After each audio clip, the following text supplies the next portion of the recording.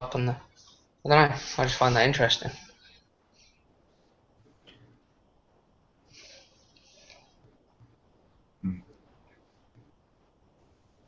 I don't know what that's about. But if you look at that flag compared to the the chakra system, it's completely inverted. Yeah. Well, I mean that's one of those things when you're talking about the sort of spectrum, the chromatic colors of the rainbow. It's been used in a variety of different ways depending on what culture you're talking about. Yeah, I'm Um, talking about like coming down from India. yeah, yeah, yeah. I totally get that. But that's a system that goes from bottom to top. You can Hmm. have ones that go from side to side. You can have ones that go from top to bottom. So I mean, as long as the colors are aligned, side by side, then the flipping of it doesn't really seem to matter as much. But um, See, root, I don't know. Yeah, yeah, it probably is. It's a big topic that's obviously there's been a lot of been going on for a long time, but I just think is it not getting a bit fanatical all this at the yeah, minute? yeah. Well, I mean, I think Ruben just made a really good point in the side chat about kind of flags not being necessarily for them, and I think it touches on a sort of idea. Um, there's a lot of symbols that people seem to use. Obviously, symbols do have meaning and importance, but I think you can get to a point where there's too many symbols, or there's too many permutations or iterations of different symbols. And I mean, sometimes things become too abstract. And I think that also correlates with our sort of obsession, I guess our societal fetish with identity, which is just another sort of symbol that people tack onto themselves. And Yeah. it's something that you can sort of tack onto yourself. It's almost like it seems to suggest that you're doing things. It seems to suggest a proactiveness, a status, without actually being evidence of anything other than just something that you've ascribed to yourself without earning anything. without earning anything. Yeah. Mm. I think that if there should be any identifiers, if there should be any labels or even any symbols, that they should be proactive or pragmatic symbols, that they should represent doing. I think it's more important to say that you're a mechanic or you're a cobbler, you make shoes, than it is to say that I'm a southerner, or a northerner. I mean, yeah, you're part of an area. That's nice. But what do you do?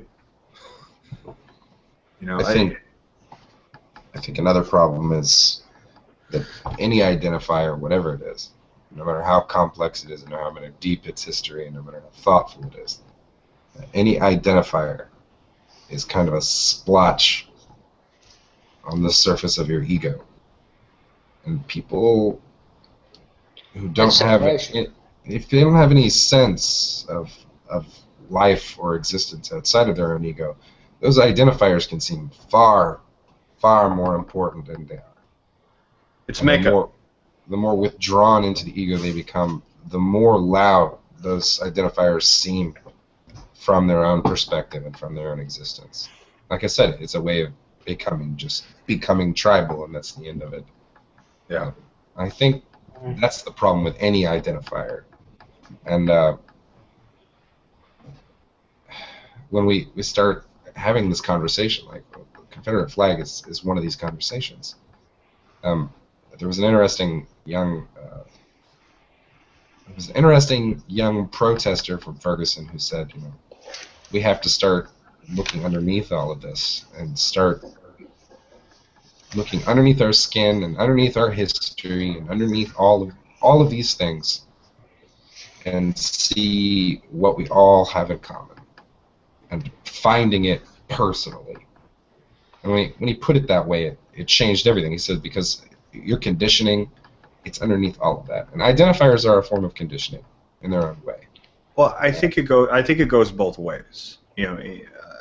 People who have a sort of a vacuousness of their own ego, a sort of emptiness that they think needs filled, they take upon themselves identifiers, symbols, as you sort of said, tribalisms. But on the other side of it, particularly when you're talking about children who are already in a stable environment, who perhaps have a certain sense of stability, and then labels are put upon them. It can put the person to that level of insecurity. It can put them off balance. Yeah. That symbol itself, or those sorts of ideas, those identifiers, can be detrimental. They can be a sort of necrosis to culture, a necrosis to identity, a wearing away of those things. So the less symbols that we have, the better, I think. I think an excess just oversaturates things. That includes language itself, though, doesn't it? Because language is symbols. So then you could, and this is getting into the postmodern view of things. It's like we don't have a self. It's just our self is whatever we say about ourselves. LOL is in the Oxford Dictionary, and they're adding new words. LOL, laughing out loud. Oh yeah. They're adding new words to the Oxford Dictionary on a regular basis. Well, They don't need to be there. They don't need to be there. That's about as far as I'll go in a conversation. I'll use lol. I won't use anything like what IMAO. I won't use that. Raffle-mao, as I like to call it. Yeah, I mean that's just not the truth. They're not really rolling around on the floor laughing. So. Rafflecopter. Well, that's the irony of it. The irony of these sorts of things that are I guess, hyper expressionistic. Yeah, they wouldn't be intellectually dishonest. Yeah, they wouldn't be able to be typing if they was rolling around on the floor laughing. So. Yes. No, you guys are a bunch of old fogies. You know, here's what let me. I won't leave it there. I would say this: that language is a user-based thing. France has an academy that tries to say what is acceptable for French people to use, what words are acceptable and legitimate canon French, and what isn't. And no one pays attention to it. Like, they tried to say that you're not supposed to say CD. They came up with an old French word that meant that basically represented compact disc. And no one uses it, and they refuse to use it. Even people in the academy don't use it. They just say CD. And the idea is that they wanted it to be cultural and unique to them, but people say what they say. Language is a user-based thing. And I think you're presenting. You may not trying to do this, but you're presenting a false dichotomy. That either anybody can use whatever words they like, without criticism. That's not what I mean. Or they can't use any of the words unless it goes through stringent review. That's not what I mean. You can criticize all you want, but I think it's silly. That's all I'm saying. Because people will use their words. I'm not saying that people can't use words, new words and new phrases. Slang evolves particularly fast over the period of half a generation in many cases. I'm saying that there are certain kinds of languages and contexts of language. Like the example I use of putting LOL in the Oxford Dictionary. It hasn't been used long enough to be comparable to the other words that have been in the language for 1,000 years. What does that actually mean? LOL. Laugh out loud. Yeah. Laugh out loud. Yeah. I always thought it meant. Someone told me it meant lots of laughs, which I never got. Well, it's an acronym that's going to be interpreted differently. Okay. Yeah. I think I just remember growing up. I was diligent in English class, but when they told me I couldn't use the word "ain't" as a contraction, I felt like at a young age that I knew that there was something elitist or pretentious about that charge, and I thought, I know thousands of people. I'm young, and I know thousands of people who say "ain't." It's obviously a word, and I still have that sense when new words come about. But I do also know where you're coming from, because I'm an old fogey too. Like, young people's music sounds awful to me, so their language probably will too. But I'm not just chalking this up to generational differences, the sort of standard of somebody in their late 20s, early 30s, and 40s looking back at the new generation like, you people suck, because every generation does that. That's just kind of the way things are. I'm saying that there's different kinds of language, and there's different kinds of symbols, and to assume that all symbols are viable in all cases is overreaching. Symbols including modern words. The symbol in and of itself has no meaning. It's the meaning that we give to it. Yeah, there's a reason why a lot of these acronyms are part of internet slang.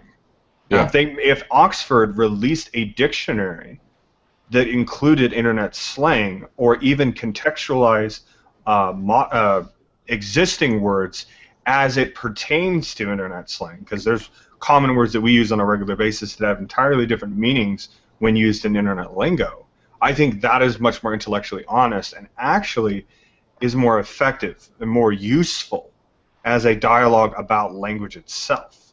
To just throw it in with something that that's been there for hundreds of years, there's a disconnect.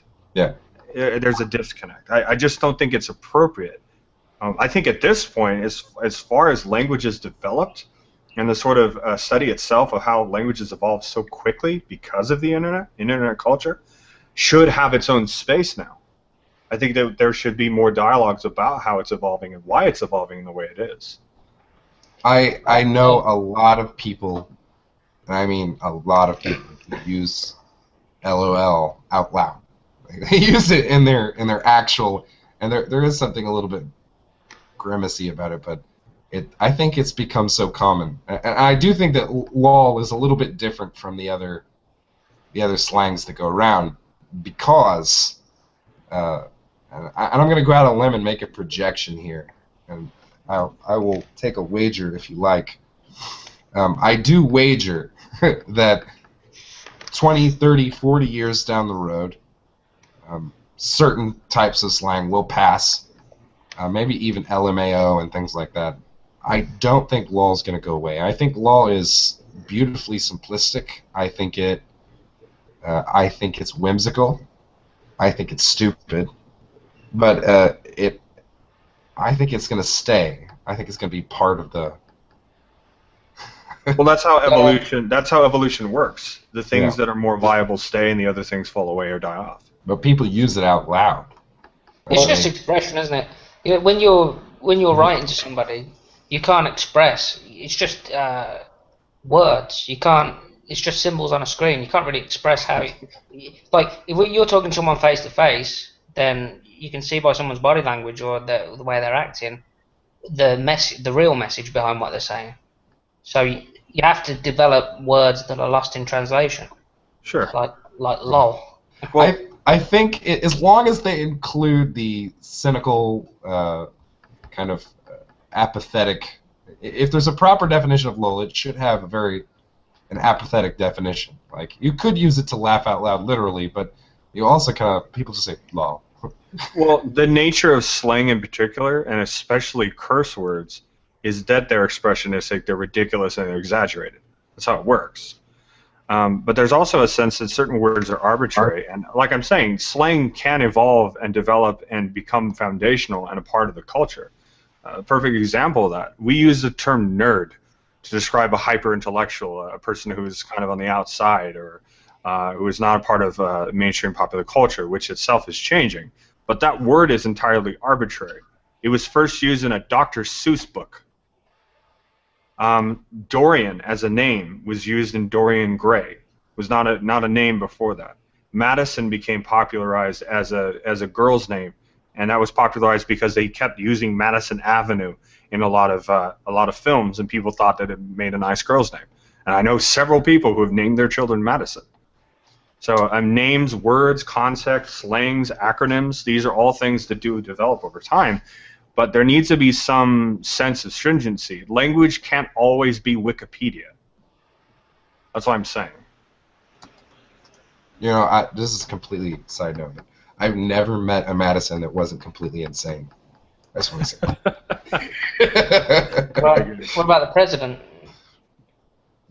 Oh, that's a last name, not as a surname. I mean, as a first name for As a a girl. first name. For Oh, a girl. okay. Every female I've ever met named Madison so far, and that's been at least 8, are all absolutely nuts.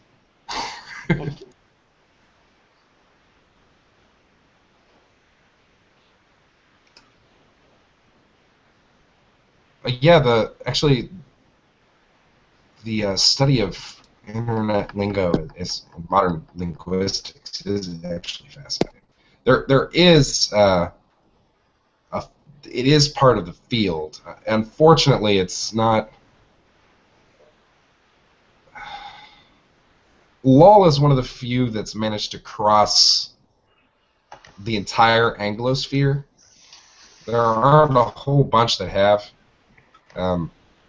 I noticed that when I talk to enough people who speak English as their first language, they have a few that I don't use or don't recognize. A few acronyms, and I noticed that younger people also have some acronyms that I don't recognize. But I think LOL is just something that's across the entire Anglosphere. If you're from Australia, from the UK, if you're from anywhere Yeah, in that's the sort of US, that's they all permeated recognize into it. my vocabulary. It's like I allow myself to use that one now. I do feel myself like resisting using these acronyms, but it's an awkward situation when you're talking to someone and then you want to and then you need to express how you're feeling, but there's no words to do it. It's like it's that awkward situation.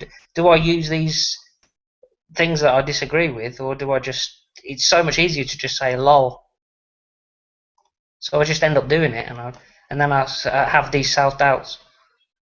I noticed that it's the younger linguists, like the cognitive linguists, who are more jumping on this, or the younger anthropologists.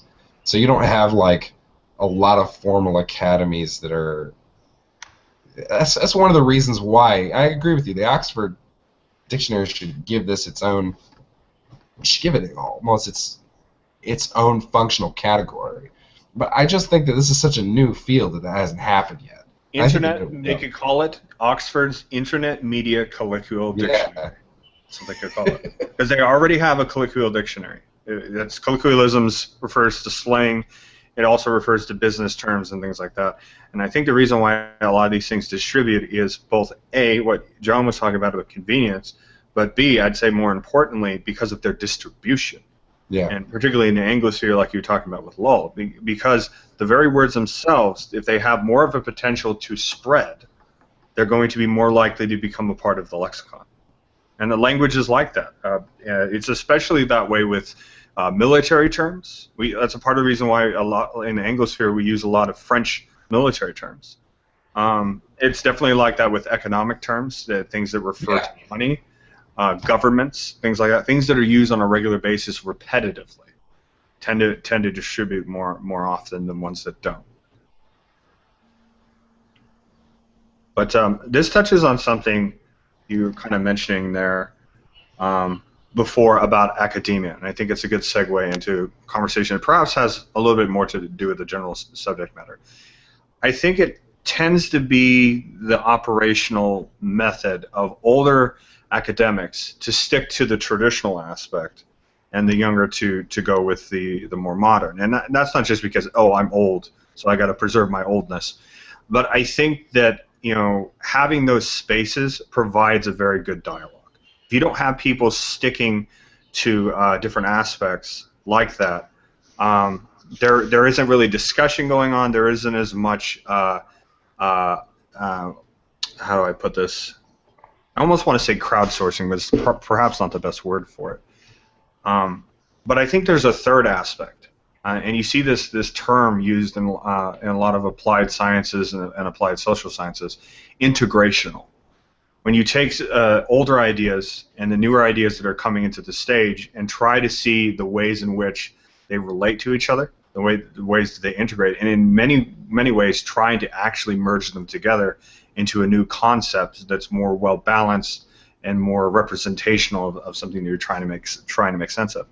And that's effectively what I would be saying with making a separate dictionary for internet slang is it's interventional. It takes already existing methods and applies it with more modern techniques and things like that.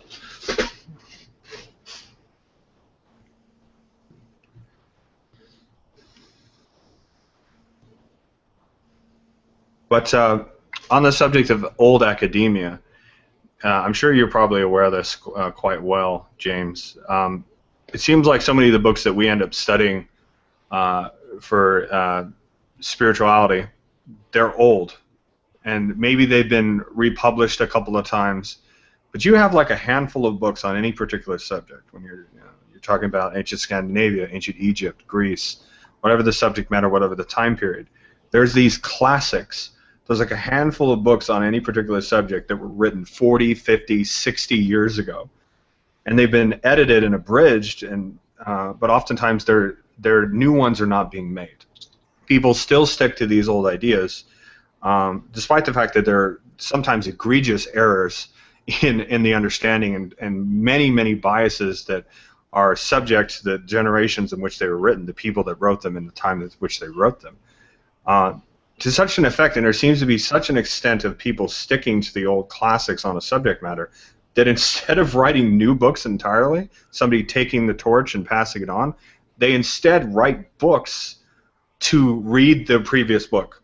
So, like they'll write a second, like a perfect example of this is Greek Religion by Walter Burkert. Instead of making a new book that applies some of the other studies in the classics, instead, he wrote a new book years later to interpret his original book. I just find it funny that that's a sort of mechanics or sort of logistics of a lot of these sorts of studies, is that they stay so stuck in this particular idea. But I think there is something to be said that some of these people were so thorough in what they did that there isn't a whole heck of a lot else there is to particularly learn about the subject matter, perhaps. But I think what it may have more to do with is that these books are written for people going through classes. And I guess when you go through colleges and universities or even secondary schools, you're sort of put through your paces. It's almost like a test to be, if you can get through this old material, it shows that you have the wherewithal to actually go further with the subject than perhaps this old one provides to you, which is limited. Yeah, the best example of that is the Bible. I mean, it's commentaries on the Bible. Through you go and look at the patristic era, it's just commentaries on the Bible, and they don't go any further than that. It's the the canonical Bible. They don't within.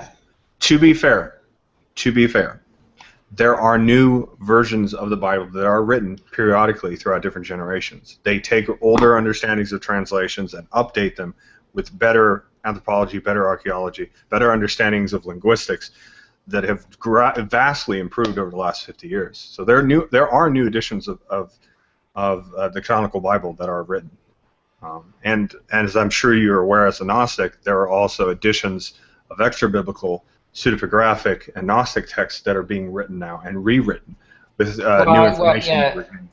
I mean, my view on that would be that there was the original Gospels, the original writings, and then they were later covered up and interpolated by Catholicizers and people like that, and it just seems to be one big cover-up, and then people are going searching the Bible to look through for gems of wisdom which are in there, but they have to cut through all of the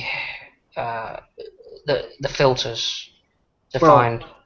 I think that perhaps a less oppositional view of it, and I think a bit more of a neutral perspective than perhaps people who are very pro-canon and people on the other side who are very heterodoxic in their interpretations of it being forcibly eliminated. And there's definitely extents to both of them. They both have a good point when they're making those arguments. But I think the more likely case is that they were selected.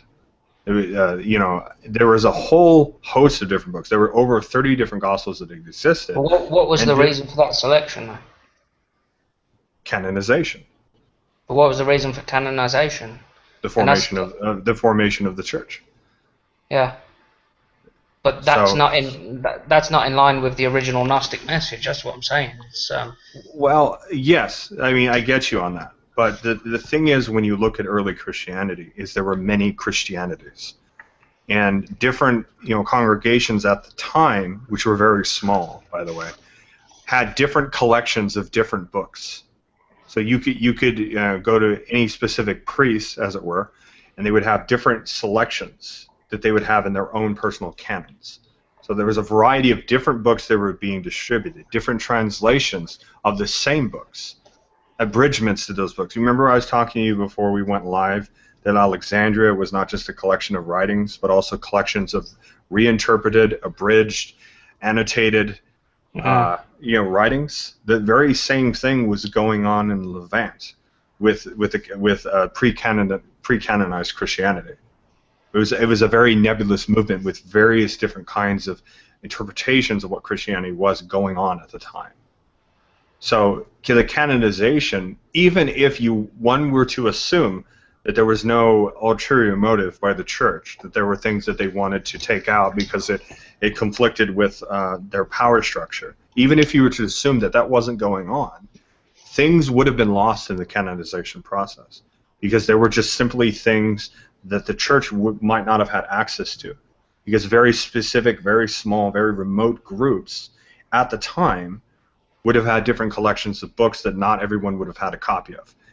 We didn't have Xerox in 0 AD. we didn't have things. Everything was handwritten, and there's likely there's 30-something gospels that we know of that existed at the time. There could have been even more than that. So we're only going on what we know more than 2,000 years later. There seems to be a definite message, though.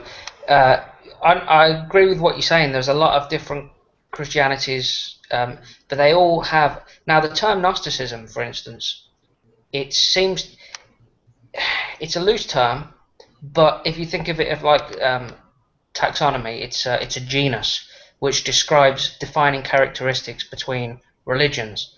Gnosticism, the term, means it links all these different ideologies together by dualism.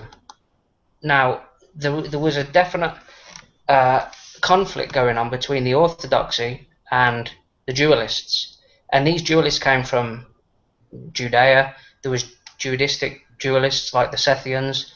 There was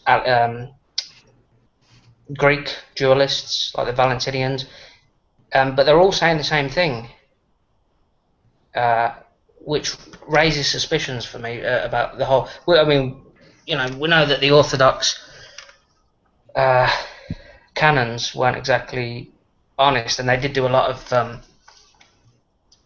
covering up of heresies, or what they called heresies. The definition, to me, of Gnosticism, when you take it down to its root in the words, I think is less of an ontological consideration and more of a mechanical one. The ways in which Gnosticism operates as tradition. Let me explain. When you have ism on the end of anything, ismos, you're talking about the study or examination of said thing.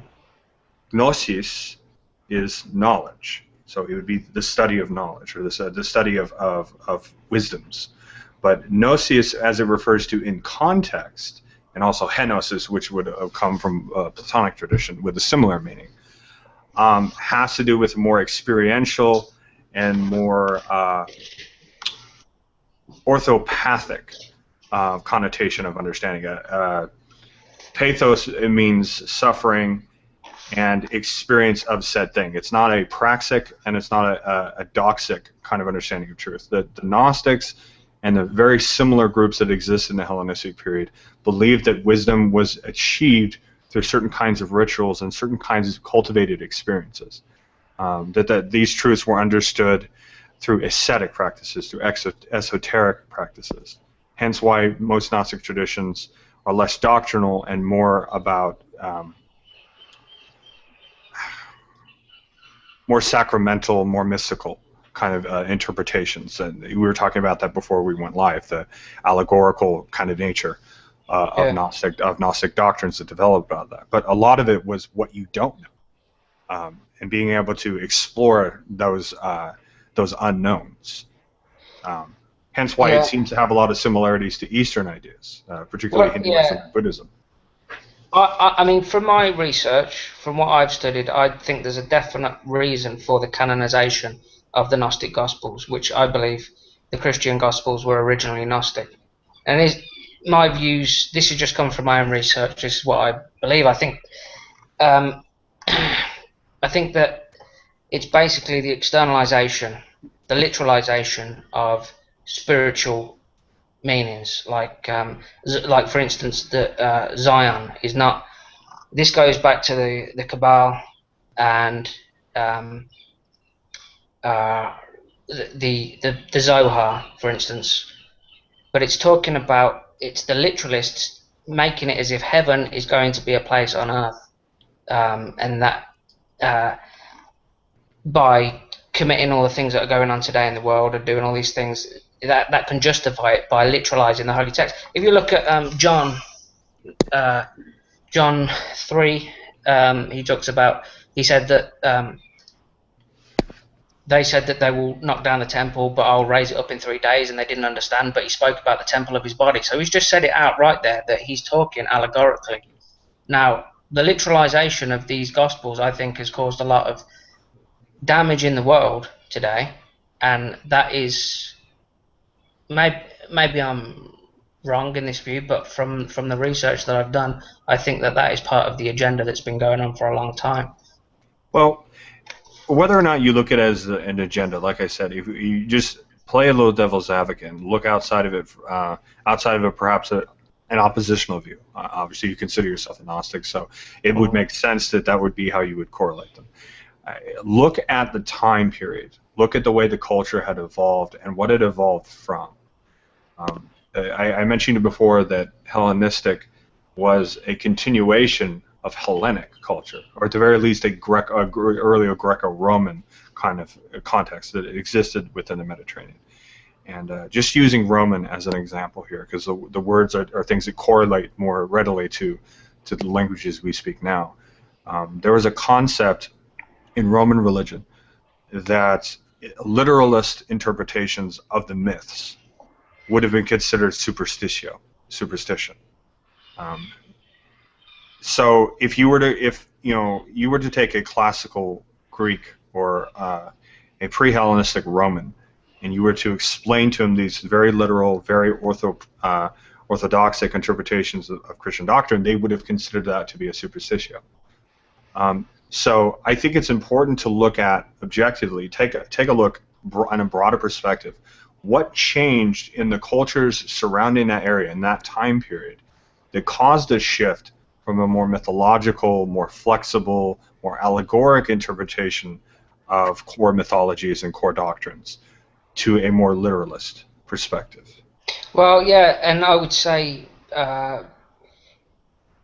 it started with Tertullian and Irenaeus, and these people coming in and calling them the original church fathers, like Alexander of Clement of Alexandria and Yes. Origen. Yeah, they were very Gnostic. They were Origen even said that Christ was not a man. He was a mask that Christ wore, that God wore to come down into the earth. He said that. So these were obvious Docetists. Sure. Now, yeah, and I just think that later, well, if you go and look, that they were anathematized and called to be heretics. And I think that a lot of the agenda, there was an agenda that carried on through people like Irenaeus, as I said. Sure. And I definitely think it's valuable to look at these thinkers, to look at these philosophers, to look how the structure of the church was developing. But if you go out a little broader to look at the society itself and to look at the governmental structure, the way that was evolving, you had the Roman Empire that had existed contiguously, depending on who you ask about this, for 1,000 years, they say. They'd had a considerable amount of power for quite some time. and they were towards their fall, the fall of Rome. And obviously, when you look at what that caused, you had the eastern half of the Roman Empire continuing as the Byzantine, which continued well on into the late Middle Ages and into the early Renaissance, depending on how you want to structure that. But Rome falling changed things and paved the way for a feudalistic governmental structure. To the But king. they were still in the undercurrent, weren't they? The Paulicians. There was still the Gnostic thread that ran through and still runs through culture today, I believe, which goes against the establishment and against the set of rules that lay down. And you can look at the messianic figures today. Even George Bush apparently hears voices. So. Well, I mean, I'm not going to take this to throwing mud at this particular figure or this particular figure. I'm speaking more. I'm just connecting the dots, looking at lineages and looking at progressions throughout history. Well, George Bush is very far removed from post-classical era Rome. I'm just saying. But anyway, getting back to what I was saying, or what we were I was trying to elucidate here. You had an imperial culture in Rome.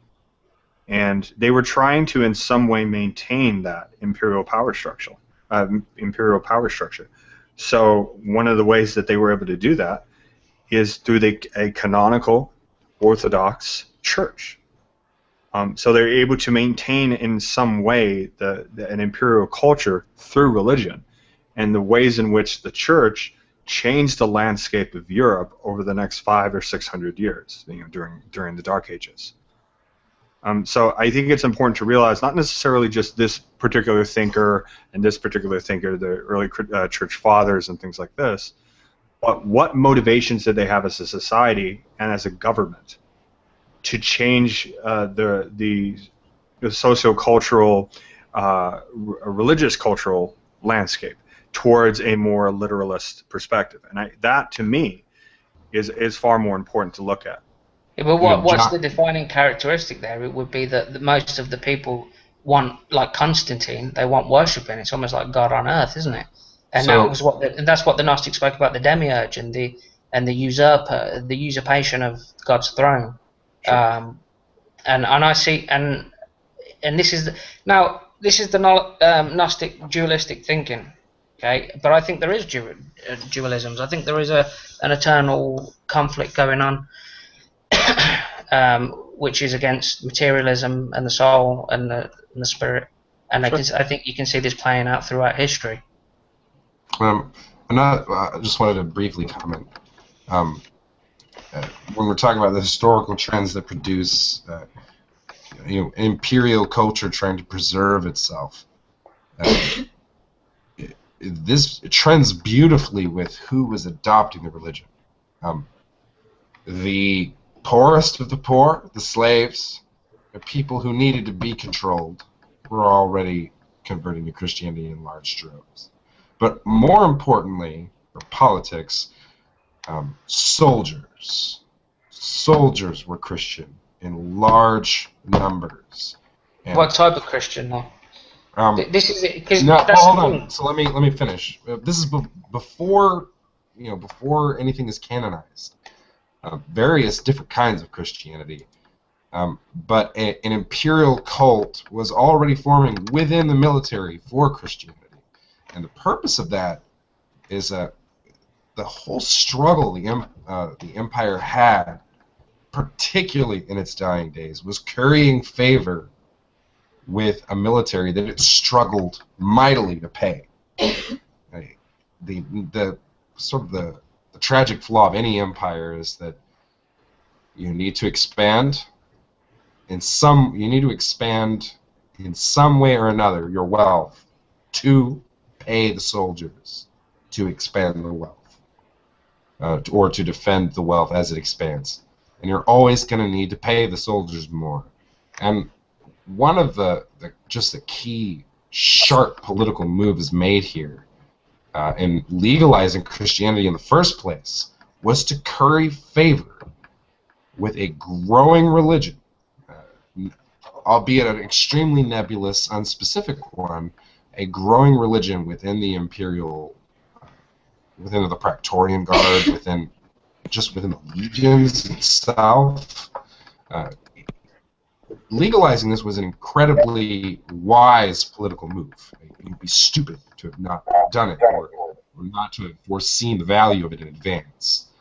And in legalizing it, the priests understood.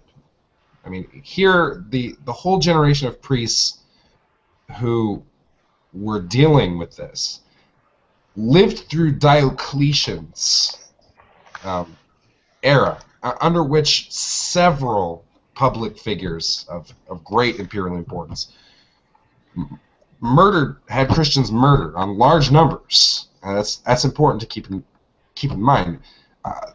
They felt they owed the establishment whatever the fuck it wanted, because they remember when they were young being killed for your beliefs. That was right in the background for them. So whenever Constantine said, "You got to figure this out and do it,"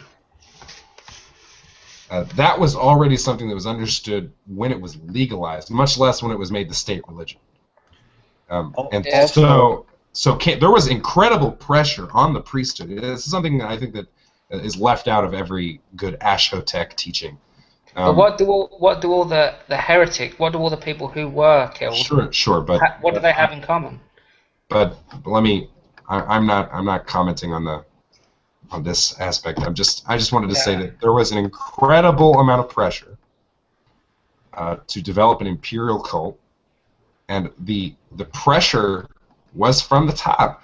But people felt that pressure for a lot of reasons, not just because the emperor was demanding it, but because it's not like that they just felt a debt. They did not want the clock to turn back, because there were people who wanted it to turn back. There were a lot of people who said, this is a blight. This needs to be wiped out. This is not the way we run things. It's going to threaten the status quo. It's going to break the classes. It's going to be problematic. And so developing what the Orthodoxy did was develop a system that sustained the status quo. Ultimately, that's what it did, and it did it with a number of incredible political maneuverings, acrobatics, and more importantly, bending the arms, twisting the arms of the priests to produce something canonical and something that can be distributed throughout the empire.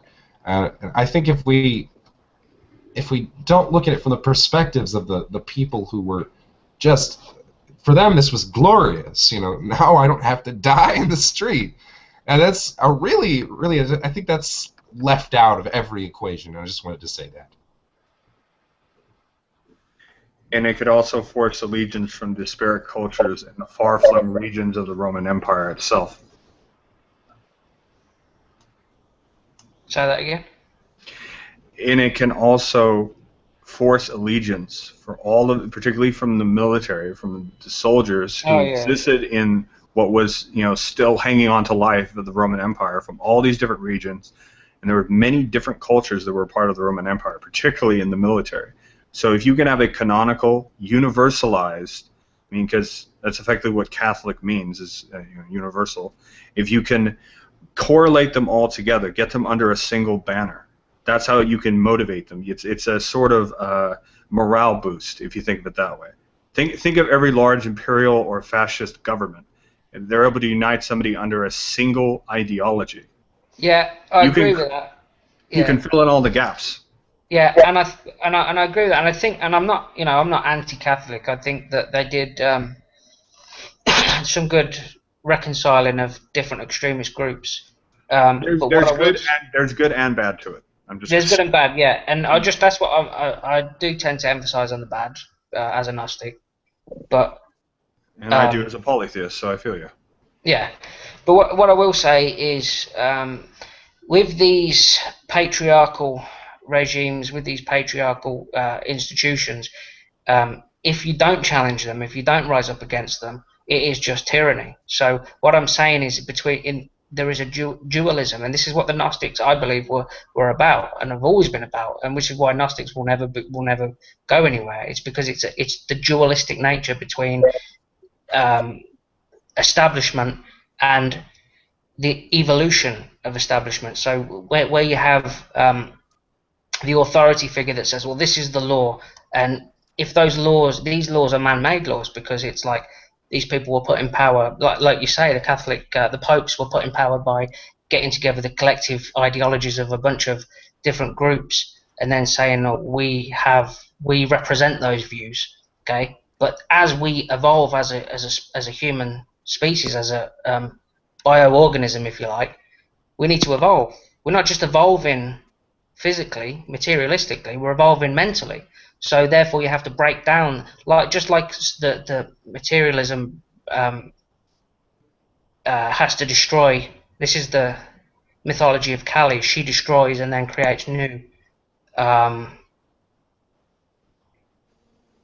I think it's the same. I don't know whether I'm just rambling now, but like, it's constant destruction and creation, and I think that's the Gnostic view of things. I would correlate it to something a little more precise.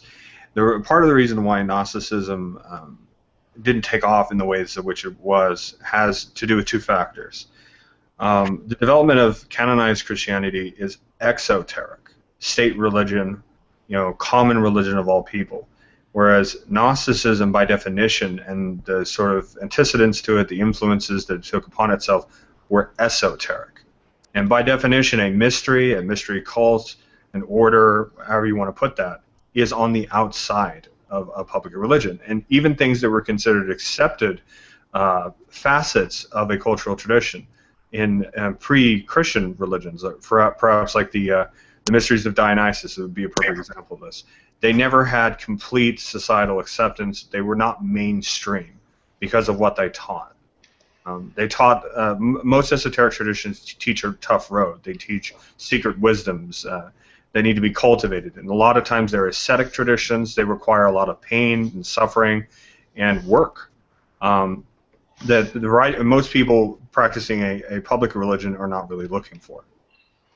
And the secondary reason within Gnosticism why I think it doesn't take as much control is because Gnosticism wasn't a tradition that was saying this is the one true thing for everyone, whereas canonical Christianity was. A lot of Gnosticism seemed to have been able to coexist with other religious traditions without denigrating or lessening the spiritual validity of pre-existent traditions that were around them, and many times often incorporating elements of other traditions into themselves. Canonical Christianity doesn't do that. It's true for everybody. It's so simple.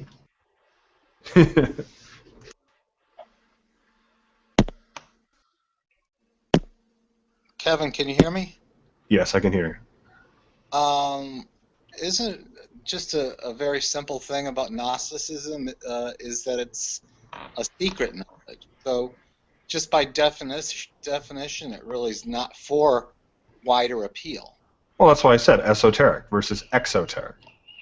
Yeah. Yeah, but there's a reason for that. It's because this is what I'm saying about the establishment. It's like you can't look at the leading figures couldn't afford to have people looking at these things allegorically. They can't afford to have people looking at Christ as a symbol of the South and the resurrection of the South, etc. Because that takes away. Why would you need a priest in order to speak to Christ? But more than that, you're not going to run a society on a belief system that has people looking for secrets. You're just not. Most people aren't that thorough with their spiritual beliefs. That's why most people throughout history have not been a part of secret orders. It's just not. That's just the way of things.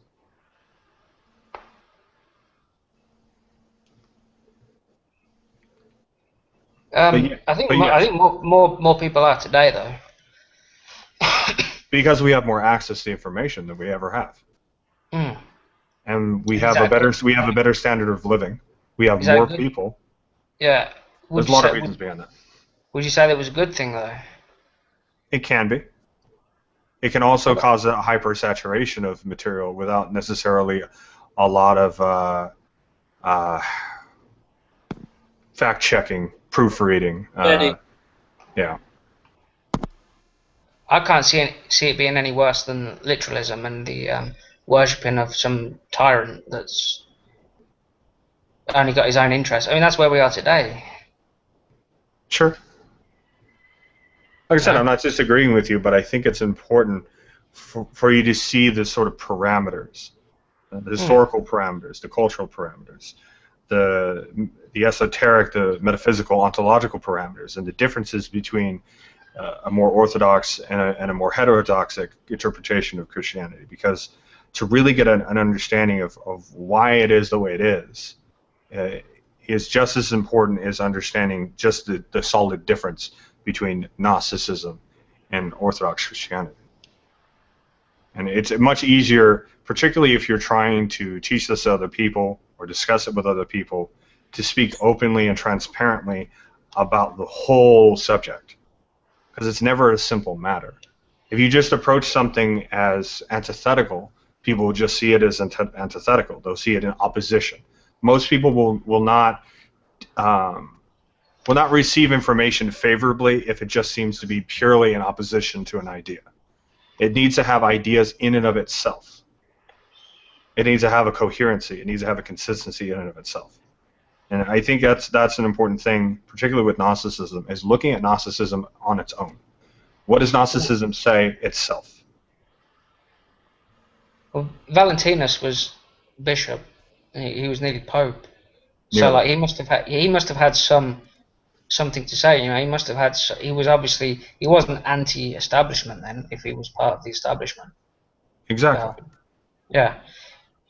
But I think St. Augustine said that one of the problems why Christianity became the state religion is because it had a martyr figure, which was an archetype, which a lot of like Platonism lacked. Like Neoplatonism didn't have a martyr figure. Maybe you could say Socrates, but I don't know why I went into that.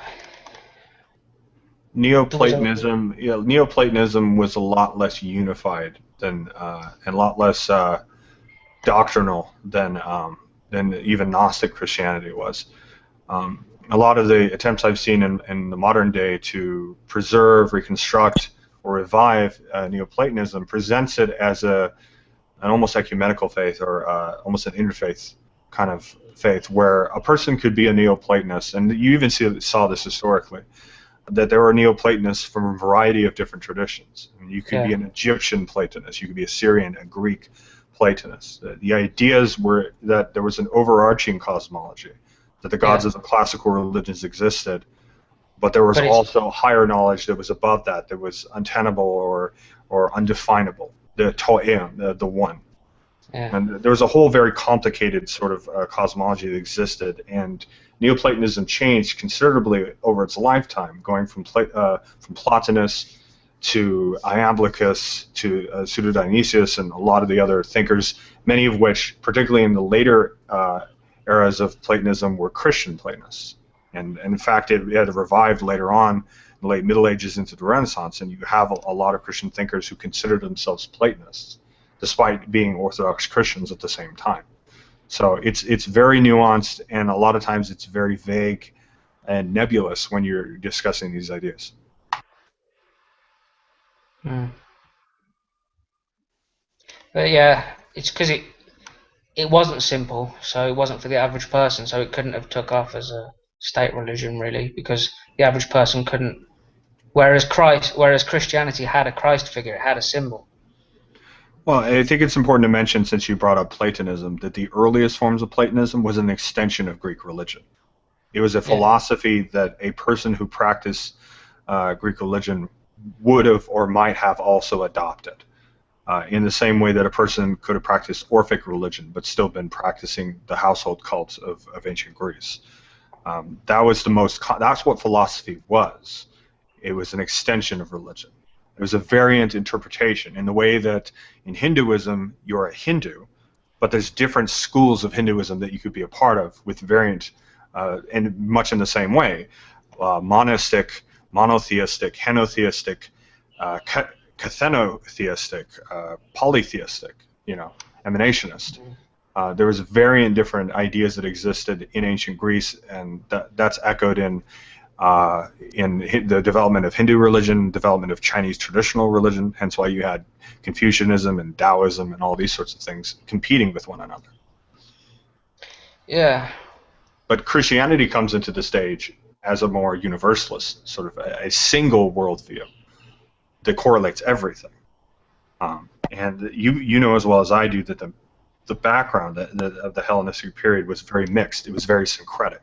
So you had a lot of different ideas that were being incorporated into it. Even the most orthodox forms of Christianity have echoes of the religions that were around it.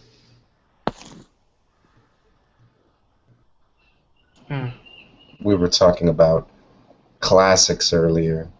Yeah. And how academically we get really caught up on some of the earliest interpretations of a particular academic field, or especially when it comes to something like the humanities. That's definitely the case. For studying Scandinavian religion, I just wanted to say, for us, that's Jacob Grimm, a German linguist, a philologist, and Jacob Grimm's interpretations at some points they're brilliant and indispensable, and others they're like a lodestone, like something you have to overcome to understand in the context of what we now have archaeologically discovered since. But I would say like that's a small example, so I can relate to that statement. Well, I mean, you have echoes of this in the broader Indo-European studies. You're looking at pre-Roman Celtic, Slavic, or pretty much anything that isn't Greek. And many people use the work of Georges Dumouzy and his trifunctional hypothesis. Yeah, the trifunction. The trifunctional idea that all male deities correlated to one of three archetypes.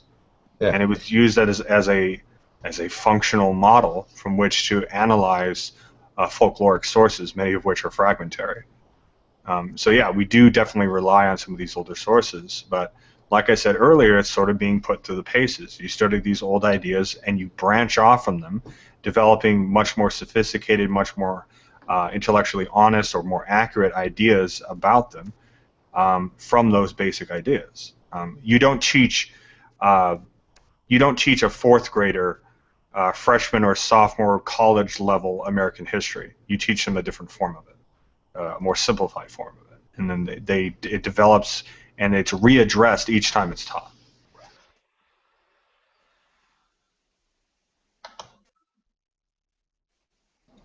Since we're on Christianity and Gnosticism, I was wondering if you've all read the Gospel of Judas. Yeah. Interesting. Yeah. I noticed that it with the idea of Barbelo, it actually corresponded to several other semi-Gnostic or non-Gnostic cults that also had ideas of specific places in the stars and such. I was wondering if you wanted to comment on that while you're in here. Who, me? Say that again. I didn't hear what you said about it. Barbelo was this kind of heavenly place that had a location in the stars, and that he's saying that it's interesting that the Gospel of Judas, which was found much later and is extremely fragmentary, but we've been able to sort of put it together, that its concepts of Barbelo echo Sethian Gnosticism. That Barbelo is directly from Sethian Gnosticism. Yeah. I saw elements from many different Gnostic movements. I was wondering that's true. What you thought of it when you read it. Well, I know that Judas. I'd have to go through it again really to have a look, but I mean, just from Judas was obviously Judas is the one who betrays Jesus, but in the Gospel of Judas, he's actually revealed the highest secret. I'd have to look through it again, but I think that that's the ultimate sacrifice, isn't it? It's like, would you know, are you would you be willing to make yourself the ultimate sacrifice and be publicly hated by everybody as a traitor for my sake? And if you're willing to destroy your ego that much, then you must be the highest, as opposed to the traitor. You're actually exposed to the highest wisdom. That's the And way if I you, look at it. and if you look at it, sorry, go ahead. I was just saying I actually appreciate that perspective. I didn't think of it from that angle. That's the way I read it. But that's just going off memory. I read it a couple of years ago now. It's a form of martyrdom, no? Yeah. Like Jesus himself was the ultimate martyr. Well, yeah. I look at all of these characters within the Bible, within the Apocrypha, as aspects of the self. And you know, they all in Gnosticism, in certain doctrines of Samael, teachings of Samael, each of the disciples are. It's called the divine drama, where for example, Peter denies Christ 3 times. This is the part of ourself that denies the Christ within ourself, which is like the ego. And then Judas would be the one that makes the ultimate sacrifice in the end.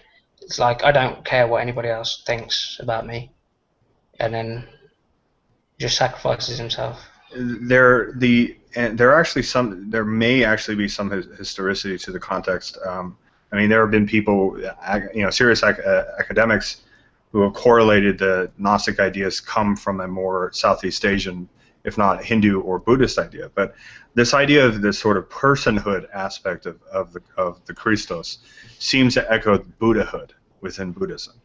And the ways in which the story of Siddhartha is interpreted from an allegoric perspective, that whether or not Buddha was an actual person, Buddhahood and what his life represented is that journey towards nirvana. Yeah. So yeah, that's definitely interesting, and I've seen people who have tried to explore it as such, even syncretizing Christian Gnosticism with Buddhism. So that's definitely something that exists. Yeah. And this is my concern, this is what I'm saying, is that when you look, if that is the case, if all of these things are allegorical of the journey of the self, as Jung calls it, Christ being a symbol of the self, then religions that try to use that allegory as a material and literalize it, could they be called the Antichrist? Well, I mean, maybe not perhaps Antichrist, because that's taking very specifically from John. But you could definitely say that those people would be worshiping Yaldabaoth or the Demiurgos. And that's actually what the Cathars believed. They were French Gnostics in the late Middle Ages. They believed literally that the Catholic Church worshipped the devil. They didn't even call the Demiurgos or Yaldabaoth. They said the devil. Yep. So they were very strong dualists. They denounced the cross. Yeah, they denounced most of the Christian symbols. They lived mostly ascetic lives. When they did have, they were very serious about weddings and partnering with somebody for life. Oftentimes they're very restrictive of sexual urges. Many of them were vegetarian. They were. It was a whole, basically, society of ascetics. And the Albigensian Crusade was when they were exterminated. Very interesting period of history, by the way. And my last name comes from where that region was. Your last what? My last name. Which it's from the Languedoc-Roussillon region of France, which would have been the seat of Occitania. The Cathars were in that region. All right. Well, my second name is Platz, and I looked that up, and the closest I could find was plate, which refers to a plate of land, which is a French word. Mm-hmm. So I wonder if I'm like Frankish or something. It's possible. Mm. Yeah, I mean, and like, but I hope no one takes offence to that. By the way, me saying about it being a, I think the Gnostics were dualists, um, but from a dualistic perspective, I, I would say that the power structures that we have today would be seen as that, as a demiurge figure, as an antichrist. If, like, for example, Zion, you've got what's going on with the Zionist agenda today. I think that is. People taking Zion. I think Zion is a place within. I think it's a place of spiritual. It's in Psalms, it's a place of spiritual wholeness. And I think if you take that outside of yourself and put that on a geographical location, I think that is the You could be seen as the usurpation of the religious figures. Well, that's definitely an idea that's correlated within a lot of Gnostic traditions, and obviously a lot of more modern ceremonial traditions, or pre-modern ceremonial traditions like Rosicrucianism, Martinism, and there are definitely Gnostic elements within modern ceremonial magic, like the Golden Dawn and Telema. So Yeah. they're definitely echoes of those ideas that have become a part of the substratum of alternative religion. So it's definitely good to see that these conversations occur more often. And if I haven't already sent you the link, gnosis.org is a really good resource. Okay. You sent me a link last week, but that was that was what I was trying to think of. It was Gnostic for All Seasons by Stefan Haller. Yeah, his stuff he's very thorough and does a lot of research. Yeah, he's getting up there in age too. Very, very cool man.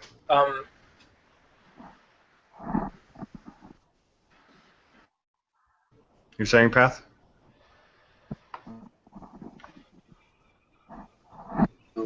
Not go back, but like to transition on the concept of dualism.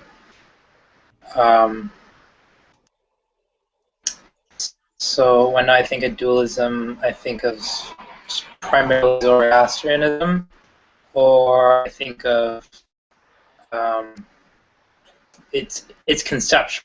It's not like a theological concept like it is in Zoroastrianism. It's definitely utilized to define Gnosticism. I don't really understand. Is it applied to, what do they call father, the plural? I didn't catch that, but you're Father, breaking up. is it Uh-oh. Oh, am I breaking? Yeah. You might want to jump out and jump back in.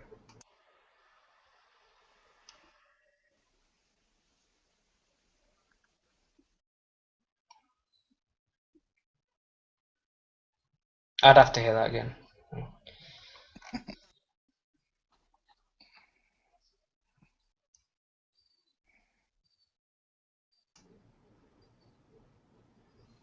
I kind of know what he was trying to bring up, but I didn't catch enough of it to get a good idea of it.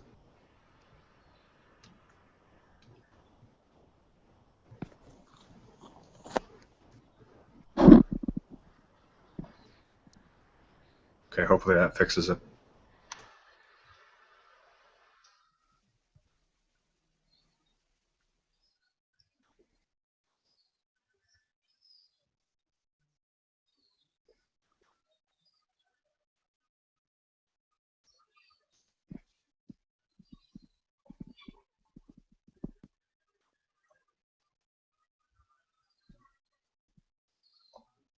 Ah, the Platts family. Platt. Yeah, that's one of the websites that I usually go for when I'm looking at blasphemies. It's not extensive, but it gives you a good idea.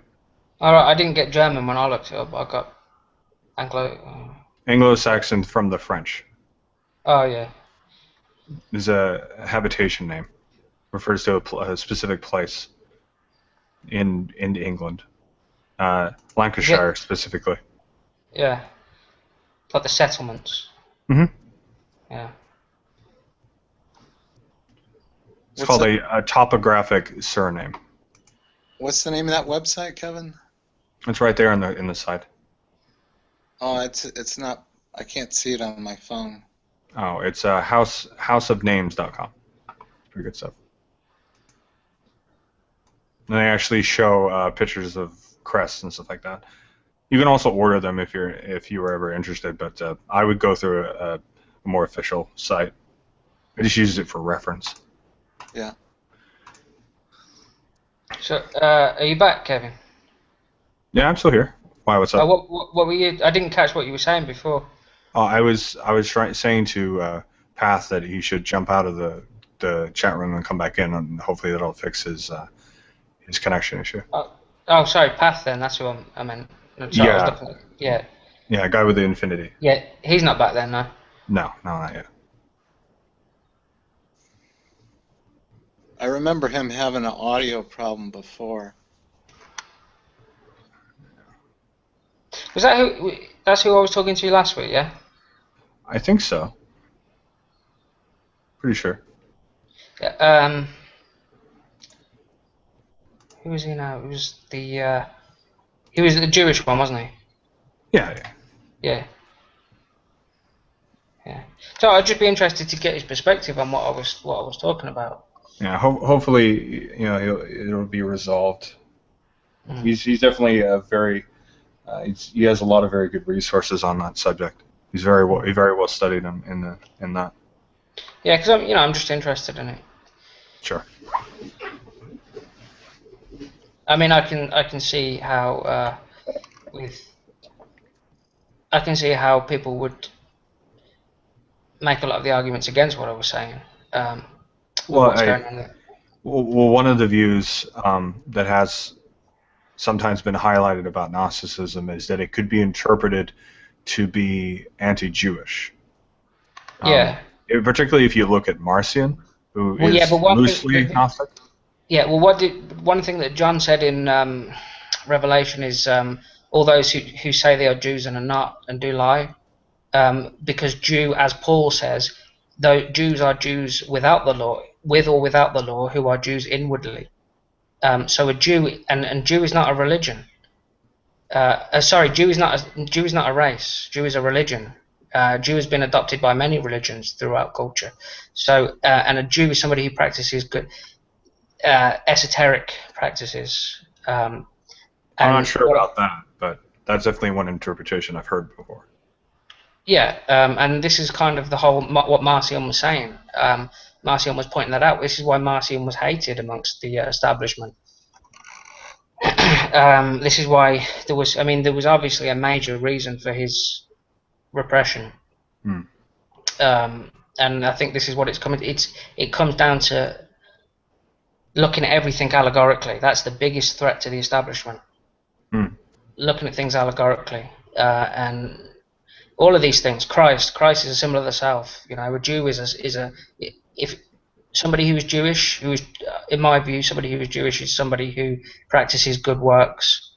And if you look at today, you got the rabbis and things that they're against Zionism. A lot of them. Welcome back, Path. Try talking, see if you're clear now. Check. Okay, you seem good now. I want to get a mic. 1 second. Okay. Or headset.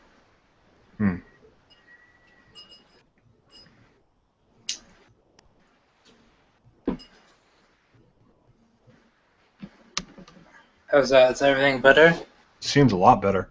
Okay, good. So you wanted to ask either John or myself or both on the differences in the about dualism. You were saying that when you think about dualism, you automatically go to Zoroastrianism, which is a more theological, a very specific theological dualism. Yeah, and I'm trying to understand how dualism specifically applies to Gnosticism, because I see it more when I see all these almost personalities of the divine play out. It seems like it's a little bit broader than dualistic. Because you have the Logos, and you have the Father, then you have Sophia, but then you also have the Demiurge, you have the Archons. It seems like it's not so cut and dry as being dualistic. So. Well, I'll give you a general idea. obviously there are different cosmologies depending on which form of Gnosticism you were speaking of. Oh yeah, But clearly. the general breakdown is the pleroma up top, which is the one. You see that in Neoplatonism as well. They were echoed ideas, and you have the aeons, which are sort of aspects in a sort of way, almost in the way that you might think of Sephira in the Tree of Life. Different concepts and abstracts that break down from them. In a lot of the Gnostic cosmologies, there's sigis. There's actually divine pairs of aeons, male and female pairs. And then it breaks, particularly in Valentinius, he was like intense with the amount of divine pairs he had. And of that, you have Sophia. You also have Christos, who's in many cosmologies considered one of the aeons, who is in a sort of bride-groom relationship with Sophia. Depends on the form of Gnosticism, but generally there's a very close relationship. Sophia is one of the aeons who, through ignorance, through mistake, through getting lost, depending on who you ask, falls from the sort of divine sphere within the pleroma where their aeons are, and her fallen form breaks away, becomes a different form of Sophia, and in her ignorance, trying to get back to the pleroma, she creates the demiurge, the demiurgos, Yaldabaoth, many different names, who is a sort of false god or an architect. Fun little fact, demiurgos in Neoplatonism is considered a reflection that is not inherently evil of the one. And the hypercosmic gods are above the demiurgos in Neoplatonism. But the Gnostics viewed, at the very least, the demiurgos to be impotent or ignorant, at the very worst, full-on evil. Yeah. Almost in the same way that you might think of Enkidu Manu in Zoroastrianism as sort of evil counterpart. But in Gnosticism, it's less of a direct duality necessarily, and more of a lesser impotent god. And then from the demiurgos, you end up having all the archons, which are sort of like antithetical aeons or demons in a sense. And the ways archons are correlated and made sense of it varies from Gnostic to Gnostic. But the demiurgos basically creates a fallen world. And of that fallen world, because it's from Sophia ultimately, because Sophia is effectively the mother of the demiurgos, there's this spark of Sophia which tries to reunite. And in Gnostic cosmology, a lot of the biblical stories are completely flipped on its head. So the demiurgos is viewed as the sort of god of the Old Testament in a lot of ways, or the god of Genesis, and that the serpent, in many instances, is actually Christ, is actually the Christos, trying to get Adam and Eve to eat of the tree of knowledge so they can escape from their prison, which is a part of the reason why a lot of Gnostics believe in reincarnation.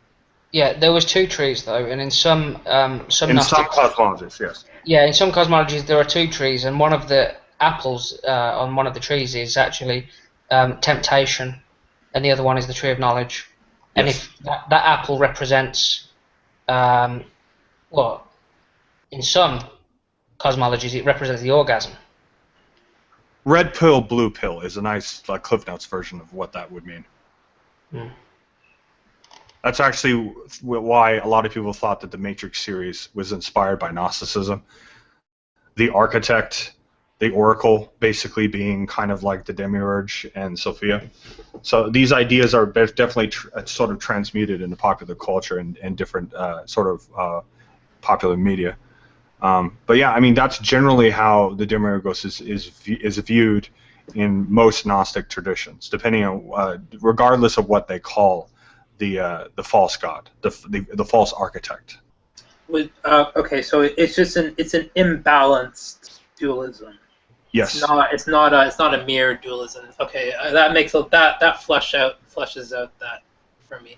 Would there, by necessity, I guess it would vary depending who you ask, but necessity, would there have to be the same amount of, or would there have to be a pairing of the aeons and archons?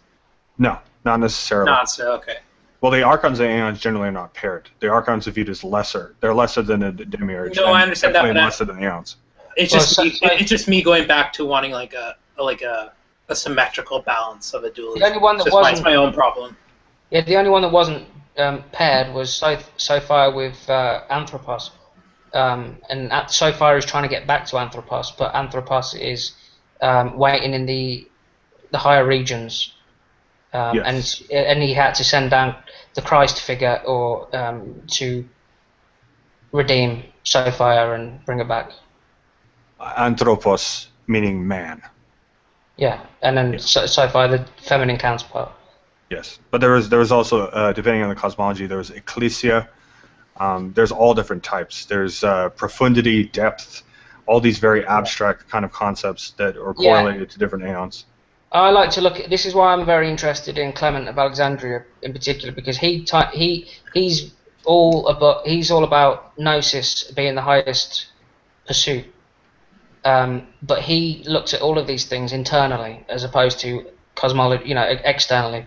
And this is Carl Jung, for instance, was very interested in Clement of Alexandria. It's a much more rational view of it, and I look at Sophia as the soul, the human soul, and then the masculine being the mind, and this the merging of the soul and the mind, which is the work of the alchemist. And I think that what was I going to say?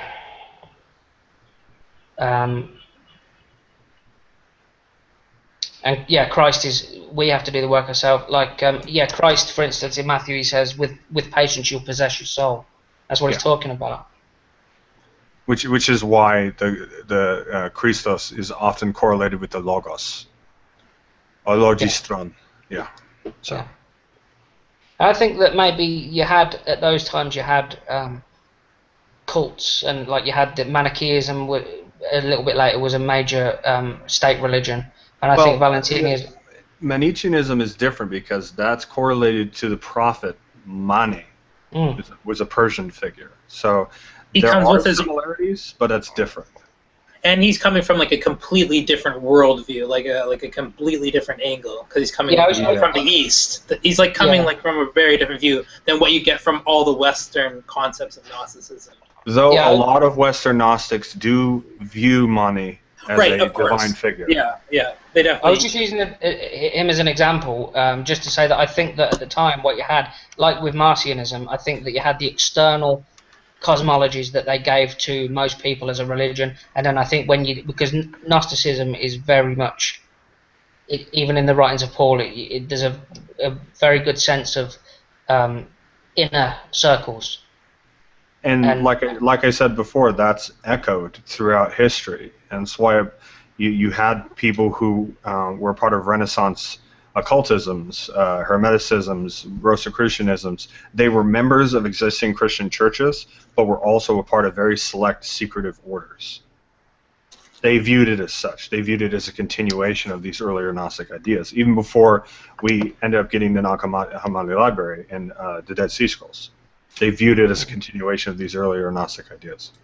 An allegorical, mythological interpretation, a deeper interpretation of Christianity. I would say that obviously I reject the King James or the Jerome's Bible as being, these canonical Bibles. I would say that as a Gnostic, the closest thing to a Bible for me would be the Pistis Sophia. I definitely like the cosmos, because we were just talking about Sethianism, but I do like that is related to Sethianism.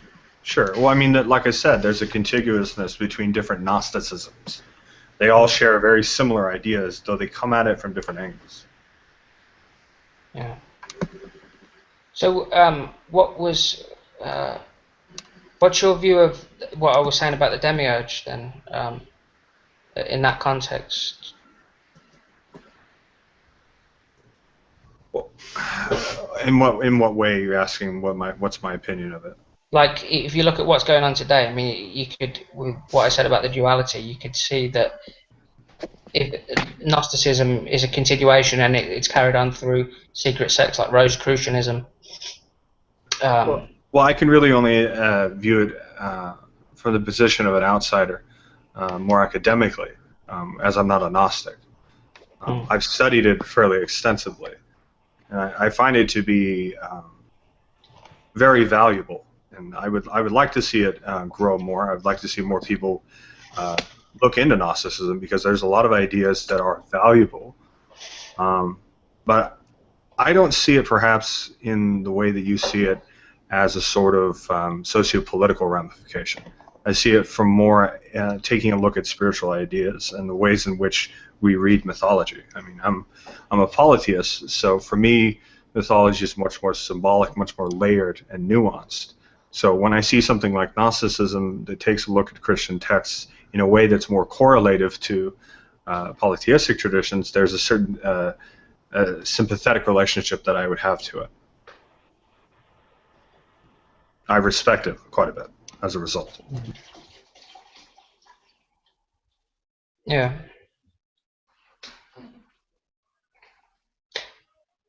It was the single most repressed teaching throughout history. There's definitely, and it's not gone away. I mean, I think that in itself shows that there's something fundamental to the human condition. I would agree with you that it's the single most repressed teaching. As a whole, if you look at the growth of the Christian Church, it's all the indigenous traditions that had existed prior to it that are the most repressed teachings. Their whole temples were destroyed. Whole writings were burned. People were forced to convert in a lot of instances. So I would not agree with you on that. Mm. Welcome, everybody.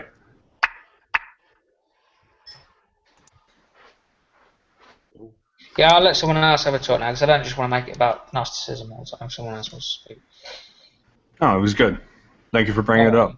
That's all right. I just don't want to make it all about Gnosticism. If people have other things they want to talk about.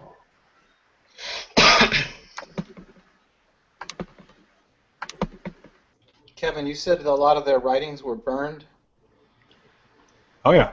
Well, I mean, just alone, if you look at the Library of Alexandria, a lot of writings were burned. A lot of people were killed. Yeah, I just figure that to be a kind of an obvious historical fact, but one time when I brought it up as partly why we don't have these texts available to us, some biblical scholars disagreed with me and said, you know, things were just ignored. They weren't necessarily burned. And I'm glad to hear you say that, because that was my opinion. Well, if they were ignored, we'd have them. Yeah, exactly. But there's a reason why we don't. Like there's so many things that have been, like, just look at a good example would just be like, look at the Dead Sea Scrolls. Like that's an example of something being ignored. Or look at like Sumerian tablets. That's ignored. Or even like ancient Egypt. That's being ignored. But yeah, literal. That was actual destruction. That's why we don't have any of that. It was purposeful. Exactly. There are entire works of philosophers that we no longer have. Well, sorry. The same thing happened. This is not even that ancient. The same thing happened with Jews too. There's works I want of rabbis that we don't have because they were destroyed because of Christians and other religious groups that sought to destroy those works. And that I'm talking about like 1100 years ago, like not that long ago. Oh, yeah. I have a question related to this. How do we know we can trust the scholars, one on one side or the other? I'm not saying there's only two sides, but how do we know what they're saying is true, especially when they conflict? Tell me about it. We don't. Okay. We make educated guesses with whatever source material we have and with whatever tools we have to our disposal. Anthropology, archaeology, linguistics, historical references, source materials. Yeah, as an example, you got this mythicist theory that's popular now that Carrier and Price are promoting, and you know they're scholarly people, and they're convinced that this is the best argument. Whereas John Dominic Crossan says there's one undisputed historical fact in his mind, and that somebody named Jesus was crucified. So who do you believe? They're esteemed scholars. Yeah, I guess like a lot of people, unless they can find a quicker way to get to whatever they would say is a greater percentage for believing one side versus the other, because it will never be 100%. The pathway to get there is too much work, and like, well, screw it, you just can't really know. Yeah, exactly. That's how I feel. That's why I'm hoping somebody like John Dominic Crossan challenges this mythicist thing. But in a recent discussion he had with Ray Pickett, he just dismisses it as just not even worth considering. So I don't think he's going to do it.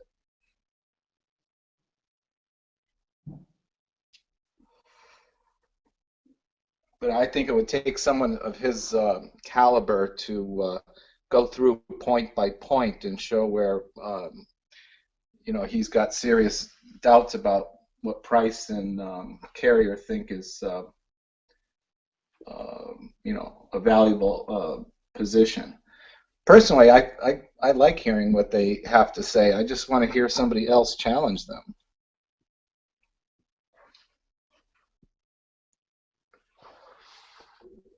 So what will be the difficulty for the future generations for locking down history when technology is so great that maybe we'll have, like, I don't know, satellite video footage of everything? Yeah, I don't know. Well, it certainly would be harder to just burn sacred texts or valuable philosophies. The cloud's got everything now. Yeah.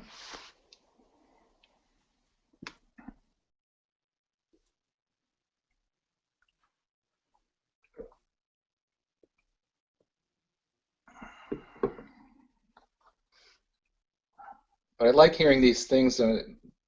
Kevin, you were talking about the similarity with Buddhism and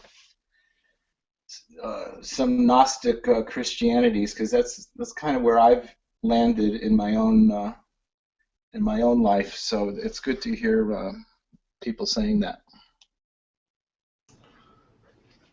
And it's definitely a very interesting area of study when you're making these sorts of correlations.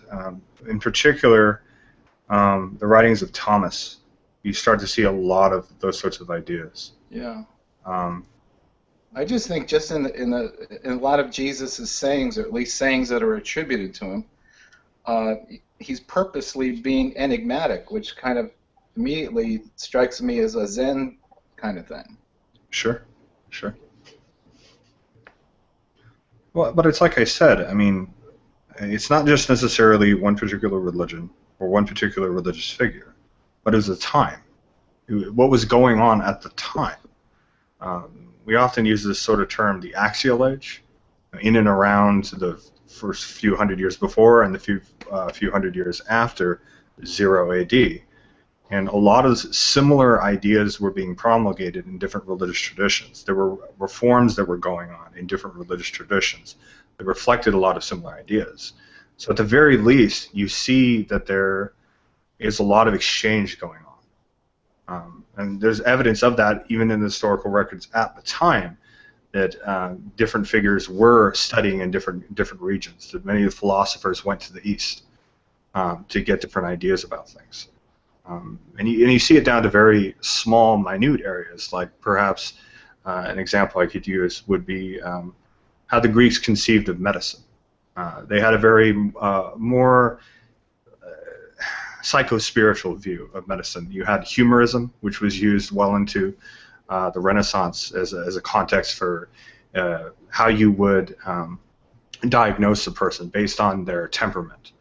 And a lot of the ideas and how that was structured and the sort of their sort of spiritual cosmology, how they correlated to the logos, the thumos, and epithemia, is very similar to the chakric system that you had in India, and also the danchans that you had in Taoist cosmology. So you see these little sort of tidbits of philosophical and spiritual ideas and spiritual practices that are very similar. Some of that might just because of how we conceive of things as human beings, but a lot of it seems to suggest that people were going through study and that they were exchanging different ideas. I mean, it's over a very long period of time, you understand, several centuries, in fact, that these ideas were being exchanged back and forth. Yeah, I mean, I heard recently that at the time of Jesus there was Buddhist missionaries were in the area, so that makes sense. And there are actually writings that were preserved with figures from Imperial China who are making commentary about the Roman Empire, correlating aspects of Roman society being similar to what they had in Imperial Chinese culture, but also the differences and sort of their sort of cynicism towards the things that they would have considered to be kind of ridiculous that the Romans were doing. So there are these things that we've managed to preserve over time, but a lot of that is, like we were mentioning before, was lost to time. Yeah.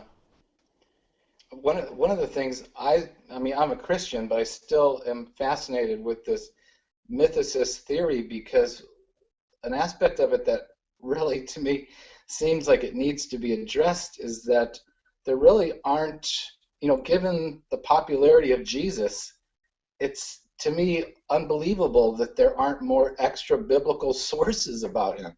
I just find that to be fascinating.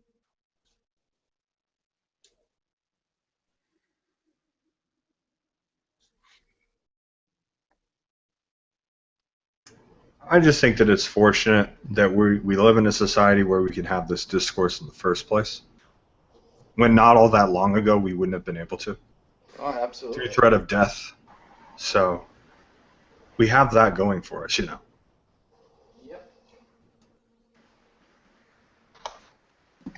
Um,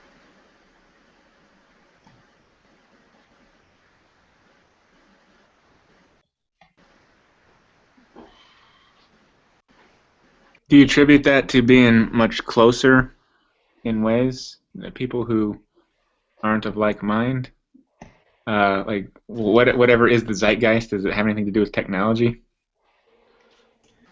I do think it has a lot to do with technology. When you have such a large distribution of ideas over long distances, and that saturation of that, and saturation of languages, distribution of ideas through languages, there's much less of a disconnect between different cultures, just through sheer exposure.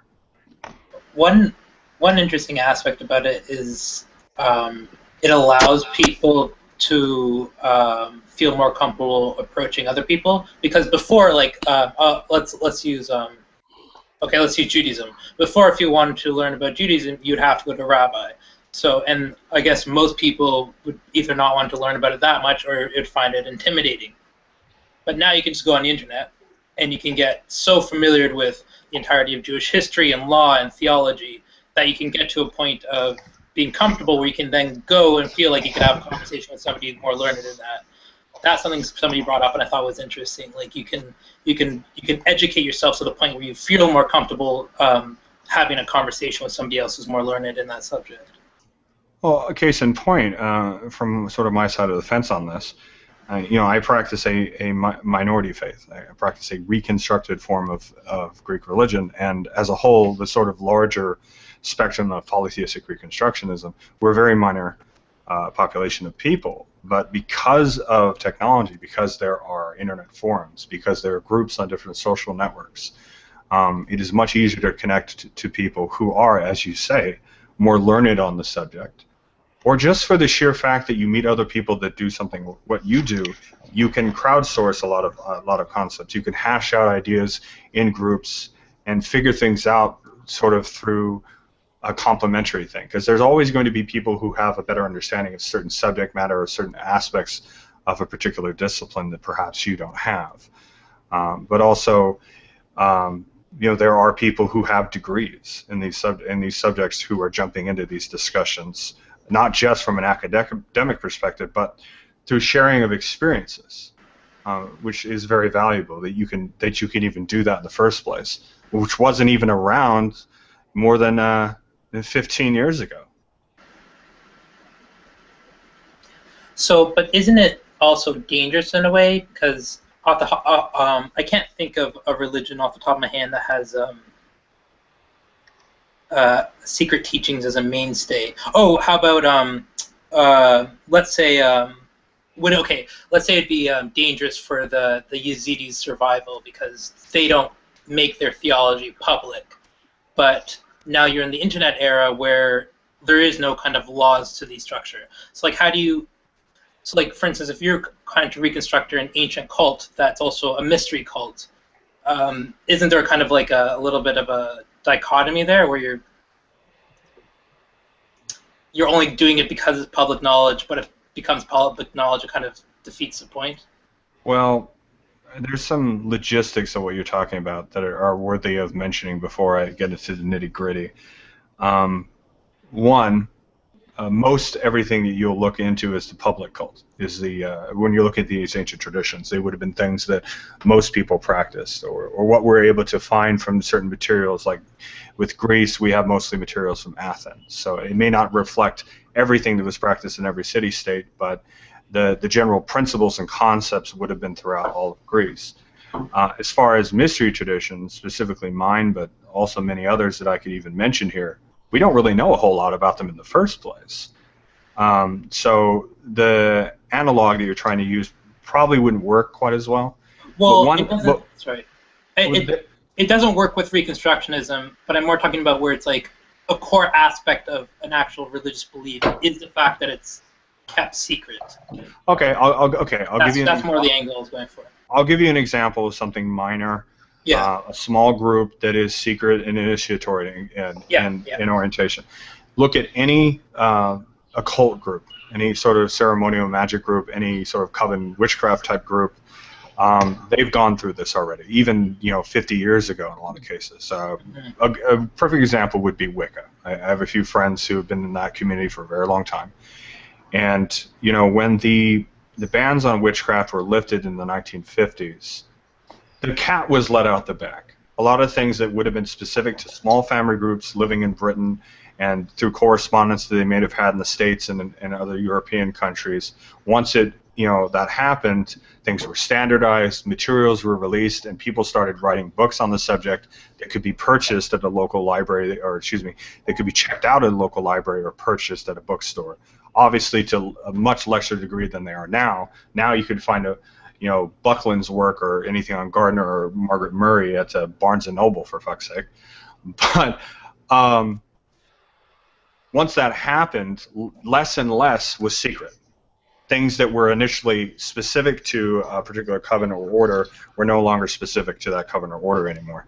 So how a lot of groups have adapted to that is they have their core teachings that are things that everyone knows, that anybody could get online or in a book, but they might have specific things to a very specific order, a very specific group that they only teach in person, oral tradition, or that they give in distributed materials that they're by secrecy they're not allowed to share with other people that are specific to that sort of tradition, and that's the compromise that a lot of these people have had to make in the modern day.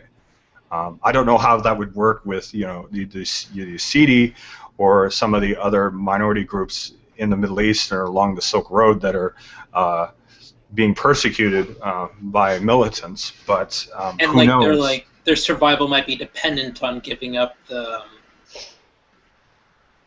secrecy, I guess. Well, I'll give you a perfect example. At least the survival of their faith. There's the Kalash people that practice what we believe to be a holdover from Indo-Iranian pre or contiguous with Avestan religion, like Zoroastrianism, things like that. It has a lot of similarities to early Hinduism.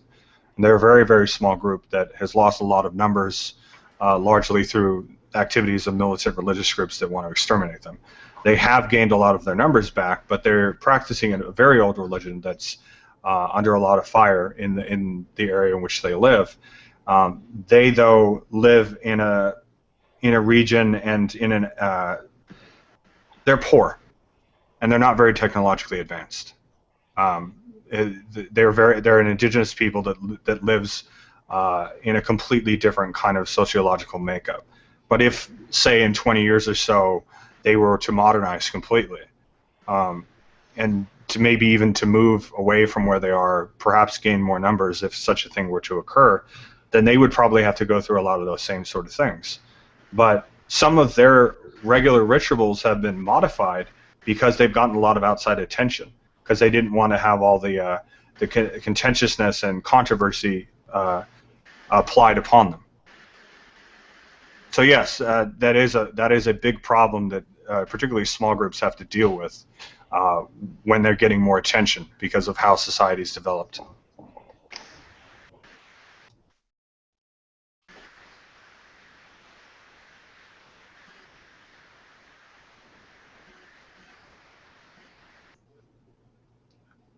Welcome to the camera, Green Soul. Good, I'm doing all right. Good, glad to hear it. Yeah, this stuff I don't really know. It looks like a lot of historical things. Tell us about Sufism. What part? What part? Yeah. The really dizzy part. Oh shit. That face You can't really. made, Frank. That was great. You can't really explain that. That's something that you have to experience. There is some metaphysics in terms of cosmology. I can't even say it, but my practice is more on adab, basically beautiful manners. Because I felt that was very significant, for my practice, and just remembrance. There is a book by a person, I'm going to type his name, Indra Shah. He is very comprehensive, is really easy to understand about, Sufi orders, tariqas, and, how they view things and how they see the world. But the word Sufi, the Arabic, if you quote Suf, it just means purity, but it's connected to the word wool, meaning the people who used to wear wool. It is a very aesthetic practice back then. So, Were they heretics? Sufis, sorry, that's how Sufis some are of them called. are considered, yeah. Yeah, I sound like my kind of people. Jews call Sufis also wool wearers, like the wearers of wool. The people of the wool. That sounds like a book. Yeah, they were actually called the people of the bench. Huh. Because they were the ones when Islam was establishing. There was these aesthetics that were in constant state of remembrance of God. But a lot of them were scholars, basically with the law, Sharia law. Some of them were really in depth in schools and respected. Some of them were killed, banned as heretics. What was their one of the famous ones. What was their view of the jinn? Because I would imagine it's pretty much parallel to the Gnostic view of the archons. Me personally, as far as the jinn has certain qualities that we have, but they're more symbolic. Some people take it really literally. I personally don't. I think it's something. Yeah, I think jinn is basically somebody outside. Like you will call like a Roman a jinn, because that person is basically outside from the group. An outsider.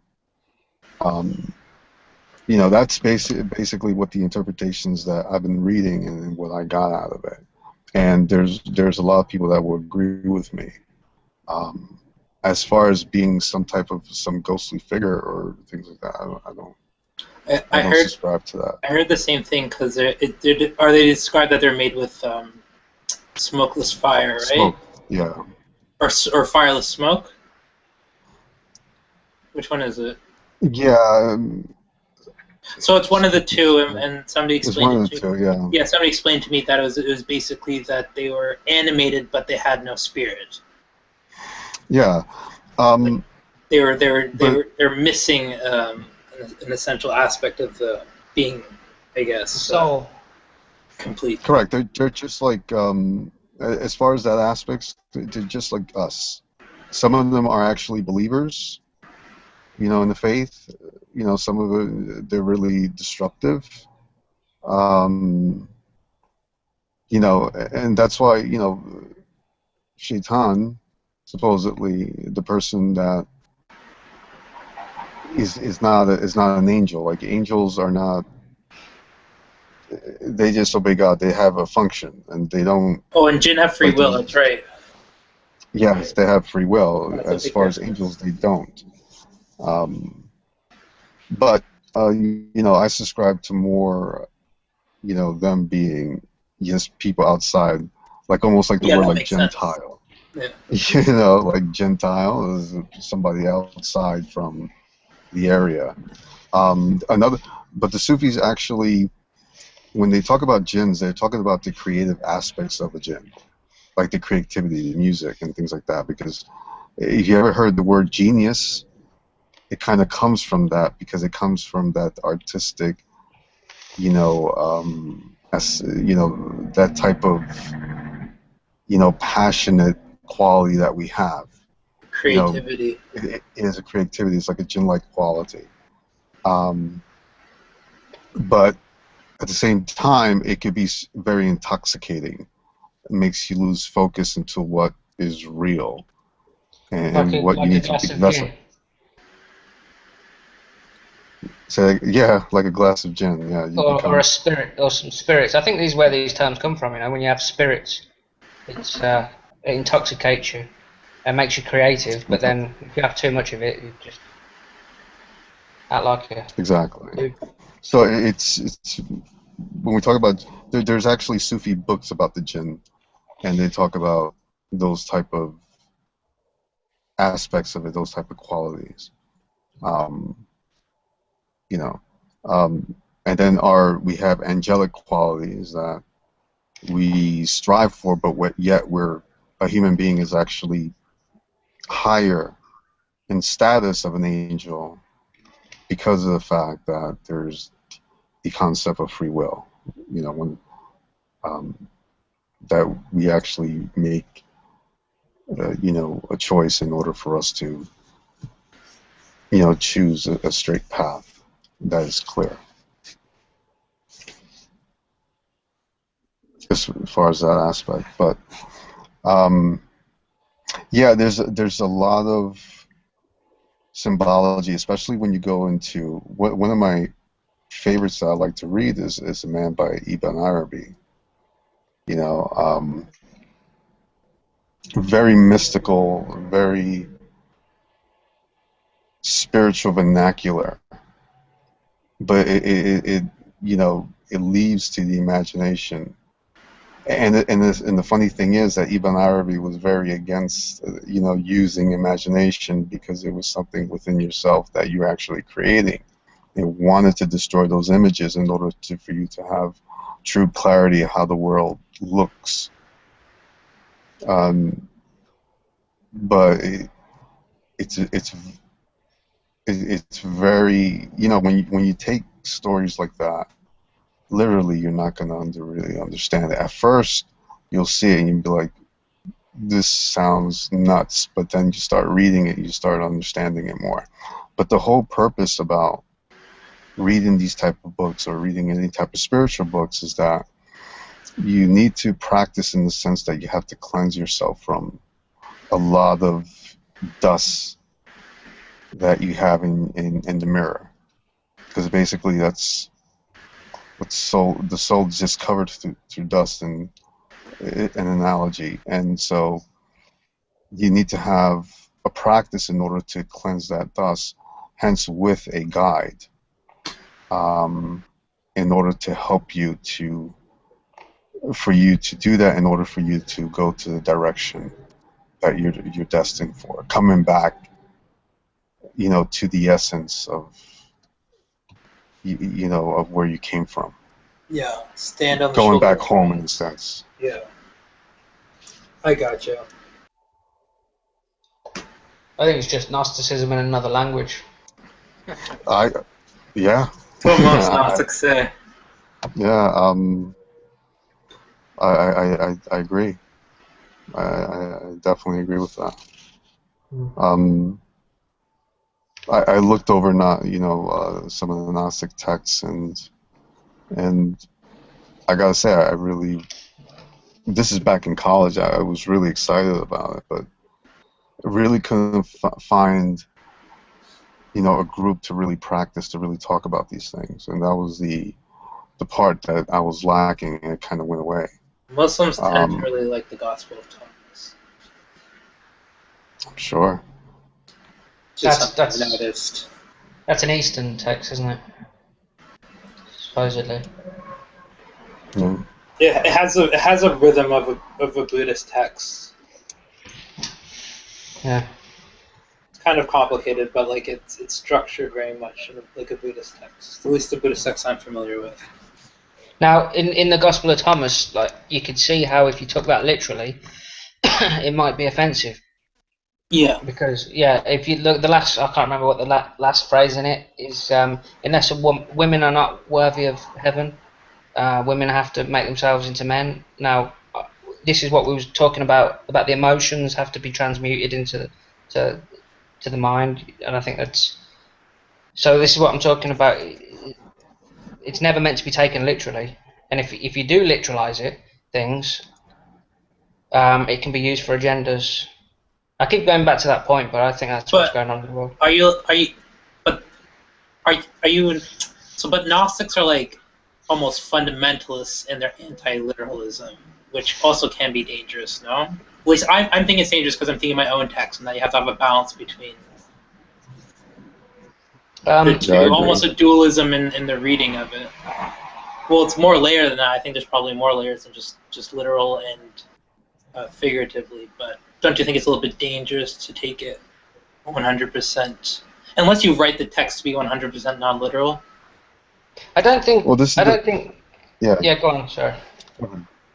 No, I was just going to quickly say it's basically when you read it's like that, you're looking at one side of it, and then when you're looking at a different side, you're looking at the other side. It's basically multi-dimensional, multi-layered.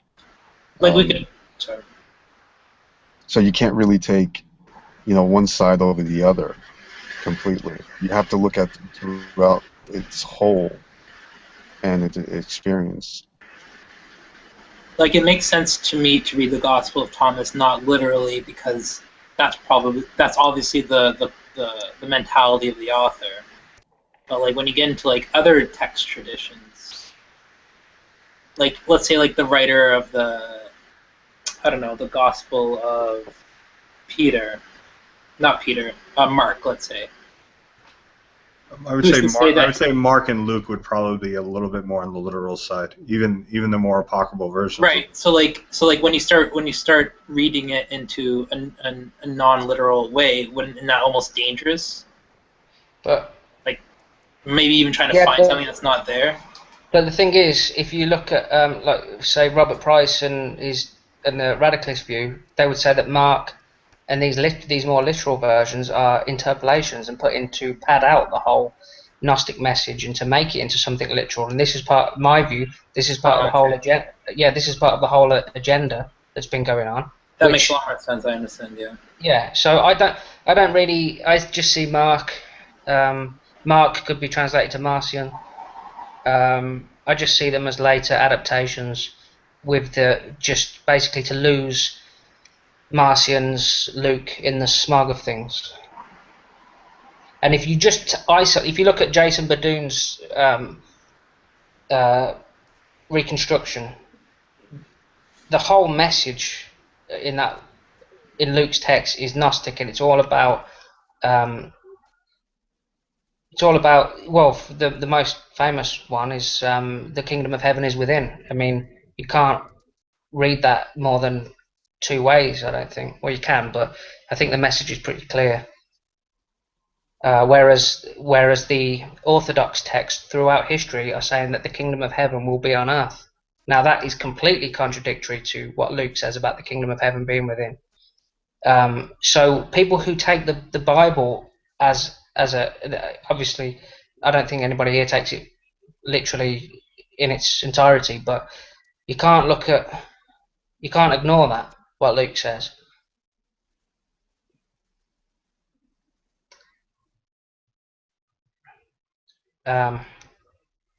So the Bible's contradicting itself.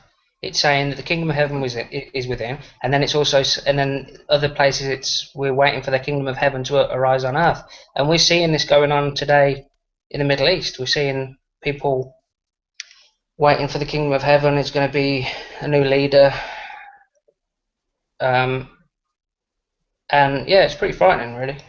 You know, and I think that's people using the gospel in the wrong way.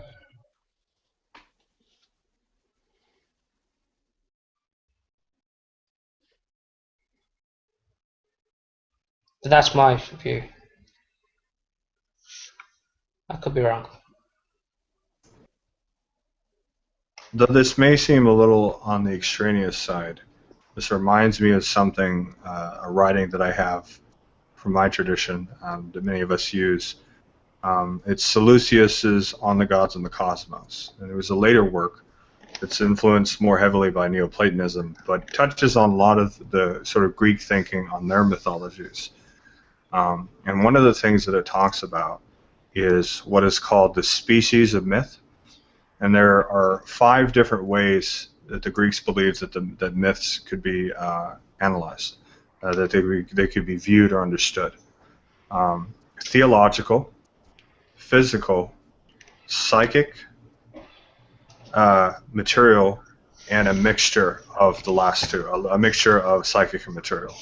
So, for instance, when myths are being regarded physically, it's meant to express activities of the gods in the world.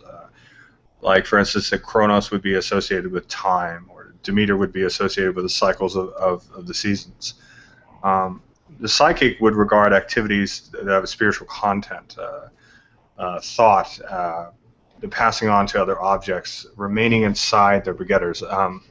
So there's a spiritual quality that somebody would go towards. For instance, Aphrodite could be literally correlated to love as a physical expression, but could also be viewed as cosmic love, as love as a generative concept, as a metaphysical concept, like Aphrodite Urania, which was her form where she was correlated to a more cosmic, generative, creative love, as in the formation of the universe, along with Eros. Material has to do with objects and places in space-time that would correlate to the gods. And he writes it as something that's would be more common in Egypt. For instance, that earth with Isis, water and moisture with Osiris, fruits of earth with Adonis, and things like that. And that the more complicated one is the mixed myth, and I think this correlates to kind of what you're talking about, of the nuances that would be present in biblical texts, because allegory, when you look at it, isn't just literally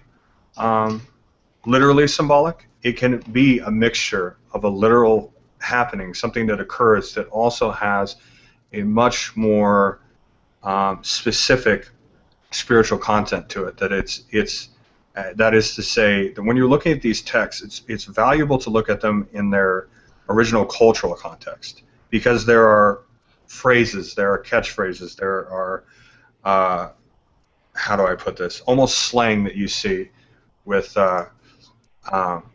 different cultures, symbols that they use that were specific to their culture, that don't necessarily translate over into English. I mean, that's where a lot of these debates come from when you're looking at the Bible, is what it actually meant, not only within the language, but the time period in which that language was spoken. And Greek has had multiple different forms. You have Attic Greek, Koine Greek, pre-modern, and modern Greek. Each and all of those definitions of even any one given word have changed throughout its evolution. So imagine what phrases have to say.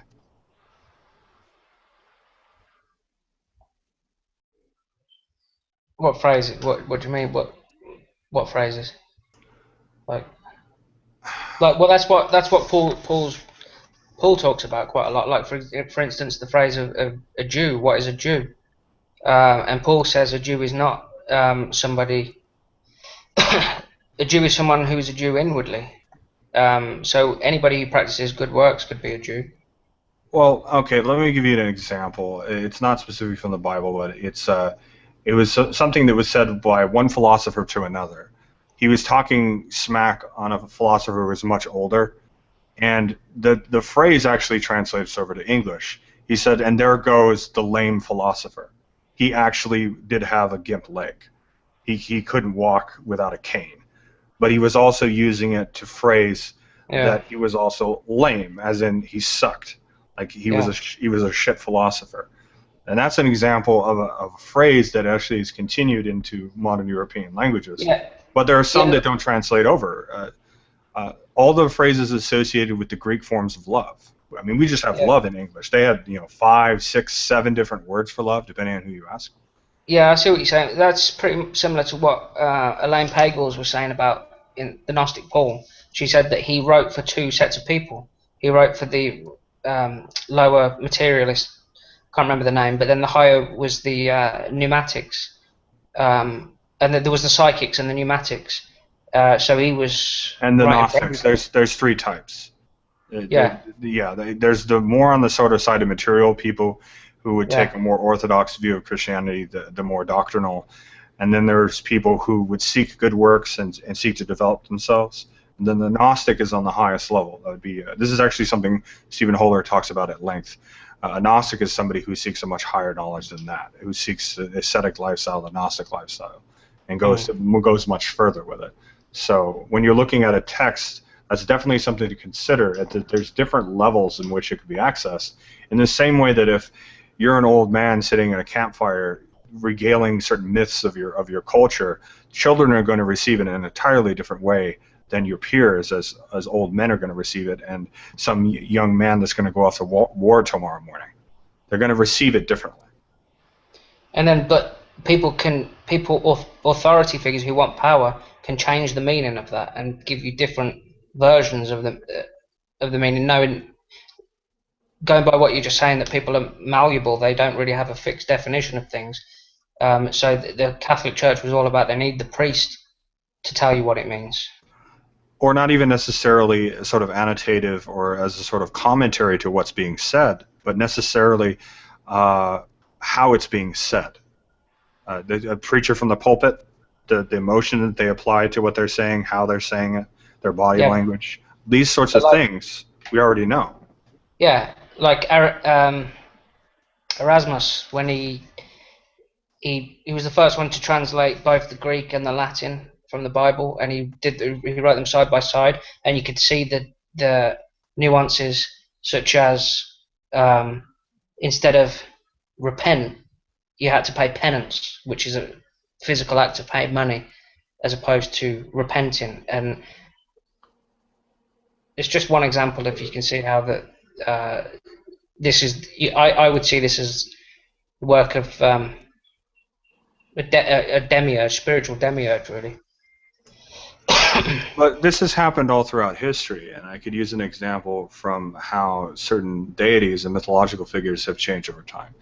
If you look at pre-dynastic Egypt, the figure of Set, the god of chaos, was viewed more favorably and actually had public cult. As you went further closer to the present with the Egyptian dynasties, he became more of a negative figure, of an evil figure in some instances, and even his representations shrunk in size as the Osiris cult became more common. Another example, Apollon is the Greek Apollo, and Apollo being the Roman word for it. Apollo in Rome was more associated almost purely with sun worship and with Helios. They were often syncretized together, whereas the Greeks didn't see him quite as much as a god of the sun. And it was reflected in the fact that a lot of people who were involved in the Temple of Apollo were also involved with Asclepius, and he had much more of a healing domain. It was associated with the development of medicine, whereas Apollo in Rome was much more associated with the imperial cult.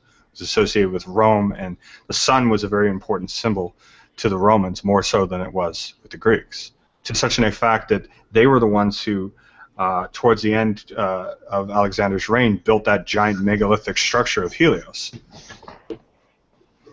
as it was transitioning from Greek into Roman culture. So things change over time. Interpretations of even just words themselves, but writings and particularly figures within writings, their context change considerably over time. Well, a good example is the word demon. It comes from daemon, which is the Greek meaning angel of light. And it was who now? Demon comes from the Greek term daemon, and I think it was Justin Martyr was the first one to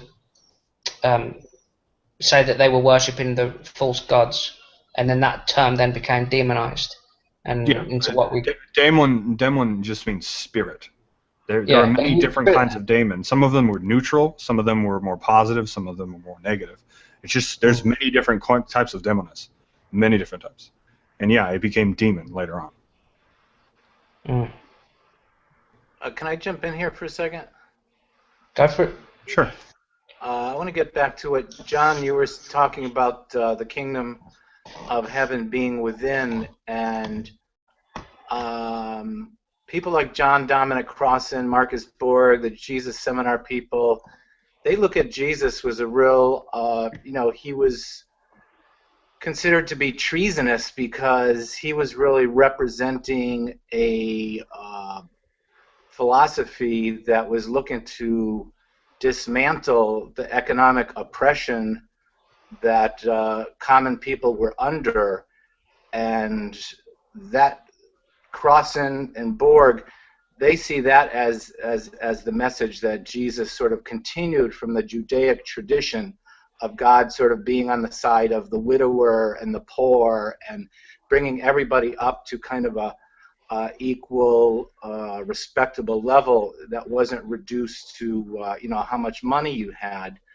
So I think you could have that as an operative dynamic in his teachings, as well as the allegorical, the kingdom is within. I think it's probably doing a disservice to the multi-layered approach he had to say, well, it was either the kingdom in a physical realm or a kingdom in allegorical, and I think it was both. Yeah, I think it was both too. It's a good point. I think that, but first you have to get the kingdom of heaven within, and then I think it becomes manifest in the external. And I think that was the Gnostic message. It's when everybody starts to follow the teachings, then we all live in a better place, and then heaven, as opposed to the heaven on earth, what you see today, that seems. Yeah, and I think that maybe the development over time, after a few decades, of the idea of the kingdom being allegorical was probably a safer way to go for the diverse Christian communities, because if they line themselves up too much with a physical kingdom, then they're putting themselves in a direct target position for persecution. I would say that they were directly opposed to the physical heaven. The what they would call the demiurge. Now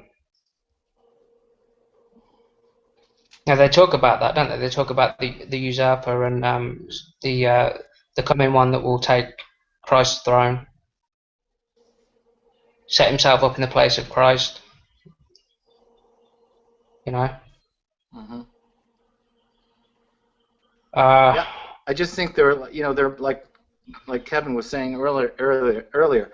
There's so many different Christianities going on at the time, and we just have these Gospels, and clearly Matthew and Luke are embellishing Mark, and the areas that they differ from Mark can be identified as representative of the communities that were emerging, that they were kind of speaking for.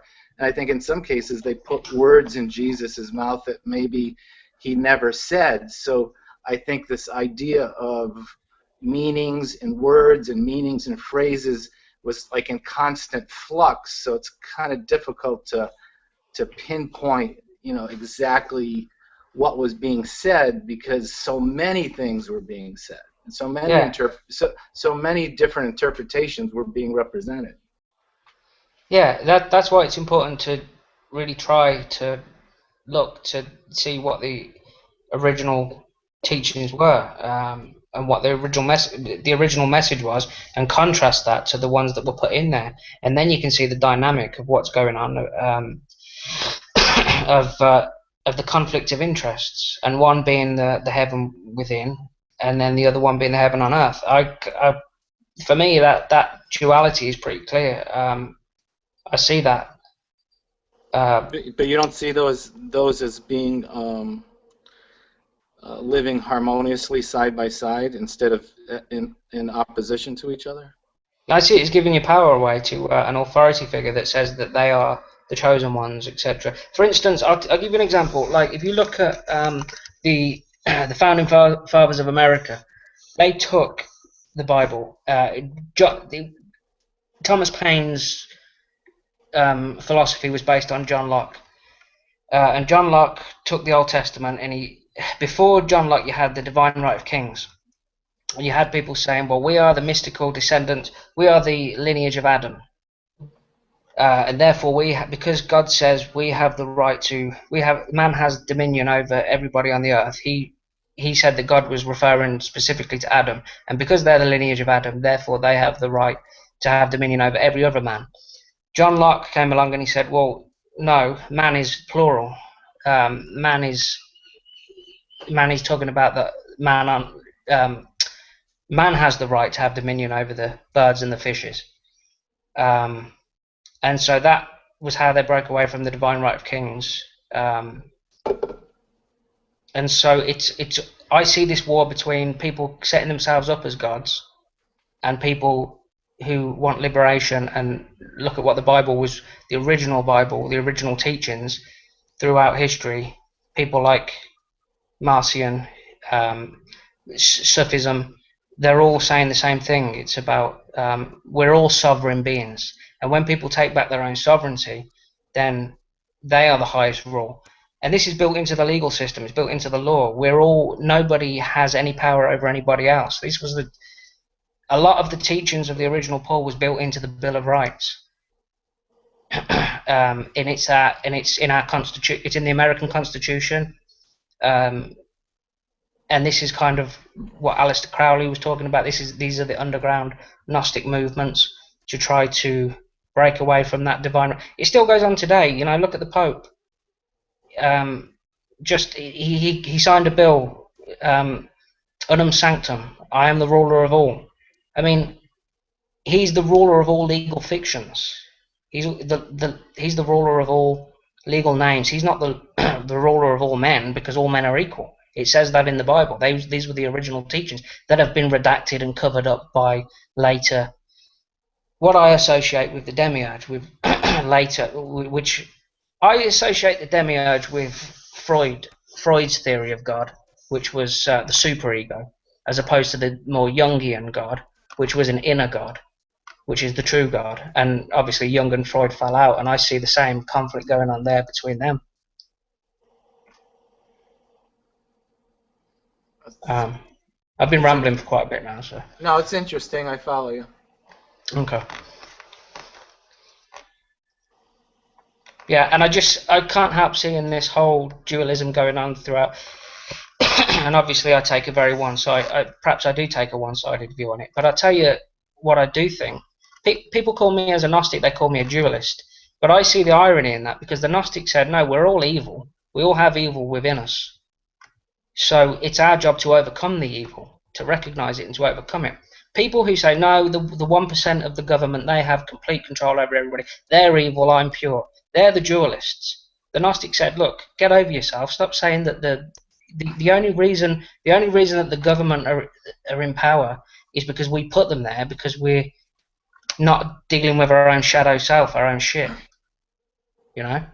So the dualists, for me, are the people who say the government are evil, I'm pure. That's the false dichotomy. That's the false antithesis. the Gnostics were all about saying, no, we're all evil, just accept it. We all have evil within us, and it's about doing the work then. I take a very different view through the Greek tradition that I practice. The Greeks upheld one virtue above all else, arete, which was excellence, the pursuit of excellence. What's the term you use? I'll write it down for you, arete. Hold on real quick. I have a little typer so I can give you the Greek. Yeah, that would be the Inquisition. There you go. That's Greek. It was the pursuit of excellence on all things. And everything in Greek society reflects the idea that we pursue that excellence. But it was not specifically a goal, but it was in its pursuit. A lot of the words that we use when we describe perfect society, you don't really look at the Greek. Utopia means no place.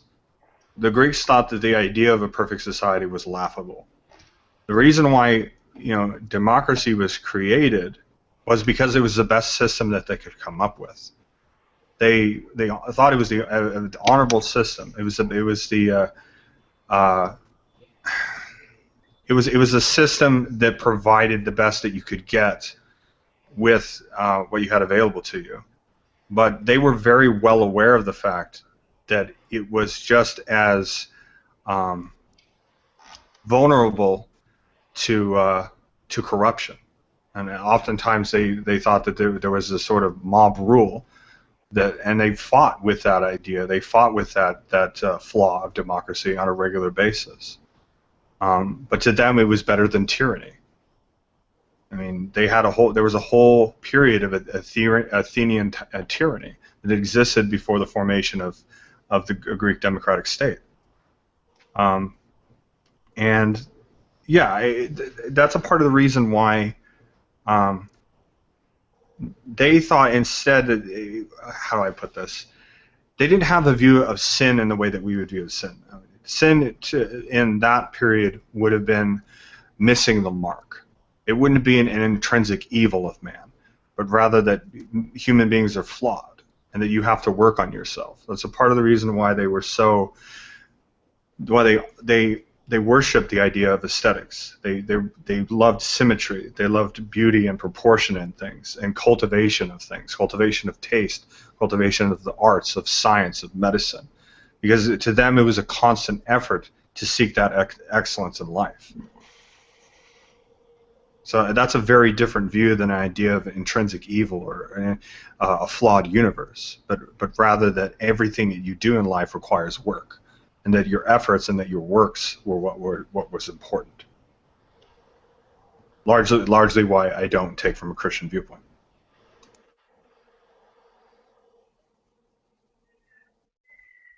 Yeah.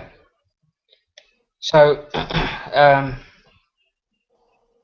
that sounds quite similar to St. Augustine's view of evil. It's like where he denies evil, and he says that evil is just the falling away from purity. And by doing good works you become more like God, and there is no real duality.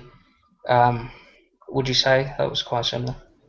No, I wouldn't. It wasn't it wasn't reaching purity. It was pursuit of excellence in whatever you do. Be the best that you can be in the things that you do, but recognize your limitations. If you don't recognize your limitations, then you are faulted in the worst carnal sin of the Greeks: hubris, arrogance, thinking that you're like the gods, or thinking that you're less than human. But you say that operate from with what you have and do the best that you can with what you have. Yeah. But you see that, don't you, with most of the world leaders? You see that with most people. Mm. We constantly struggle with that arrogance, with that ego. That's a human problem. It just so happens that when you add power to that, it's much harder to resist. But if you say to yourself through gnosis, I am the highest authority and we're all equal, then you take power away from the authority figures and you give power back to yourself. You reclaim your own sovereignty. This is the Gnostic message, I think, and I think that the reason for these dictators today is because most people just don't want to deal with their own shit, and they want to project it onto authority figures. You know, maybe they had messed up parents or whatever. But if you take away the intrinsic uniqueness of people, that just as much is a fault. That's a dangerous idea.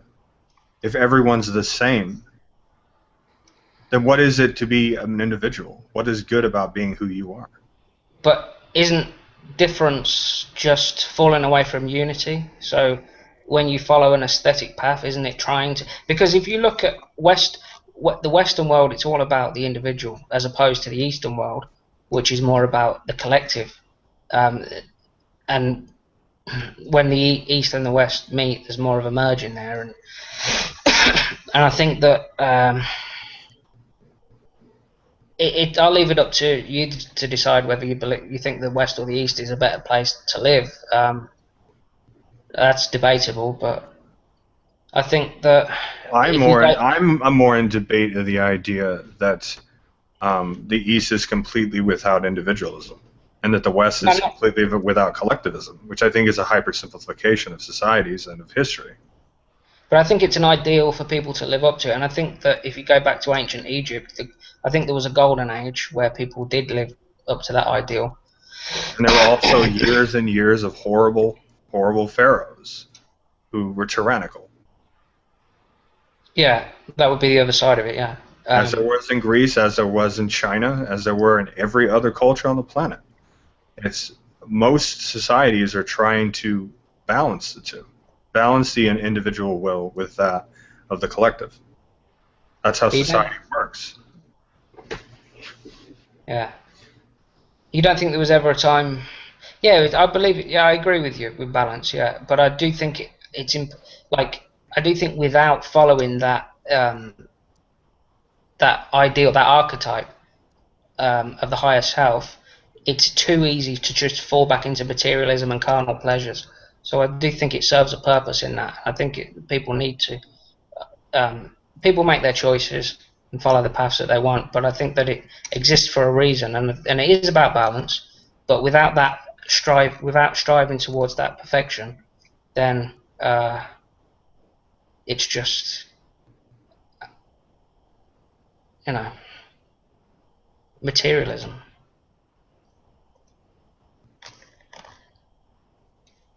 I don't see things so black and white myself, and most views didn't see things quite so black and white, as it's just being a dichotomy between pure spirit and pure matter. In fact, most cosmologies showed an interpolation between spirit and matter. Well, you could argue that's all there is, electromagnetism. That's what it comes down to. Unless you're an atomist. Yeah. Well, I like Walter Russell's view of the world. Like, there is no gravity; it's just returning to the pure state. John, you sound to me like you're presenting a very traditional Gnostic position. Like, I've never heard anybody like yourself, this isn't a criticism, but to me you're really representing, what's dualistic about the Gnostic view, and maybe why other people like Kevin and others don't really jive with that, because they're not really buying into that dualistic construct. Yeah, but I did say as well that you need to look inside yourself at the evil that's within and the negative side, and I think I do take a Jungian view. Without doing that, then you project that evil that exists within onto others. When it's really a part of yourself that you're having a relationship with. Whereas if you accept your own shadow self, then you take the power back. You have control over the demons. No, I hear what you're saying, and that's why I'm saying this isn't a criticism of you. I'm just saying I'm listening to what you're saying, and just by your identifying evil and putting it in sort of this, it's the evil in all of us and searching for perfection, that's the dualistic, the sort of the traditional dualistic construct of Gnosticism. Yeah, and I believe it. I believe there is an evil. I believe there's a purity and an evil.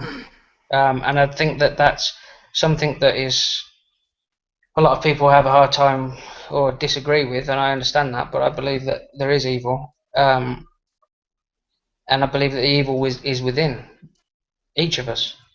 And the Gnostics saw the evil as the ego, and then in their job, their aesthetic job was to get to rise above the ego, because if we don't, then it's just the world falls into the way it is, or the way it's going. But that's one of the things that always didn't appeal to me about this particular Gnostic view, is it almost, because it puts things in this dualistic framework, it's almost like it seems like there's a focus on evil instead of a focus on being useful to others or something like that. It just seems, I don't know, the overemphasis on evil to me just seems to just I don't know, be kind of bleak. I don't know. I'm not saying it doesn't exist. I'm just saying it seems out of balance for me, for my taste. And that was a view that was levied against Gnostics by the Platonists, that they had a negativistic Platonic view. That's evidence in the cosmological view and in their views of virtue. So yeah, evil has a certain connotation. It's quite a strong term, but I just see it as materialism and carnal pleasures and the lower self and ego. Yeah. But what about the other side? I guess what I'm saying to you is, you're sort of exemplifying to me what I saw as kind of a trap in the overall philosophy, that you would be like focused on identifying evil so much that you're wasting energy and just being useful. Being useful, like, how do you mean? Well, to me, it's kind of like what Kevin was saying earlier about, the Greeks were, whatever you're doing, do it with excellence. So to me, yeah, that seems. Have we ever achieved excellence in the world? I mean.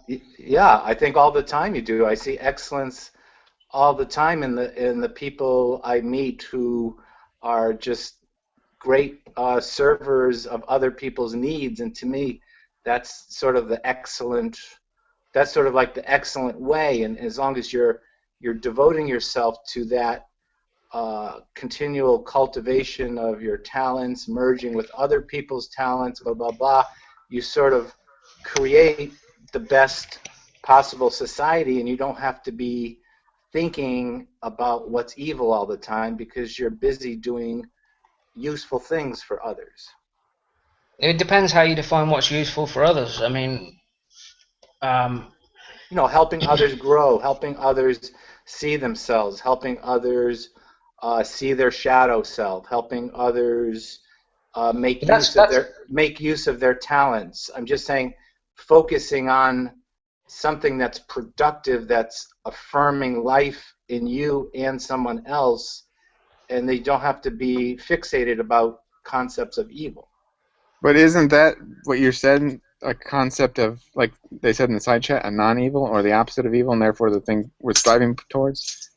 Yeah, well, that's what Augustine said, yeah, which Carl Jung disagreed with that, the denial of evil. Evil's, yeah, it's a strong term, but in the Gnostic view, it just meant it was synonymous with the ego. And one of the Gnostic traditions was that Lucifer was in the Garden of Eden, the snake who offered the apple to Eve. That apple represented lust, and when she bit the apple, just like Snow White, she fell into a deep sleep. And this is what the Gnostics practice: transmutation of sexual energy, or tantra. This is not denouncing completely, but it's you could do. I think a lot of people have, but it's a denouncement of the material world so that it rises up your Kundalini energy back to the higher levels of the self. And if your focus is on the material world, or sexual thoughts or anything like that, it's a misuse of the sexual energy, and it's just you can use that sexual energy. This is the allegory of the Garden of Eden, and the more spiritual teachings. So I do think that there is you can reach higher levels of understanding when you use that sexual energy. Then you can understand things better. You can get information from the cosmos, if you like, because I do believe that we're all one being, and then you can tap into that universal energy. Then I think most people have fallen into a deep sleep through temptations, and which I relate to the demiurge, somebody who tempts you, or the devil, or whatever. But it's just materialism tempting you, and then it's using up your energy, and then you feel drained and tired. And like, I'm not saying that I practice this all the time. I do practice, but I'm not a saint or anything. But there is when I've gone quite a long time trying to do this, I do feel a lot more in touch with the universal energy.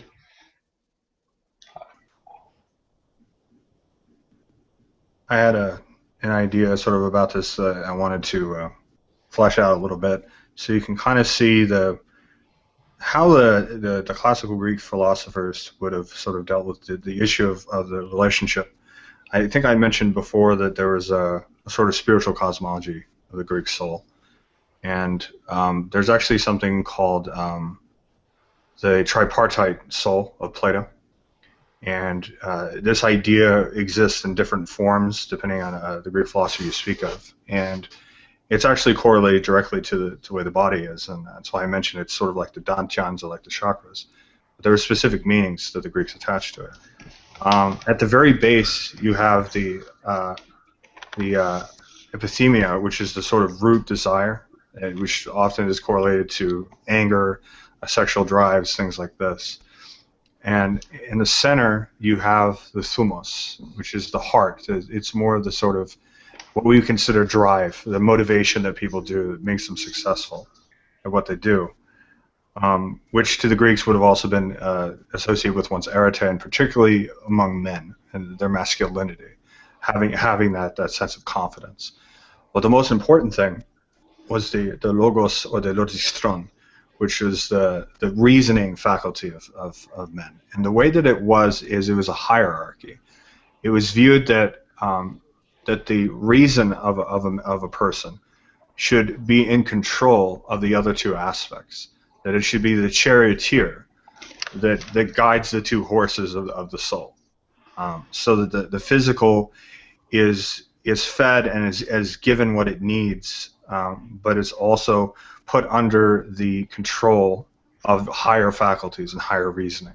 So they were all viewed as important, and if they were lacking, that was also viewed as problematic. If you were too heavily reasoned, then that to them would have also been a sort of irrationality.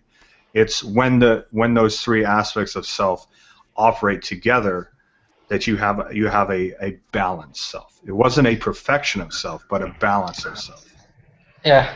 It's like in the Matrix when Trinity's falling, and then Trinity being, the Trinity, and then Neo being the neophyte, has to go down and rescue her. That's like the reason working to rescue the emotion.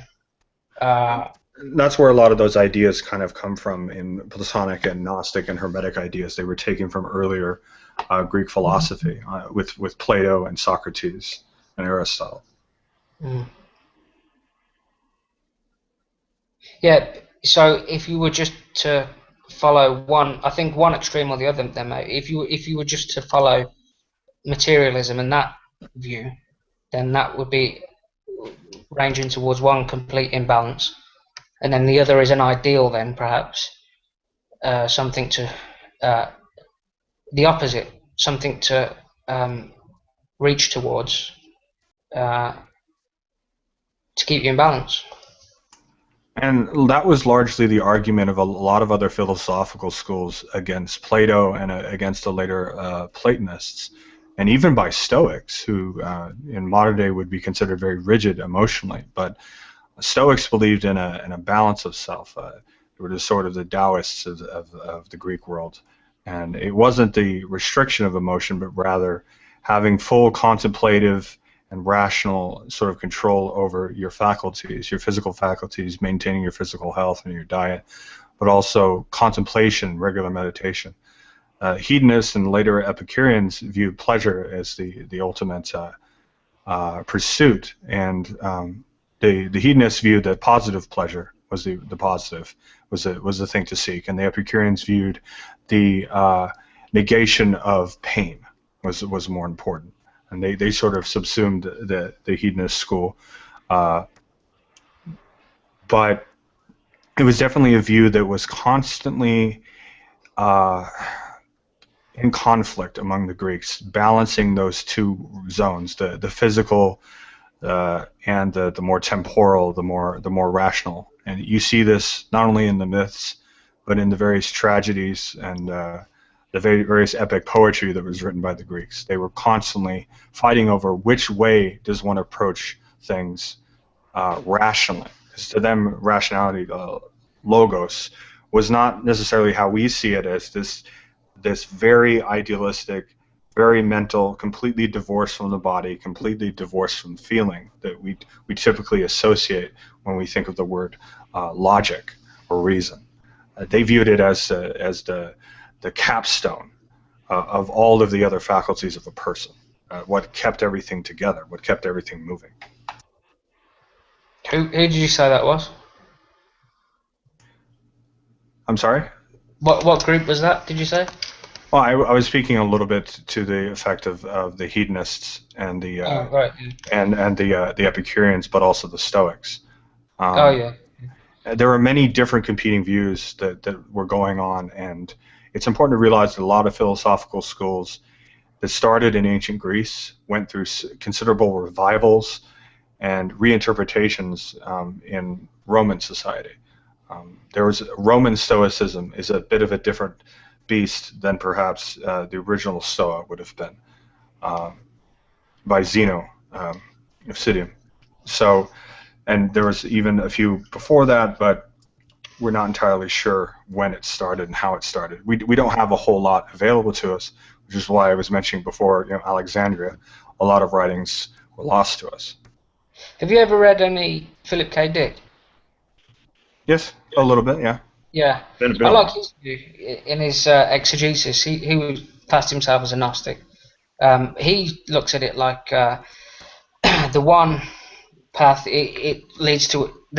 He looks at the universe as irrationality, and then striving towards order. So you have the mind is what orders the chaos. So it's chaos working itself out over time into a rational order. I quite like that view. And I think that, like, following one path, if you don't follow that archetype, that idea, then you sort of fall into chaos. And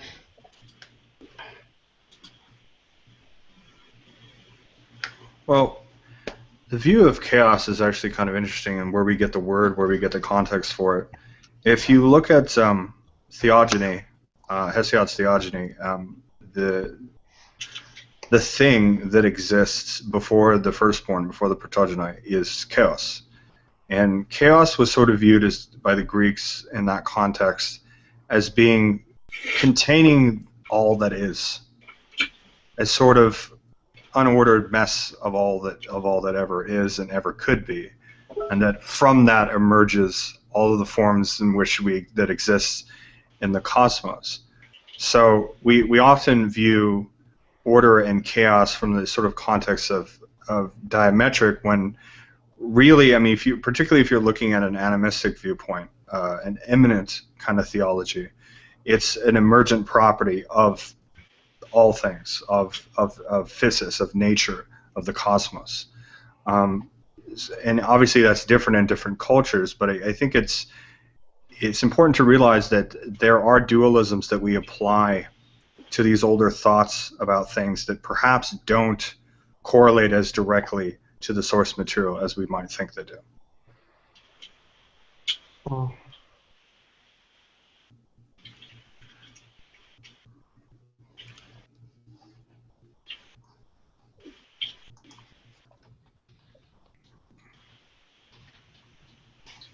Welcome, Paran. How are you doing, Kevin? I'm doing great. How are you doing? Good, good. I was just saying in the side chat that a friend of mine, it's like a really old friend of mine, we were joking, we were gonna, for reals, like, sponsor an orphan, and we were joking about, like, we should do this in the name of our new gay marriage. Like, so we were just being ridiculous. Gotcha, gotcha. Yeah. But it's Ramadan. I didn't go to the mosque tonight, masjid tonight, because I was just feeling a little sick. But what was I gonna say? So we're just chilling at home, I guess, or I was at least. Gotcha. How are you doing? I haven't talked to you in a while. Oh, I'm doing pretty good. Things have been pretty busy lately. All good stuff. Keeping myself involved. Obviously doing all the music stuff I was talking to you about a few weeks ago, and just networking mostly. Cool, man. Good for you. I ended up joining it's a pagan interfaith group. They have a congregation near me, sort of an extension of a larger interfaith group. And the people there, I mean, they practice some things that are considerably more modernized and eclectic than what I do, but there was a sense of receptivity, and there was a lot of respect between everyone there, and it felt like a lot of the things I was saying were welcomed because it was a difference of opinion. That I was bringing something to the table that they'd never heard before. So I would imagine that feels good. Sorry to interrupt you. I would imagine that, like, with pagans, like there's almost like an idea of, like, there's no pagan religion, if you will. Correct me if I'm wrong on this, but it's kind of like that's your faith and this is our faith, and the two can mix together or they cannot. There's no, like, defined theology the way there is, like, in other. Is this accurate or inaccurate? Well, I mean, you're touching on something that actually speaks a little kernel of truth with regards to that. Paganism largely is viewed as an umbrella term. That's actually the very, very sort of talking points that are often used in pagan circles and in interfaith when pagan religions are included. So it's a collection of different religions that have very different views and different foci, different cultural focuses and traditional focuses than one another. There are some groups that are a little closer in orientation, like perhaps different denominations of Wicca, or Reconstructionist traditions use a lot of the same methodology as they tend to focus more on historical methods. But the general sort of thing that you'll experience more often than not if you interact with pagans or in pagan groups is a large percentage of people who would consider themselves pagans are mostly eclectic. They don't necessarily have a tradition necessarily as much as they incorporate different spiritual aspects, sometimes in the negative to the point of cherry picking different paths. It's oftentimes the concerns that are levied against them by people in my wing of paganism, Reconstructionism. So it can be positive and it can be negative, and there are definitely some mudslinging that goes on and has been going on for a number of decades now. Inter-pagan mudslinging. You would think that just because of I don't know what to call it, but there's not a lot left of it, and therefore people would not fight. Yeah, I've often said that modern pagan and polytheistic religions are effectively a new diaspora, because there's so few of us and we're spread across the globe, particularly in developed nations, where people have access to information and these ideas. There are exceptions to that rule. And there are some traditions, some modern traditions that have been preserved in some way, or actually are modern religions that are sometimes tried to be lumped into paganism, but I tend to reject the idea that Hinduism or Buddhism are pagan even though that most pagan traditions would be considered anything that's non-Abrahamic. That's one of the working definitions that you could probably use fairly accurately. I wouldn't consider like Shintoism to be pagan, or I like, wouldn't either, because it's a contiguous tradition. It's continued and unabated, but it is definitely an indigenous polytheistic tradition. So there's polytheistic, really? Yes. Shintoism is polytheistic. They have kami. They have different gods, goddesses. But the term pagan, like you mentioned, is like a catch-all term. Like I mean, I might use that term like as a general thing, like, but I wouldn't I wouldn't say like he was a pagan. I would say like he was a Greek pagan, or he was a this pagan. You know, like to kind of specify. Yeah, I mean, and people often do that. There's some sort of particulars to it that can get kind of convoluted. Generally speaking, polytheistic Reconstructionist traditions, Hellenismos, Asatru, Celtic Recon, Kemetic Orthodoxy, things like this, we're sort of loosely associated with paganism. There's quite a few people who would consider themselves polytheists who are Reconstructionists and not pagan, though there are some that would also consider themselves pagan, largely because of the reasons I mentioned previously, that a lot of modern pagan traditions are eclectic, modern, and don't really make much of an attempt to be at all historically accurate or consistent to a specific culture or time period. And as a result of that, a lot of Reconstructionists are viewed as being too rigid, as being closed-minded, or any number of slurs have been thrown in our direction.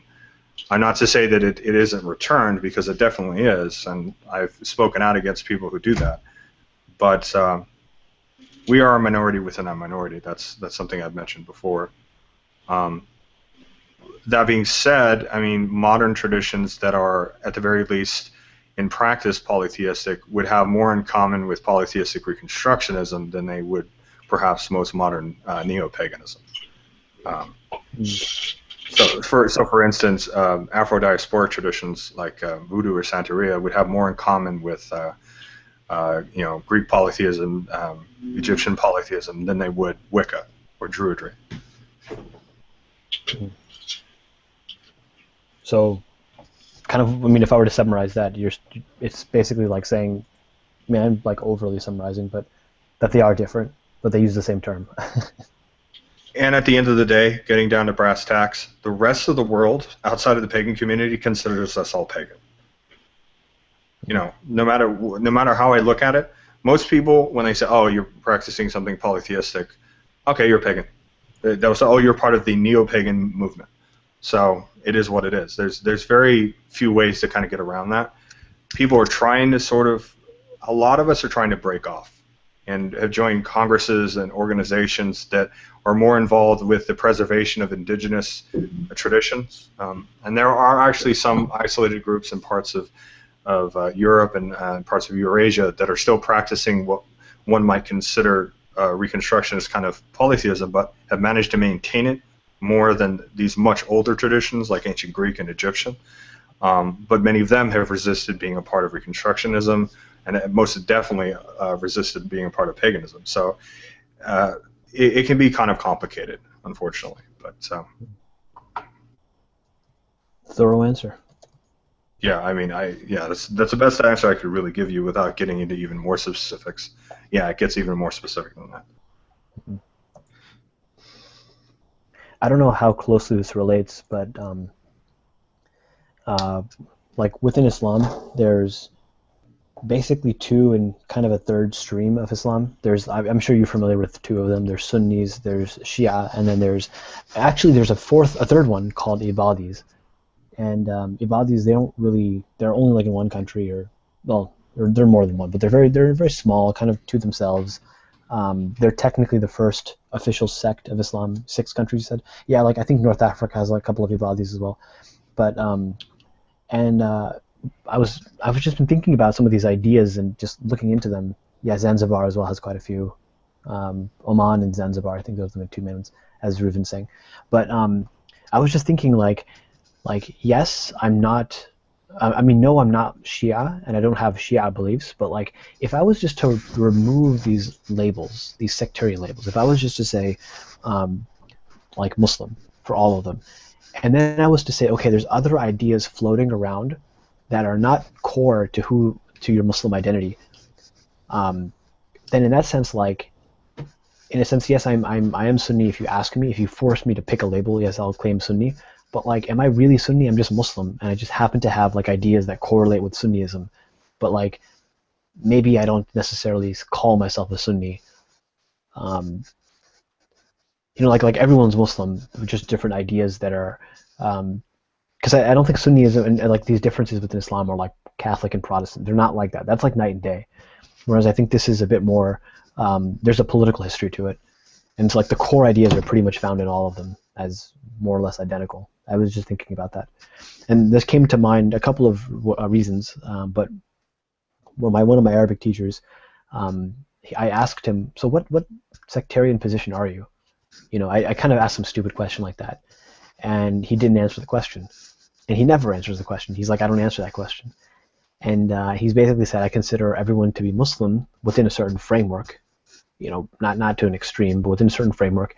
And yes, I believe certain people are more right than others, but if they agree on the core, then they're all Muslims. That's kind of what he was saying. With how that sort of, I guess, religious identifier aspect correlates with what I do and what I'm involved with it. How would I put this? You could have a bunch of eclectics disagreeing on how to be eclectic, but they're all pagan, because they're all eclectic, because they're all fairly evenly mixing different things. So it's very easy for them to just say, oh yeah, we're all pagan. But if you have somebody in the group that practices specifically Greek, specifically Scandinavian, or specifically Slavic, they're totally different religions. And Hellenismos, Satru, Rodnavari. I mean, they're different religions. Yes, they share a common sort of descriptor as being polytheistic, as being they're polytheists. But that's not a religion. That's just a description. In the same way that you could say that a Christian, a Muslim, and a Jewish person are monotheists. So it's not a religion as a whole. It's not quite as easy, or even like looking at different traditions within Hinduism. They're all Hindu. They all see differently, but they're all Hindu. And a large part of that is because, well, they all come from the same culture. All these different Hindu traditions all come from cultures in India. All, Islam mostly begins from cultures in, Arabia. Or Persia. Or Persia, yes. So it's maybe not quite as centralized, perhaps, in the same way as perhaps India. But there again, there's many different ethno-linguistic groups in India, so I guess it's sort of similar. It's just a little easier because they seem to be within largely the same borders for this sort of thing. And in some ways, you could do that with Reconstructionist traditions if you're practicing a form of Germanic polytheism, whether it's Anglo-Saxon, West German, or Scandinavian. They're all heathens. They all practice heathenry. So I mean that's a thing that you can do. Do you think that, let me ask you, I think I might know the answer to this question. Do you think that there's an ultimate truth to any, like there's one specific, like Aristotelian truth? No. Yeah, I figured that would be the case. That seems very, like, necessary, I think, if you're a polytheist. Well, there's a generally accepted kind of concept within polytheism, even if you tend to have much more focus on, or even just only experiences with one specific culture, one specific pantheon. There's a general accepted kind of idea that all gods are valid. I've noticed that as well. Yeah, there's a generally accepted idea that they all, in some way, exist, whether they're just different names for the same gods, or that they're just multiple pantheons that exist within the cosmos. There's a generally accepted rule that they all exist, that they're all valid. So different pagan traditions, different polytheistic traditions get along very well. And I've been able to have shared experiences with people from completely different traditions: Egyptian, Scandinavian, Slavic, Canaanite, and my Greek tradition. And but that's not always the case. I mean, I've seen debates where people have tried to argue for or against the idea that the gods of the Greeks and the gods of the Romans are the same. So, do you not say that? I thought that was well understood. Well, from a more academic perspective, from a more sociolinguistic perspective, yeah, they're the same. But I mean, there are gods within the Roman pantheon that don't exist in the Greek pantheon, and there are differences the way they saw it. But this comes down to practice and beliefs and philosophy. So it's less cut and dry, less cold hard fact than perhaps just looking at the history and the interactions of the cultures. Less of a sort of practical understanding and more of a spiritual one. But the fact of the matter is that there are these ideas floating around there. There are some people that will argue that. I think it's really not something that needs to be argued. I tend to be of the belief that they're the same. I go more towards the Greek because of levels of preservation, because the ideas seem more sophisticated, because there's more available. And there's more of a resonation with the philosophical ideas that are attached to it. But I could have very easily went with the Roman. There would definitely be good reasons for that. So that's just kind of how it all laid out. But yeah. This is all very new to me. I'm not used to polytheists in any respect other than Hinduism. Although you could argue that our modern culture is very polytheistic. Perhaps, though oftentimes when I hear people saying stuff like that, it always seems like a talking point of a preacher who's trying to, lambaste people for being sinful or, being over materialistic or being sinful or, whatever the case may be. Well, I mean in the sense of so we have a concept called Abdul Dinar, which is like the worshiper of money. In that sense, so it's not like in a sense of you bow down to money, but like in a sense of kind of the idea. And actually, Reuven and I were discussing worship today, the concept of worship. But one of the ideas is that if you live, we in Islam we say Inna salati wa nusuki wal mahyati wal mamati lillahi rabbil alameen, which means indeed my prayer wa nusuki and my sacrifice and my life and my death are for God. And so if somebody's whole life is just for money, it's kind of like the same kind of deal. It's almost like, I don't know if it's like the same kind of worship, but it's almost like a worship. So I think in that sense, but I don't mean in the sense of you actually, I think there's also an egocentric culture we have nowadays. I don't think it's worshiping you go to the Sunday services every day and you worship, but in the sense of whatever you choose to do, you do. As opposed to whatever you feel that God ordains you to do. I don't know if that makes any sense to you because you're quiet. So, sound like I have ideas about what you're saying. I'm trying to word them in ways that are respectful. Fair enough. Okay, so you disagree. I'll start. Let's start from there. I think it's a puerile and hyper-simplified view of what deities represent. And it's an exclusionary view that says anything that's not God is basically a sin, and that anything that's not God is a God form or is a deity, an idol.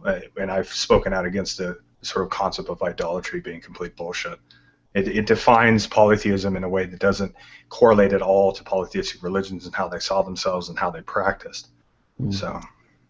Oh, walaikum salam, man. I'm sorry, my computer froze.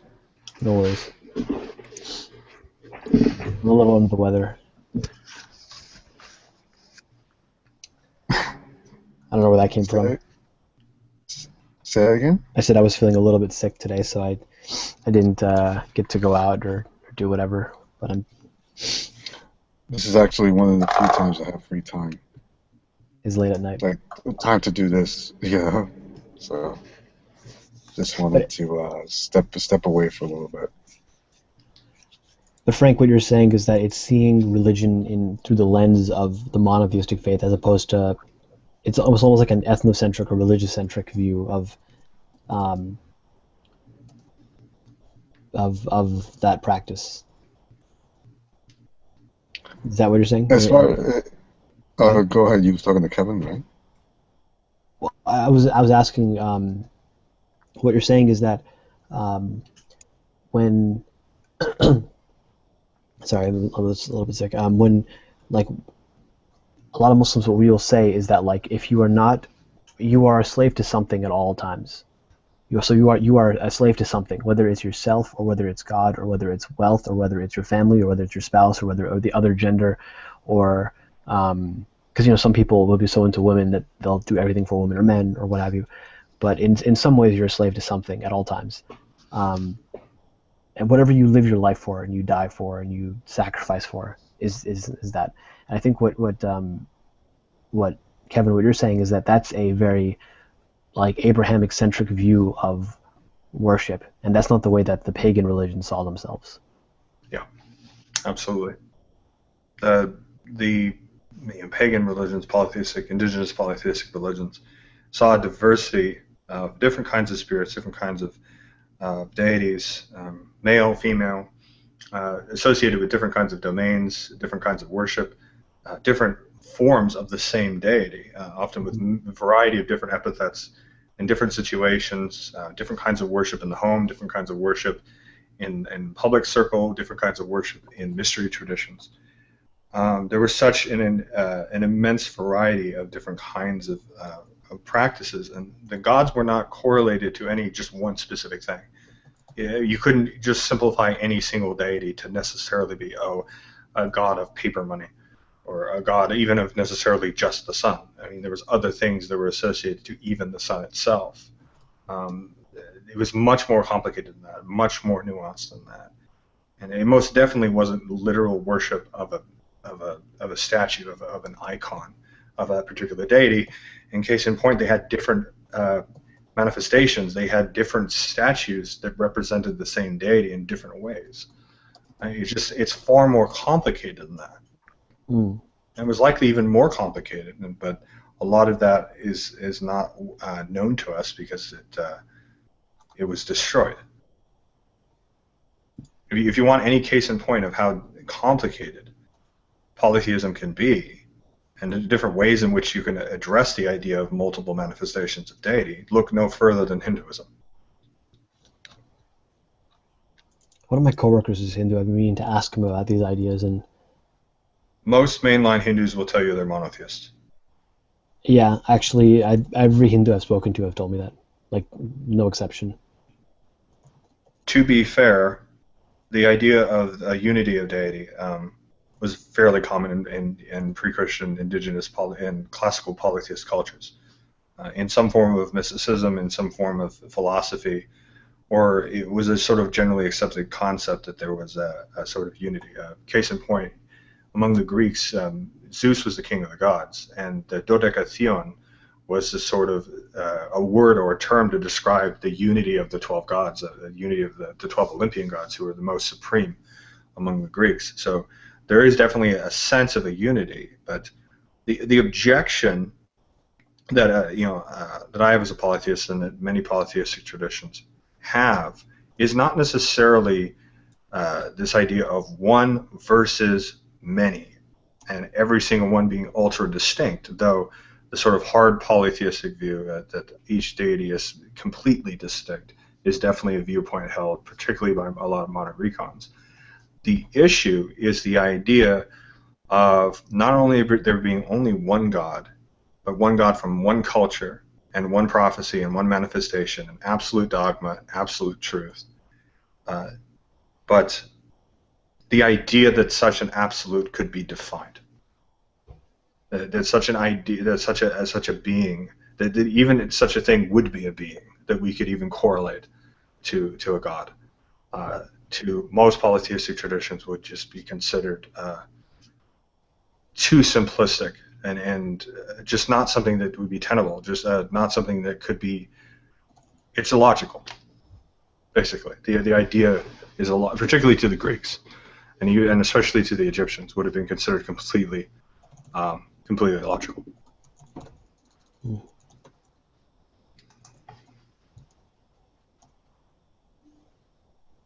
I'm listening to what you're saying. It's just such a completely different paradigm than than like everything that I think about on just like when I think about religions, it's just very different than your understanding is just a 180.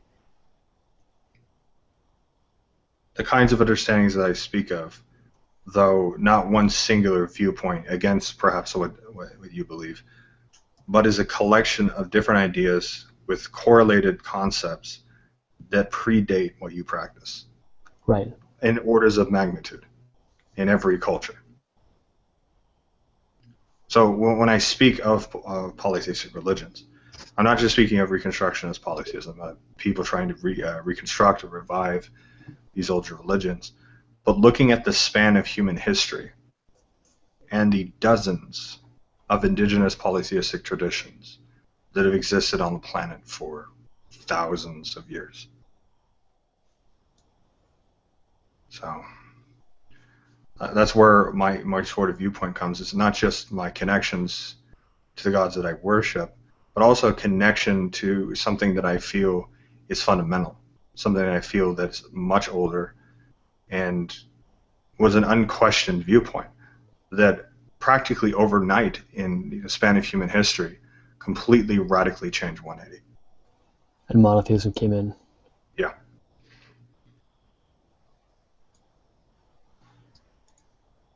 I mean, even if you look at conservative estimates of just agricultural civilization, you're dealing with a period of 6,000 or 7,000 years up to modern day. So a fraction of that time, there's been monotheism. And that doesn't include pre-agricultural and Neolithic civilizations.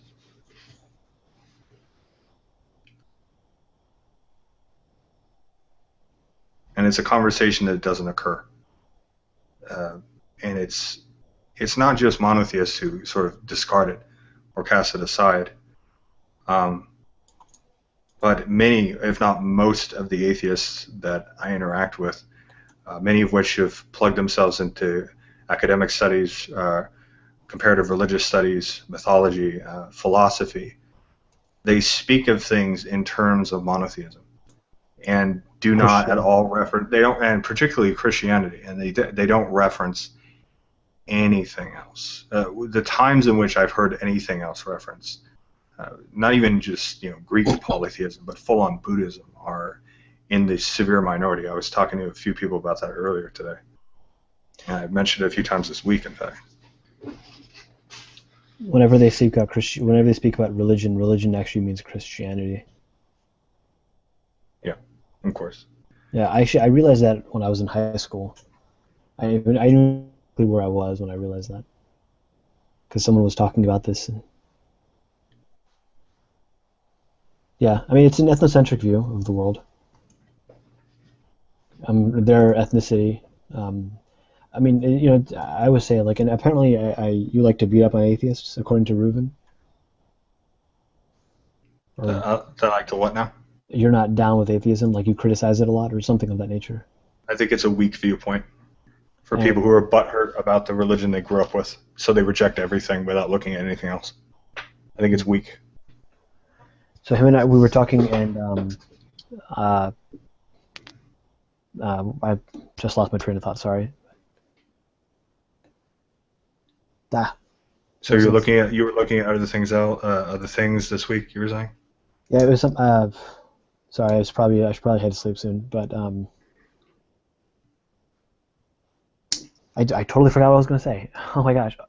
Yeah. So most atheists that I've seen, almost all of them. There's something that Dawkins once said. He says in a lot of it. He says it multiple times. He says that if you grew up in, like, I don't know, like France or whatever, you'd be like Catholic. If you grew up like in India, you'd be a Hindu, right? If you grew up in China, you would be like a combination of Buddhism, Taoism, and what's the last one? I don't remember. But if you grew up like in basically like in these various Buddhism, Taoism, and Confucianism is probably an accurate representation. Yeah. I've heard people say, like, you're a Buddhist on the weekend, you're a Confucius at work, and you're a Taoist like at home or something like that. I forgot exactly what it was, but in any case, and it's like one of them you become like at the time of your death. I don't remember, But in any case, most of them, like they talk about how you would be of this particular religion if you grew up here. And I was saying like, yeah, that's true, but most atheists, free atheists, I kind of make a distinction between like Soviet Union era atheists and like Western Europe / America atheists. Most of those atheists are like white, upper middle class males. So if you grew up in that framework, then yeah, you'd probably be an atheist. It's the same kind of thing. And I think a lot of them don't really realize that, just as, for example, I have my own biases, which I do, I'm not going to deny it, that I think they have also their own biases, and they don't recognize those, and they think that they're being objective or neutral. Because they think they have absolute truth. They're the same as the people that they're supposed to be fighting against. Yeah. They just swapped one absolute for another.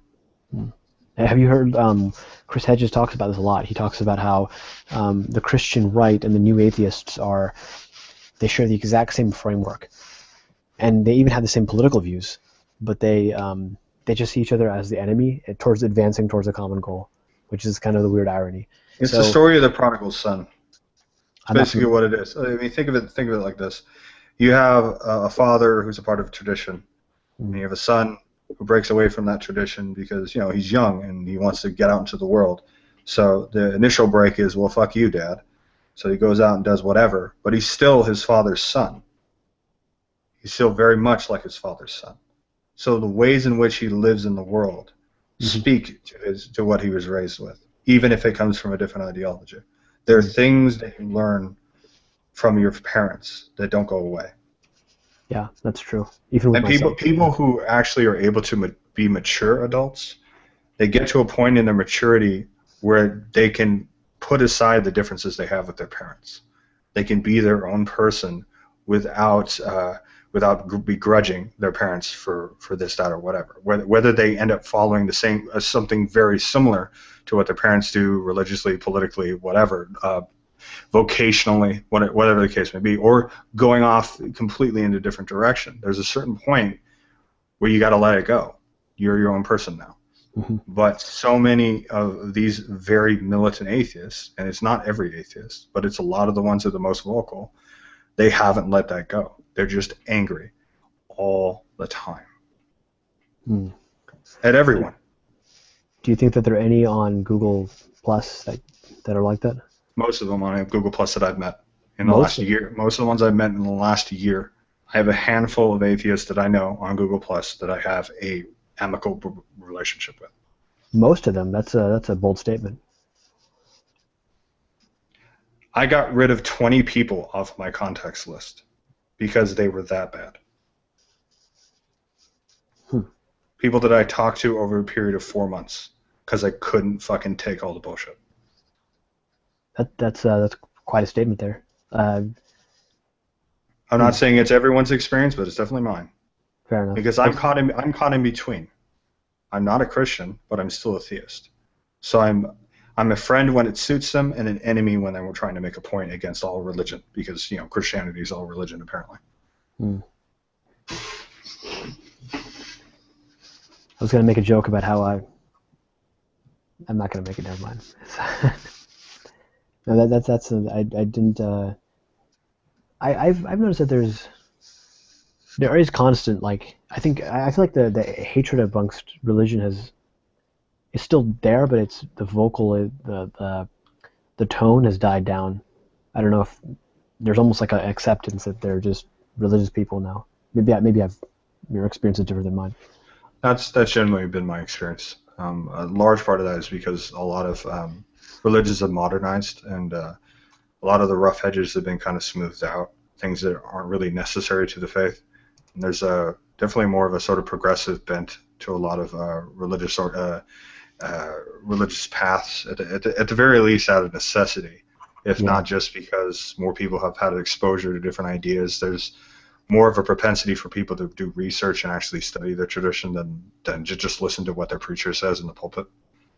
Actually, it's funny you mentioned that, because I was just talking with one of my friends before I got on this call.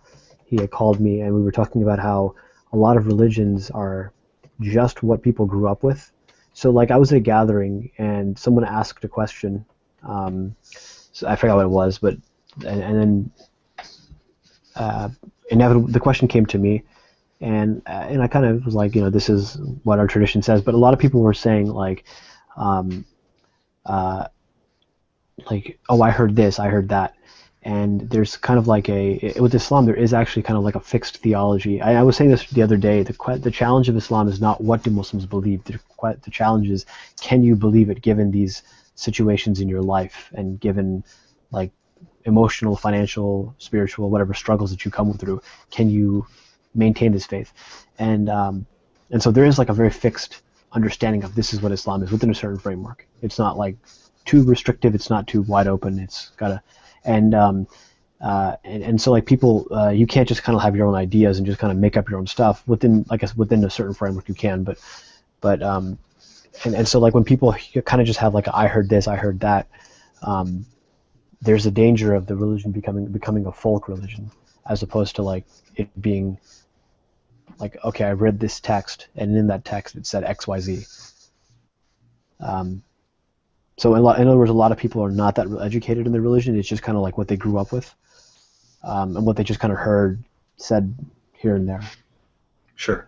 I'm being really long-winded to say that it's, as opposed to them studying their faith, they kind of just heard it from somewhere.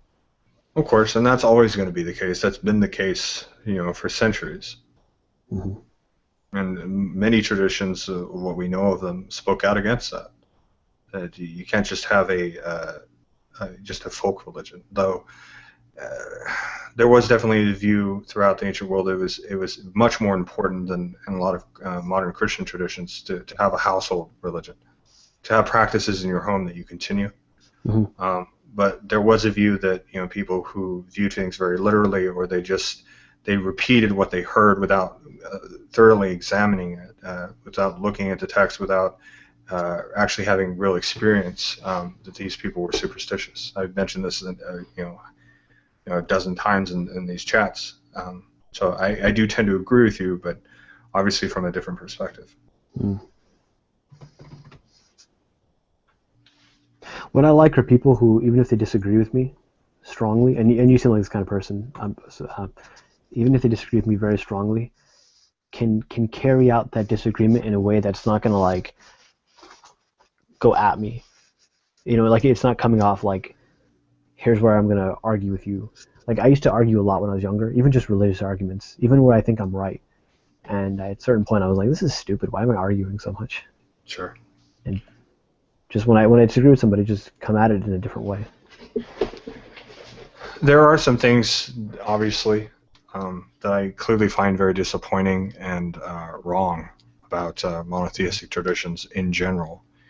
But as long as people are staying out of my business, as long as I'm not actually being actively persecuted for my beliefs or excluded from public circles as a result of it, though I'm not extremely vocal, if at all, about my spiritual beliefs for obvious reasons. But it doesn't bother me that somebody has a belief that I find irrelevant. I've already concluded a long time ago that it was irrelevant to me. So it has no power over me. It's nothing to me. So do you believe that Jesus existed and walked the world and was God incarnate and things like that, or no? I don't ascribe to any Christian belief. I believe that there probably was a person that has been correlated to Jesus, perhaps, if for nothing else through an act of telephone. But yeah, there was definitely a person. I'm not a person who would necessarily jump to a conclusion. That being said, I think that a lot of pagan mythologies have been ascribed to him. But there again, I think a lot of pagan mythologies have been ascribed to a whole host of different figures in Abrahamic religions. And that a lot of the beliefs basically come from pagan religions. So the Exodus.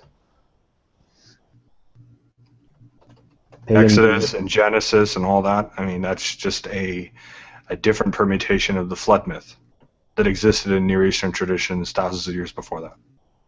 There's one thing, there's a book called The Source. I don't know if you've heard of it.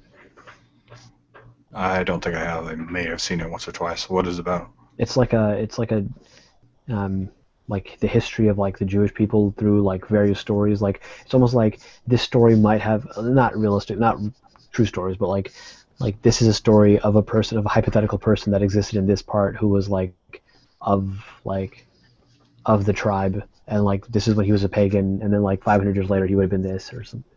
And I think it starts off with like pagan stories.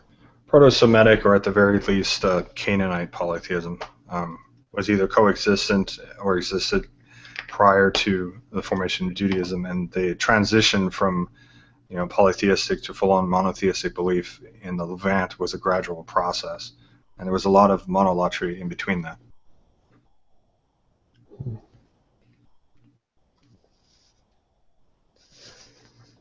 The source is a historical novel by James Weber, first published in 1964. It is a survey of the history of the Jewish people and the land of Israel from pre-monotheistic days to the birth of the modern state of Israel. For its central device, the fictional tell is Northern Israel, called Mukhtar source. Yeah, that's interesting. One thing I've noticed with Christianity in the last 10 years, probably less than that, has been that there's a push towards like having quote-unquote authentic versions of Christianity. And what that really means is basically having Jewish versions of Christianity.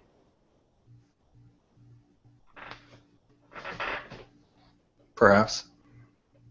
I mean, it's going in all different directions. Depends on who you ask.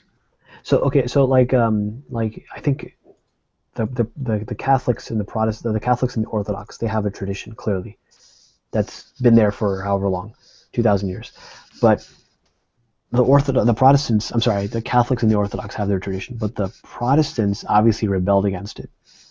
And since they rebelled against it, they basically now have like everyone's their own pope. Everyone has their own practices. They pick up the scripture and interpret it as they choose, kind of deal, which kind of has an empowering thing, but it also has no tradition. It's do-it-yourself Christianity. And so therefore there's this shift of like, look, like there's something feels so inauthentic when your pastor wears surfer clothes. So there's like this push toward, and has like a soul patch and like talks in slang like as a bro, from Southern California. So there's like this push towards like quote unquote authentic versions of Christianity that in theory have a tradition. And there's like I said, like Jewish forms of Christianity where like the guy has Sabbath on Saturday as opposed to Sunday, and it says Yeshua instead of Jesus and stuff like that. That's definitely there, but I think the broader sort of development and evolution of Protestantisms is a dual wing.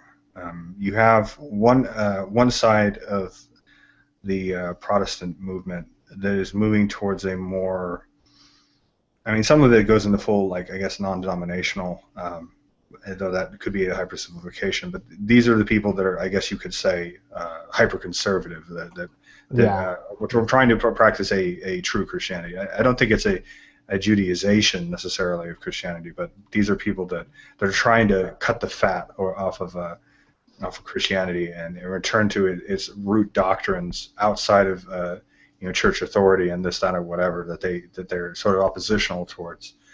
And then the other half is the more progressivist aspect. These are the coming from more usually from more Anglo kind of aspects. Lutherans to a certain extent, and particularly, I guess you could say, spearheading the more progressivist aspect would be like the Episcopalians, who have moved to such an extent that they have much more liberal views, much more inclusive. There's also Universalist, Unitarian types. These are the ones that you typically will see that are affirming congregations, for instance, that have more women in them, that are totally accepting of LGBT people. Things like this that aren't as literalist, that are more, I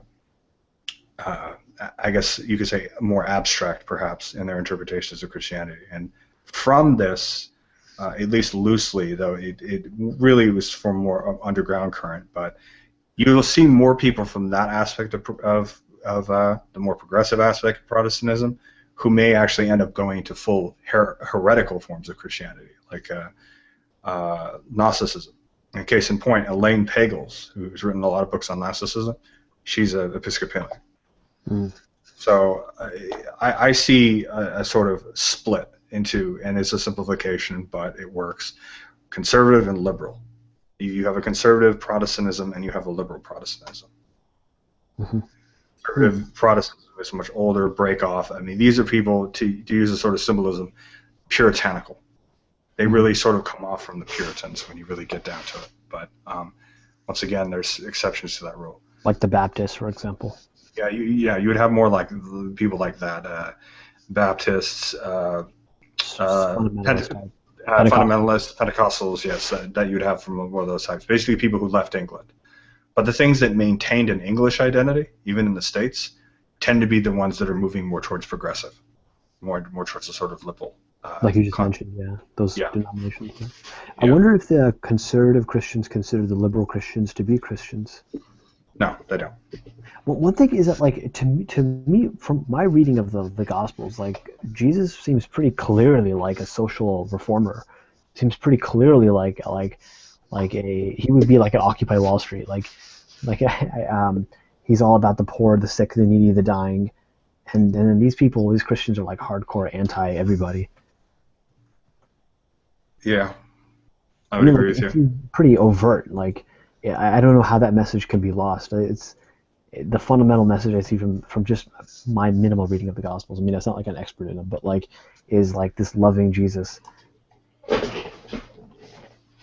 Whereas like these Christians are just so anti everybody. I don't think Muslims have time to think about these things yet. At least not in America.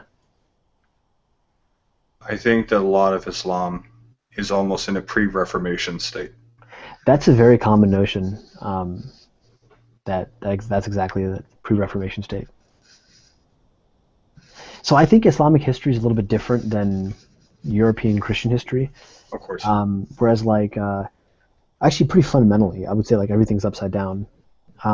But Muslims look back, like whereas like Europe kind of rejected Christianity because it, or is in the process of rejecting Christianity because it basically meant like these backwards cultures and like things that, like their dark ages where people were religious. Muslims see like what's happening now in the Muslim world as like the result of actually very secular policies. Yeah, I don't see it like that at all. I actually think, and I also feel that it has influenced a lot of other things. I think that a lot of the much later reformations and some of the dire states that exist in Hinduism are actually a result of Christianity. And I feel that a lot of the extremism in Islam is a result of Christianity. I think it's a reactionary stuff from like colonialism. So like, for example, like there's Muslims nowadays who are more conservative than like our Sahaba, like our companions of the Prophet would have been. They're like ultra conservative. They would have seen the Sahaba as being like which are like the disciples, if you will, as like liberals. Though I definitely disagree with where Islam has gone. I look at the golden age of Islam, and when I look at Jewish history also as well. I've actually stated this to Ruben on numerous occasions. When monotheism develops as a part of its own culture, when it's an insular development, it's much more positive and can stay more, how do I put this, isolated.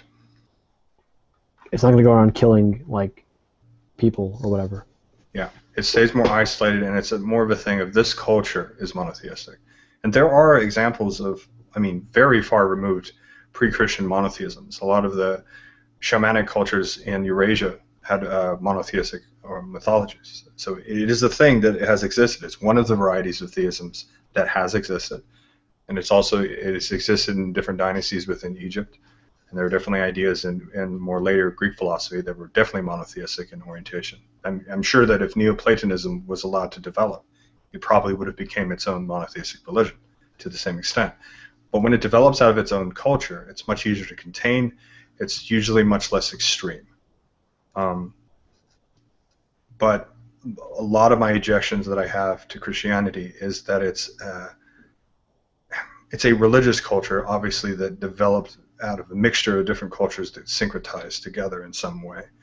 But it's a culture that developed that forced itself on other cultures. It's a culture. I'm sorry, I didn't get the last bit of what you said. It's a culture that developed at something. It's a culture that developed, likely syncretic, as a mixture of different cultures. It developed into its own culture, a religious culture that was forced upon other people. And I think that if Rome wasn't involved in Christianity, that if Christianity stayed as a Semitic religion that developed in the Levant and became its own indigenous tradition alongside Judaism in perhaps a similar way to how Buddhism developed in India, that it would have stayed more contained, would have probably been much more open, and probably would have been far less absolutist and extremist in orientation. But because of how it developed and became an imperial religion, it spread like a virus. The sort of aggregation of the different ideas that formed in the canonical Christianity that we currently see in all of its iterations and permutations is the problem.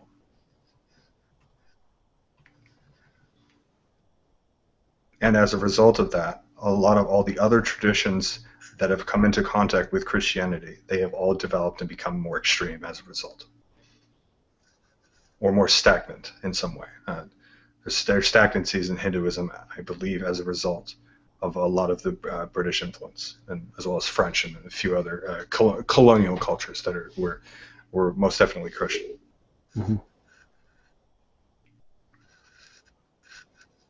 You thought this through. Yeah. So, like, what do you like? What do you do? How do you research these religions? How do you like? Where does this all come from just as you as an individual?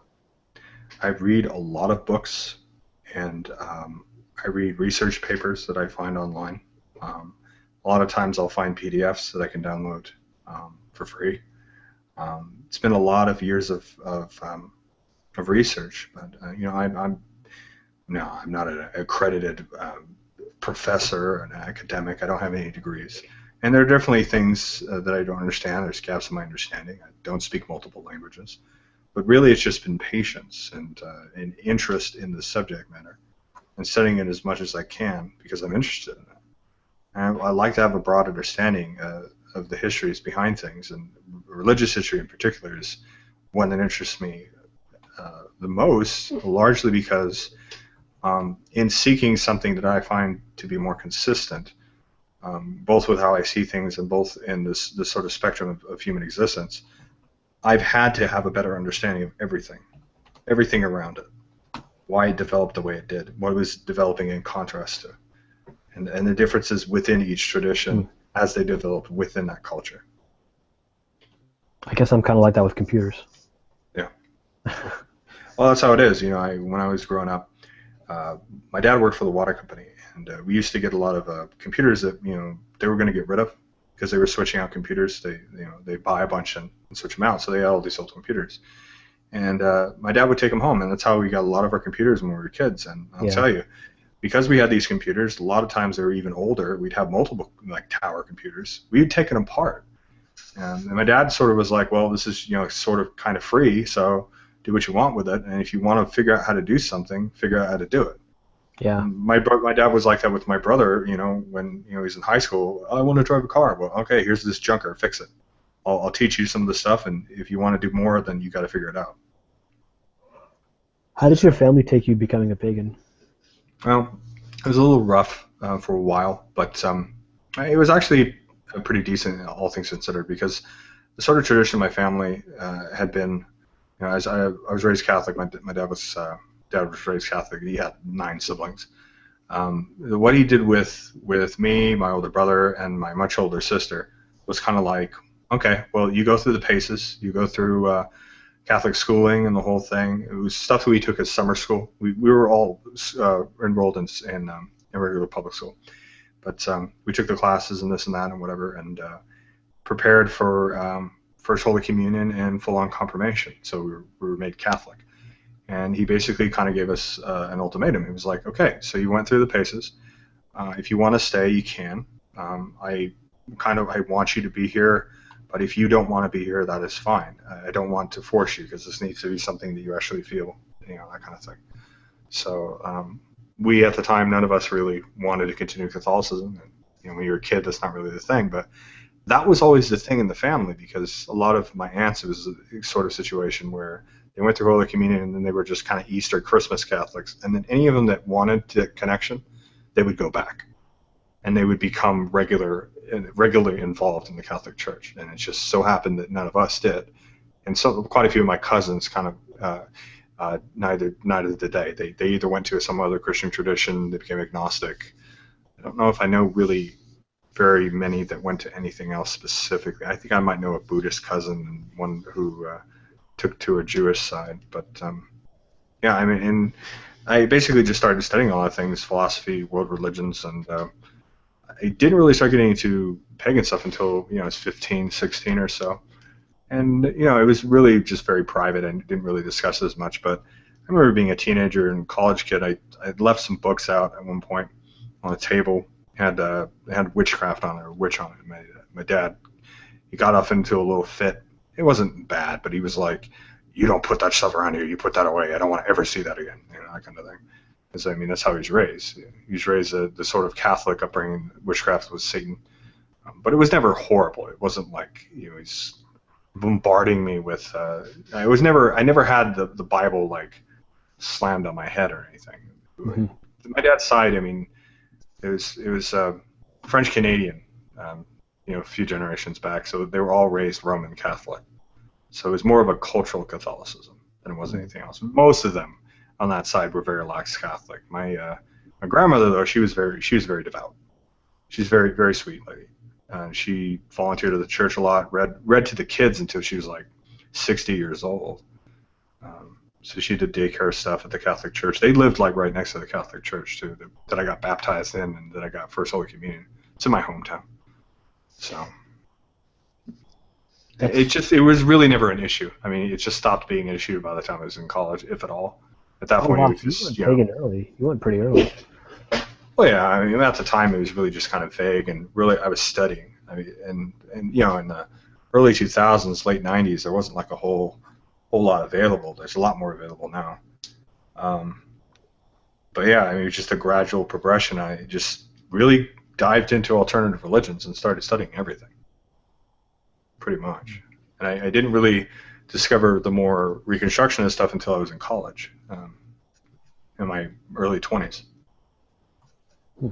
So, and it's just everything kind of fell together when I started to really see the consistency and get much more access to more academic information. So it was a very natural progression for me. That's a little different than kind of my path, if you will. Oh, I'm sure. May I disclose or? Sure, go ahead. Myself? Yeah, sure, go ahead. My family was culturally Muslim for a while, but Pakistani Muslims, like, we are very religious people as a nature, like by nature. Even like quote unquote secular people are still will invoke God like in daily speech. So yeah, we had that whole thing going on, but like that's kind of what we grew up with. Where my parents didn't really go to Friday prayer because they had work, and which is like kind of different than a lot of like younger modern like Pakistanis. They won't take a job if they can't go to Friday prayer. They just be like, I'm working elsewhere.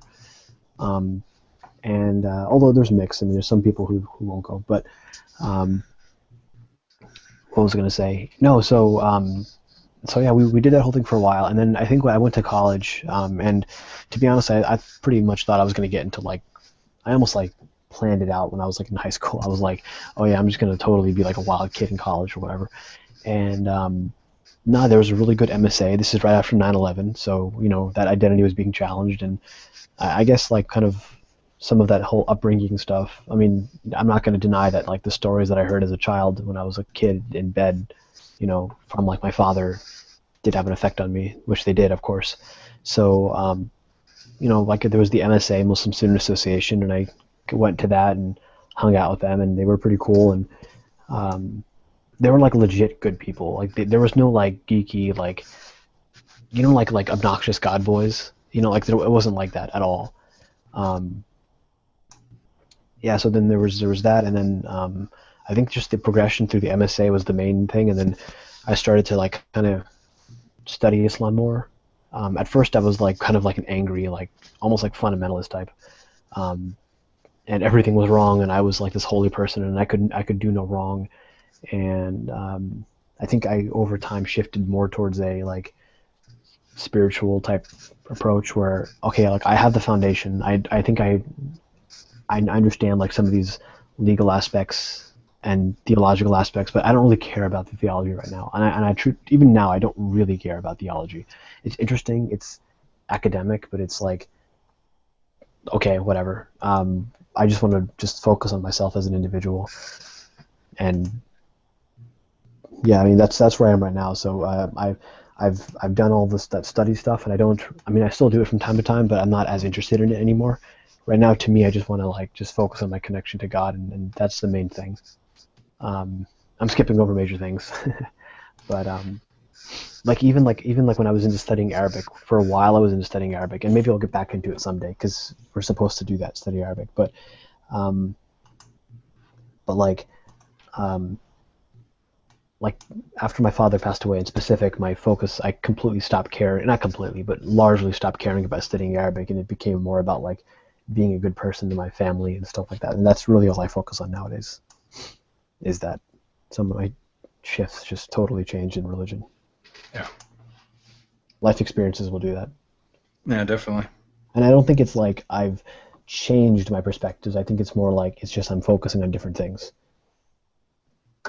It's kind of like I don't know how your faith would do this, but I'm sure there's like you can emphasize a different aspect. That doesn't mean like you're denying another aspect. You're just emphasizing A over B. Oh yeah, most definitely. I was in one hangout with a couple of Christians, and if I mention their name, I'm sure you'd know who they are. And in the conversation, somebody said, you know, too many people are making Christianity all about being a good husband to your children or to your wife, and a good worker, and like paying your taxes and being a good human being. Too many religions do that. It's all about Jesus and putting your sins upon Him, and He died for your sins, and like really just like saying, no, this is what it's about. And it's almost like I don't know much about Christianity, but I think it's a bit more broad than just Jesus died for your sins. I think there's more to it than that. And they're limiting like if you look at Muslims in like Russia, they're going to focus on different aspects of this. It's the same religion, but they're going to focus on different aspects of the religion than Muslims in like Zanzibar are going to focus on. And there's nothing wrong with that. There's the same religion. It's an emphasis on one aspect, and that could be for whatever reason. And I think when I hear like, no, it must be this aspect of the religion you have to focus on, with exceptions to the fundamentals of the faith, then I think that there's something wrong going on there. I'm rambling. No, you're not. It's very specific. It just depends on where you're talking about and who you're talking about. There's individual differences in what people focus on, and there's cultural differences depending on what form of Christianity, Islam, Buddhism, Hinduism. So yeah, I totally agree. Mm.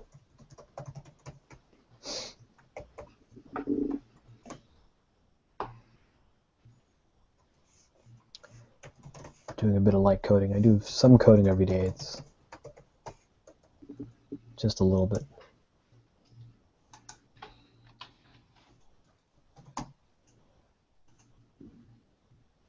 I am way too into computers, I must say.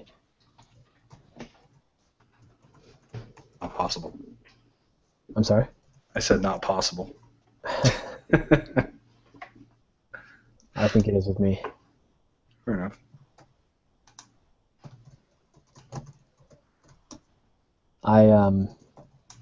I've just been like programming, networking, blah blah blah since I was like a kid. Since you could type. Yeah, pretty much. I mean, I learned how to type really fast when I was like in second grade. I think once I did a typing test and it was like 125 words a minute with 0 mistakes.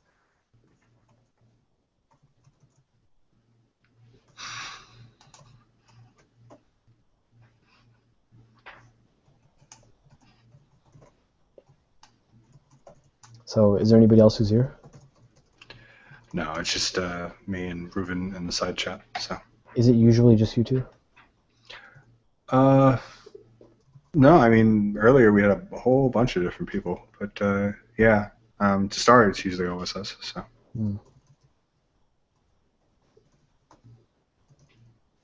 I may have to depart soon. It's like 2 a.m. here. No problems. I'll stay for a couple more minutes.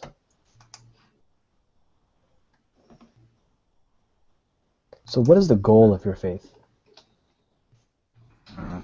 It's a difficult one.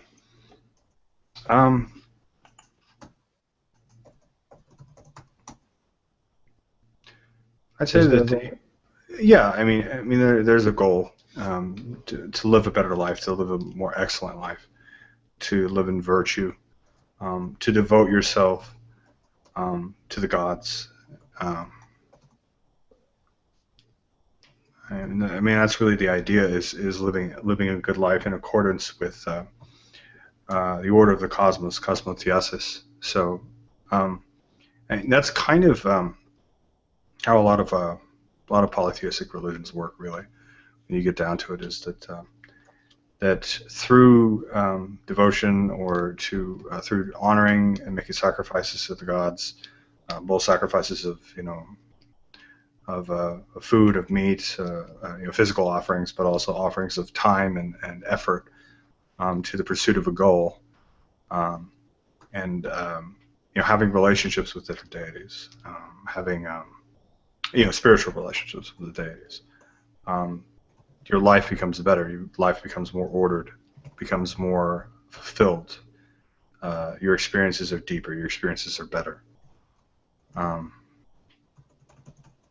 And I mean, there's always a view, in most polytheistic religions of a better afterlife, that through living that life, through living in accordance with those orders, with those virtues, that you have a better afterlife available to you. But most of the religions, it was kind of viewed that the underworld, that whatever part of the underworld that you would reside in. There were ideas that they had about it, but ultimately it was a mystery. There was no guarantees, and that for them was a motivating factor. That to provide the best life that you could, to provide the best life you can for your family and for your community, to be engaged with that, to be connected to the world around you, to society, to nature and the natural world, the cultivation of ascetics, of being a more fit person, being a healthier person, being a more compassionate person. Do you think that you're going to go to heaven the way that, or the equivalent of heaven, the way that Christians kind of say, like, I'm going to heaven because I have accepted Jesus into my heart? I'd like to think that, if I'm a good person, that I'll go to Elysium. Sure. To where, but I don't know. Huh? To where? I'm sorry, Elysium? Elysium, or the Elysian Fields. So it's a blessed afterlife for your return to your ancestors. Is that the thing like in the movie Gladiator, where he's in these fields at the end of the movie? Yeah. Is that the same thing? Yeah. Oh wow. That's those Elysian Fields. So it's a blessed afterlife for virtuous people. So you must have been like, there it is, right there, like. Yeah, it was. It was funny. It was one of the first times I saw something that was like, oh, it was like an echo of something. It's almost like, when you're a kid and you get to that age where you start to realize that, oh, she's pretty, like you get these little echoes of there's a thing there, obviously for me it's different sex, but it's like that. It's like a hint. You just get these ideas and they start to remind you of things that you believe. Oh, so, I don't know how to ask this question without being blunt, but you're gay? I didn't realize that. Yeah, I'm homosexual. Though I think that's probably see, I've heard people say you're not supposed to say homosexual, you're supposed to say gay. But I'm not happy. Yeah. That's not entirely true, but whatever. Gay, homosexual, I don't really care. I didn't make that. I didn't. my gaydar didn't go off. I don't know how to phrase it. So. Yeah, well, that's I'm accustomed to it. It's not like I'm getting offended because people don't know I'm gay. But no, Elysium. How do you can you type that out in the chat? Yeah, I'll type the Anglicization. One of my best friends. He's gay, and he very much does not have the stereotype in any possible way at all. Like he says, like if he wanted to be with somebody who had that stereotype, he might as well just hook up with a woman. I tend to feel similarly. I mean, the men that I've met who are gay, who are more on the sort of feminine side, it's genuine. It's genuinely a part of their identity. But I've met a lot of people who just lay it on thick, like it's makeup. You know, like it's not really how they actually are. There's actually a theory that some gay men did that as a way to let other gay men know that they were gay. Mm-hmm. And they would wear it as a badge of pride that would also attract negative attention at the same time. But I don't know. It's like a really weird sort of contradiction of terms. But are you talking about like the outward stereotypical like gay flaming? Yeah, that's the word, flaming. Yeah, that's what I'm talking about. I'm talking like people who are so effeminate that they make women uncomfortable. That's difficult. That's difficult to make women feel uncomfortable around gay men. My experience. So yeah, we had a few of those when I was in high school. So I ended up coming out of the closet late. There was a lot of stuff going on with my family. There's so many things stacked on our plate. I didn't want another thing, you know. So I waited until it was appropriate time. And I was still wrestling with it for a number of years for a variety of reasons, but one of the reasons was actually because of some of the people that I interacted with when I was in school. Mm-hmm. They made it so unattractive for me to be out. Oh, there were people who were out. Yeah, there was a good number of people that were out, and almost all of the ones I knew that were open about it, they were just melodramatic, super like hyper effeminate. They were always about fashion. They were always about popular culture. They embodied the stereotype. And actually, in all fairness, teenagers are melodramatic. So it probably has more to do with them being teenagers than their sexuality, but still. Fair enough. I can see that. Well, a lot of adults do that too, though. This like obsession with like celebrity culture just annoys the hell out of me. Right. Like I really don't give a damn what the hell Bruce Jenner does. Like, why am I supposed to be concerned with Bruce Jenner? Like, I don't care. And I like people. That's just it's a stupid example, because actually that in fact that's a bad example. People who are very into like what like Kim Kardashian did. I don't even understand why she's famous. I legitimately do not know. And like people who care, you know, like, did you hear what she did today? Oh no, you know, like, why are you concerned? Why is that the object of your life's concern? That actually like bothers me. My experience has sort of taught me that a lot of the reason why LGBT people, and particularly gay men, and also women to a lesser extent, particularly younger women, why they latch onto popular culture is there's this sense that if they latch onto popular culture, that it will in some ways be their sort of salvation. Being having their finger on the pulse will make sure that their concerns are met, that their concerns are valid, that they're given a place. And to some extent, there's actually a sort of historicity to that, at least with the gay community in the 20th century.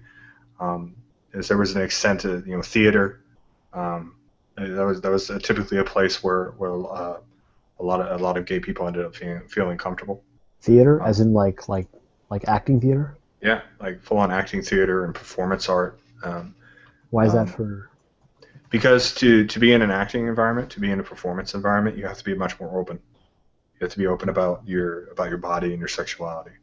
And there's actually also a history that goes much further back, as far as the Renaissance, where there was all male acting at one point, and some female characters were often portrayed by men.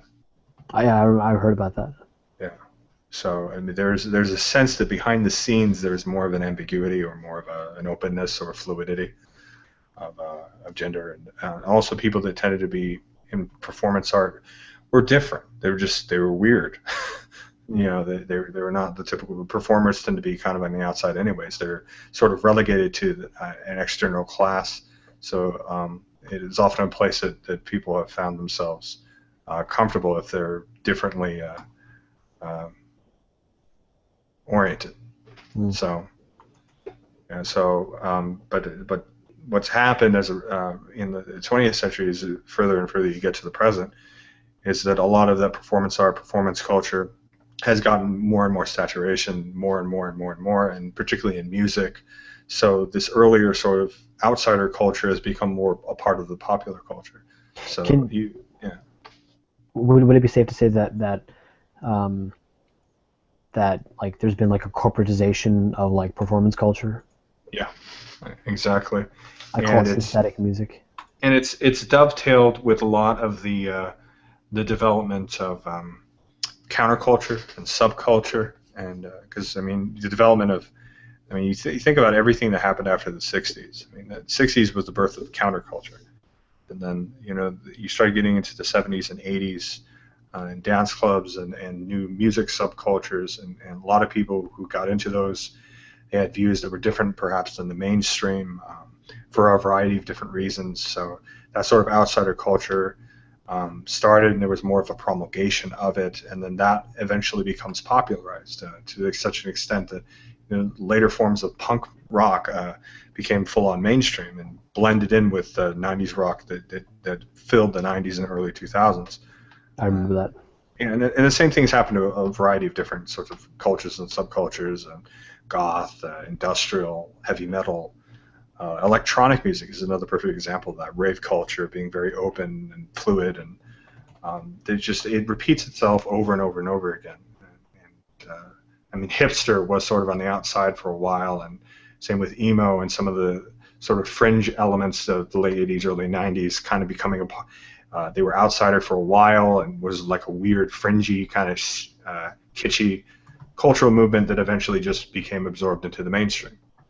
And people ride along those waves and feel sort of comfortable. They have just enough outsider status to feel different and unique and special, while at the same time having mainstream appeal and having attention drawn to them, because it's all a sort of ego thing. And that's basically what gets us to the modern day. And you have anybody who sort of feels that they're outsider or that they're put aside or whatever, they have the perfect balance of being just enough outsider to be special, but just aware enough that they feel that they're being supported. Almost in contrast to the very same mainstream that they think is persecuting them. So it's like this weird sort of contradiction of terms. So, and if you actually are alternative, if you actually are into some of these different ideas, and you find yourself in a class of people or in a group of people that are very much a part of the popular culture, particularly if gay obviously is the one I'm mentioning here, it puts you at a sort of dissonance. So I actually find myself getting more negative attention thrown at me by other gay men than I actually do by everyone else, because I don't fall in lockstep with what's going on now. With the typical gay culture. Yeah, it's not about the Supreme Court ruling or gay marriage or any of the actual things that the people are fighting for and trying to get. It has more to do with cultural norms. The things that you need to do, the way you need to vote, the way you need to dress, the way you need to act, the ways you need to think, the music that you need to listen to, the things you need to absorb, the things you need to be interested in if you're a gay man. If you don't, then you're self-hating or you're a traitor. Can I let me say one thing about this gay marriage thing? I one of the things that I've noticed is that the left has really focused on like gender and identity issues a lot. Identity politics, yeah, absolutely. To the exclusion of like economic justice, really at all. I mean, they don't. It's almost like they don't care, or they vote Democrat, but they don't realize the Democrats are basically the same as the Republicans when it comes to like helping the poor. And I feel like they kind of get lost in like these identity issues and don't give a damn about like the far right panders to the religious identity politic, and the far left appeals to the gender, sexuality, cultural, non-white identity politic. I would say there is actually kind of a white aspect to it. There is. It's full of non-white, pandered to, and guilty white people. Guilty white. That's exactly. Yeah, there we go. Guilty white people. Yeah, that's actually perfectly. That's exactly it. They talk about like people of color, and like okay, so some of the stuff that like Pakistani people will talk about, like as like social causes that need to be fought for, are very different than like what like guilty white people will talk on our behalf about. Like there are certain social cause things that need to be done. Like for example, like if you are interested in social issues and you're a Muslim of a certain ethno-religious background, this is what you'll be focused on. Let me turn my camera on for a second. I usually don't like to have it on. This is what you're focused on. You're focused on United Muslim Relief, Together for Hunger. That's the kind of stuff people focus on. They don't care about there's stuff like that, like, oh, there's malaria, we need to fight malaria. There's like Sheikh Hamza Yusuf's premier English-speaking sheikh in this country, in the UK, and really any English-speaking part of the world, talks a lot about like diseases and like pornography addiction, those types of social causes. But like there's very little identity politics that I've seen. Except for maybe around like acceptance by society as a whole. Do we have a consensus here that Kim Kardashian is actually ugly? You know, Reuven, I would say that I don't find her all that attractive. Does that make sense to you? Does that what I'm saying? Like that's one thing I appreciate about the Muslim community in the West, is that they don't care about like identity politics in that sense. They're interested like in, I mean, obviously it's a subset, it's a small subset, and I think the greater Muslim community is still kind of backwards in some ways. But like the more educated people, I've noticed that they're interested in like poverty issues. Yeah, this is my observation. I know this girl. She went overseas and she's going to poor women, and she's having designer clothes made by them, and she's paying them a good salary, and then selling those clothes in the West. I was like, damn, this chick's pretty cool.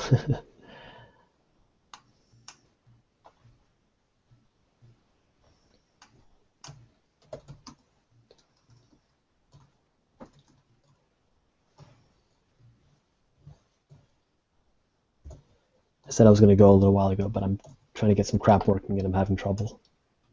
Yeah, I gotcha.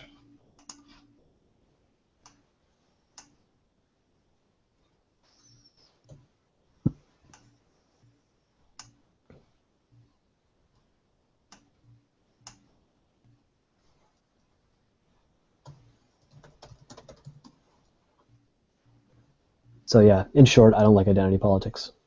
Yeah, me either. I think it's actually detrimental.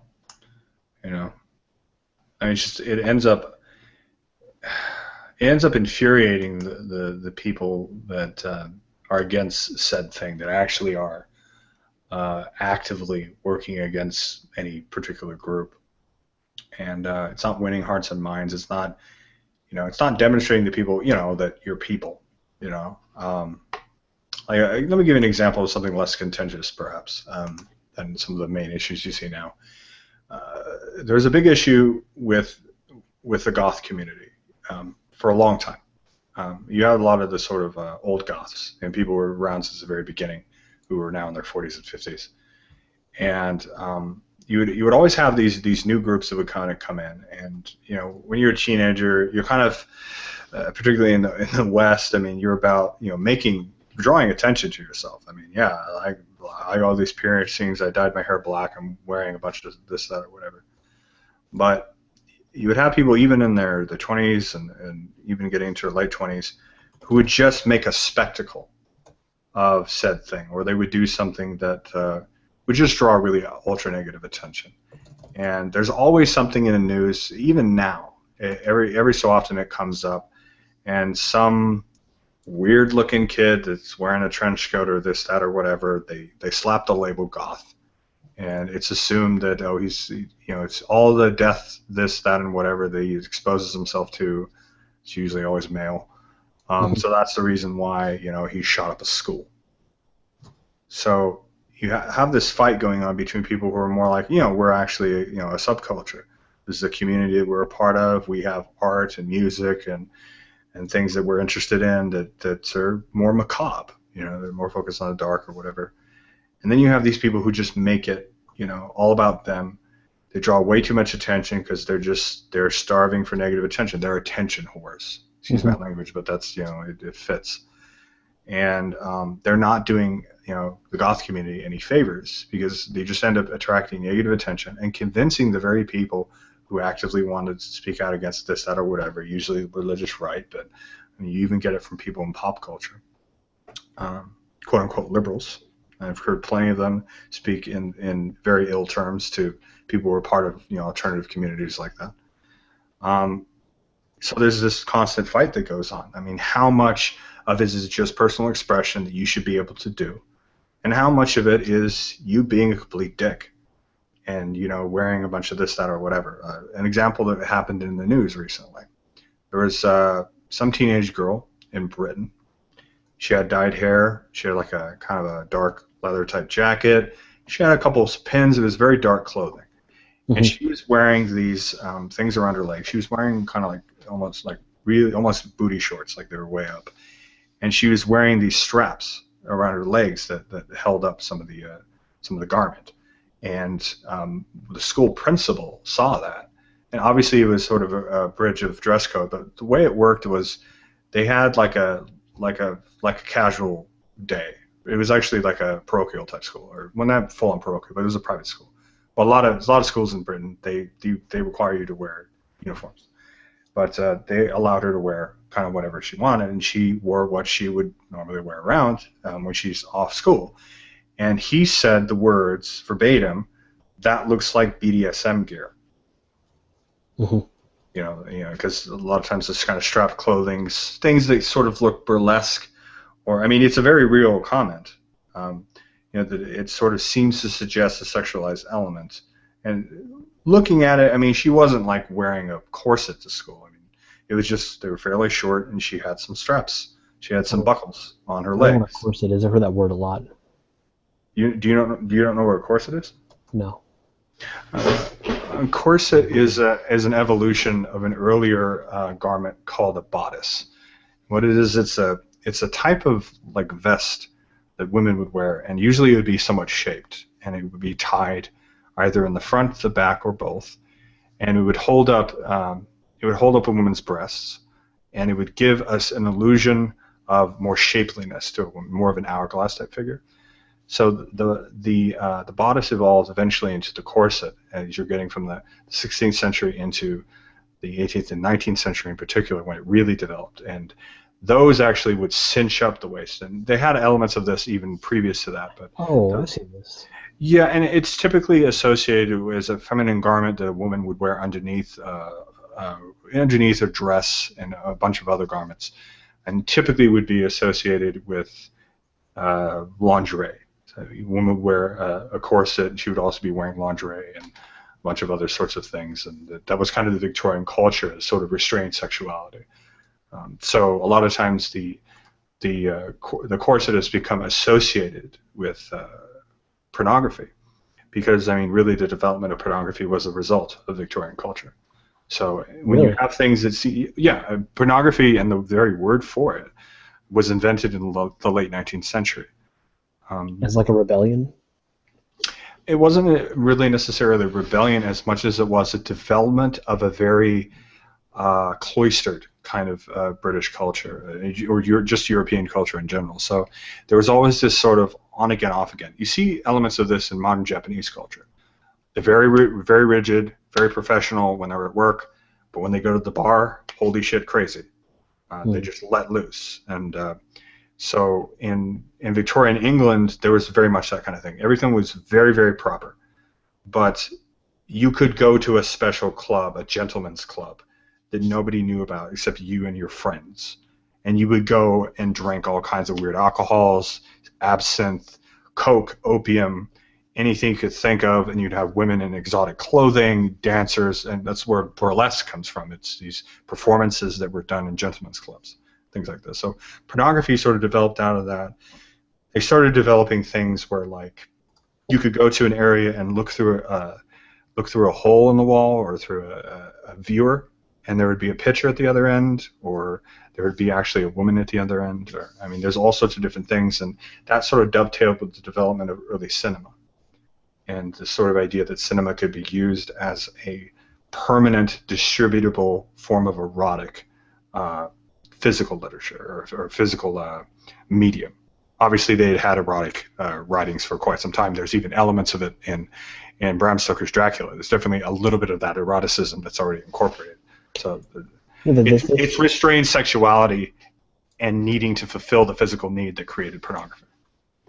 You know that like there's been like studies on like pornography, how like bad it is for you. Like the excess of pornography, absolutely. Yeah, like it's really like a sociological like scourge on people. Well, that's what happens when you restrict people completely from their sexuality. Yeah, I'll tell you a story. It gives them no other choice but to turn to pornography.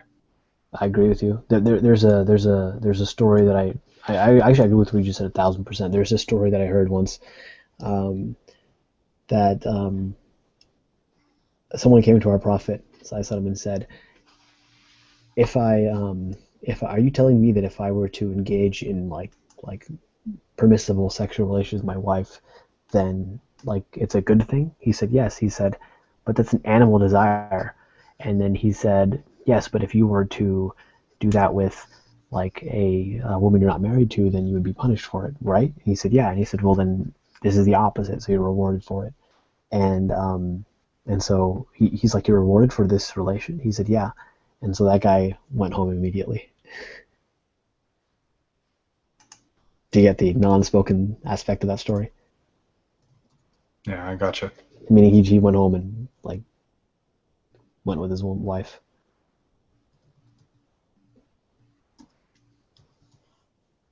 Yeah, but like that, I agree with you that can lead to that can overly prudish mentality.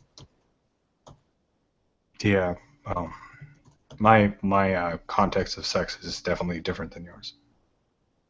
So I don't know what your context is, so I'll just take your word for it. I'm not against premarital sex. As long as it's protected and responsible, I don't think it's a problem. But I was speaking more generally. Yeah, no, totally, I get you. But yeah, that's kind of, that's definitely a sort of an offshoot. But what I was sort of getting at is that, I mean, that's just an example. The girl wearing the sort of gear that loosely sort of references sexuality, and there's definitely a tie-in, a lot of goth culture and things that are sort of developed from it or around it take from Victorian periods, sort of late romanticism and like sort of culled from the mythologies and tropes of like Edgar Allan Poe and Bram Stoker's Dracula and things like that. So that's where sort of that symbolism and that sort of context comes from. And so, making the point, that's just an example of a story that they're in Britain. I mean, that's just going to make people alarmist. You're going to have mothers and fathers telling their kids, no, now you can't dress like that because you remember the thing that happened to that one girl in the news or whatever. That's just drawing negative attention.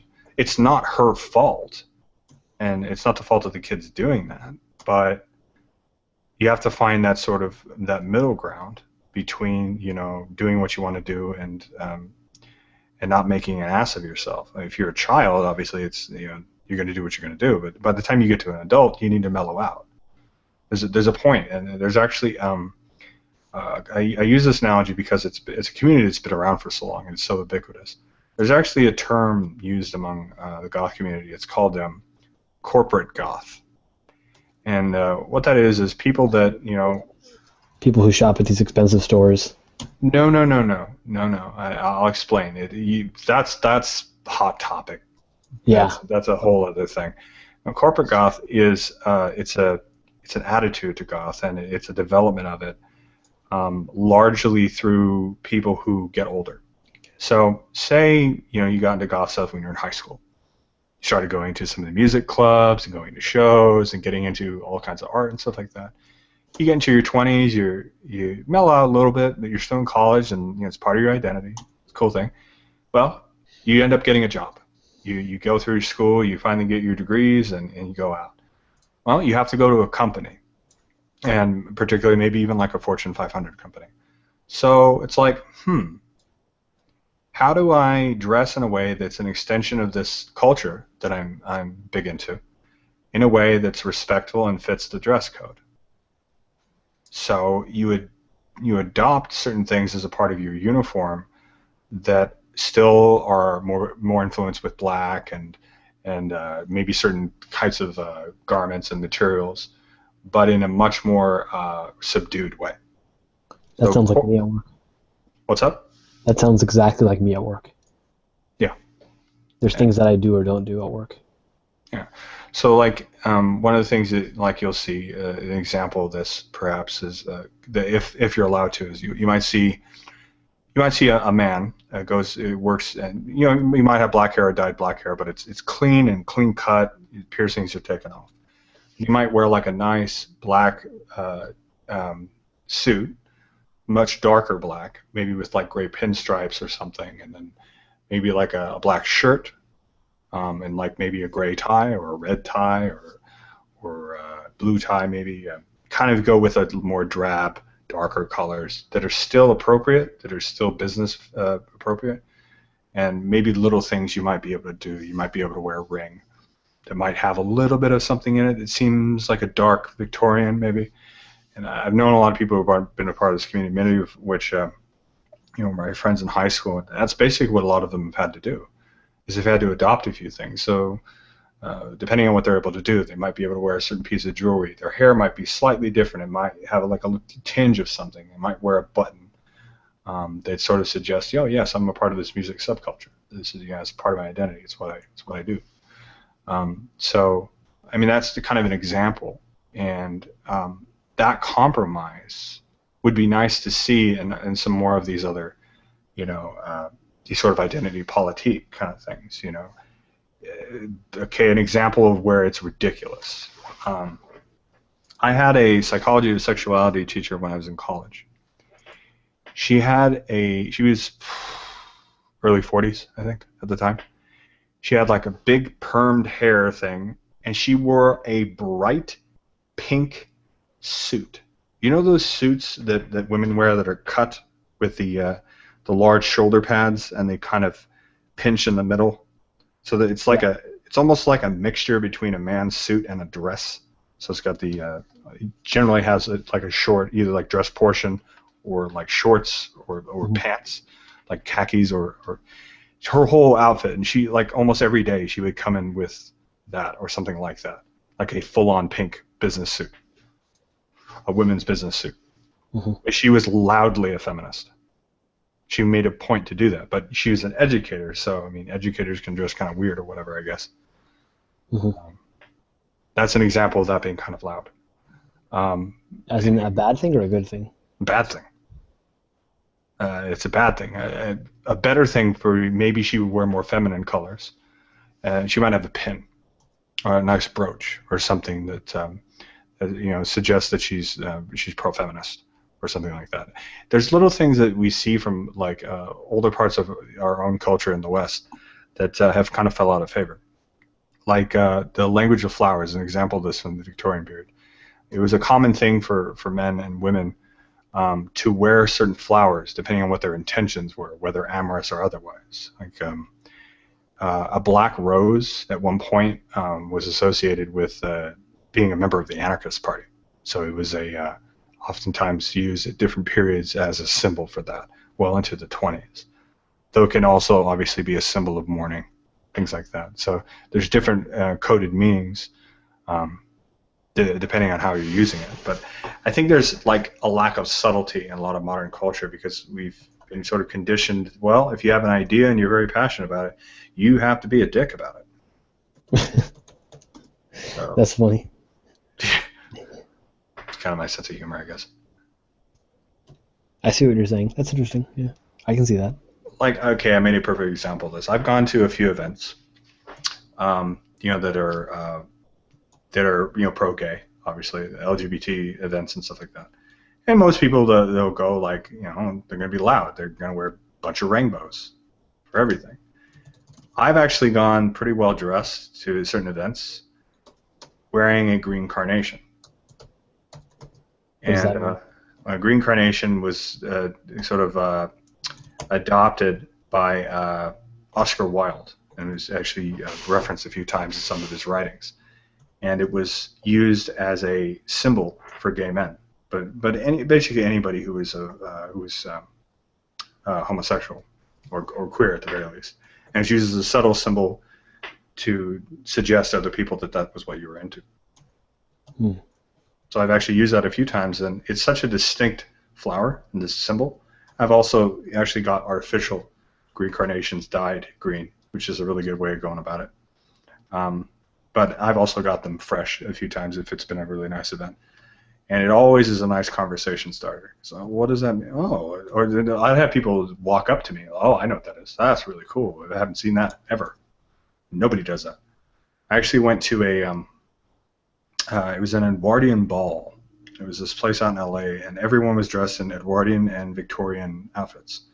There was a burlesque show. There was a bunch of like fire breathers, a bunch of cool stuff, and everyone was dressed in different things. There was music and art in the area. It was a very big venue, and I walk in with this green carnation, and just people were like, "Well, that was really cool. Like I'd never seen that." So, and a few people would ask, and I would tell them, and it was really interesting. People just didn't expect it. I don't know if it's a good thing in culture or perhaps a bad thing that subtlety is rare. So in a positive, it can actually be impressive to people, and people find it interesting and something they might want to do themselves, or it could find admirable. Or if it's bad because, that's a rarity that, most people are not subtle. So I think if so many people are not subtle, then it stops having any meaning. When you do actually do something that's bold, it stops having the weight that it did before. I'm going to step on a second, but the last thing you just said, I agree with, that when it stops having the weight when it's bold. Yeah. I'll say there was this one chick I'm currently speaking with, but she was saying that she went to someone's wedding once, and someone was like, "Oh, here, wear this flower thing on your wrist, or some type of something or other on your wrist." And she's like, "Why am I wearing this?" It was someone's wedding, and she was like, the lady was like, "No, just wear it. It's a good thing to wear." And she was like, "Okay." So she's wearing this thing, and I'm looking at this picture, and it's a picture of her wearing this like flower thing, and she goes, "You know what that means?" I said, "No." And she told me that. She's like, "I didn't notice at the time when I was wearing it, but it's like a symbol. It means like this girl is not married, and therefore she's like available." like in other words, like if you're a prospective suitor, you can like inquire about her. That's like and she was like, "I didn't know what that meant either," and she just wore it. And later on learned, and we were talking about whether that was good or bad. So, but subtlety, no, I see what you're saying. Instead of wearing it loud, it has a, in other words, you're not, when you say there's something to it, as opposed to doing it loud, it means like you truly believe this, but you're confident in your own ideas enough that you're not shouting it at people. Definitely. Is it okay if I step out? I should have left like an hour ago. No, not a problem. It was good talking to you. As well, yeah. Honestly, it really is good talking to you. You and Reuven actually challenge a lot of my ideas. I like to pride myself on the idea that I have looked into a lot of different ideas and try to look at things as objectively as I can. But when I speak to you in particular, I realize, no, I'm not being objective. So no, it is actually good talking to you. All right, I will until we next meet. Take care. Have a good evening. Bye.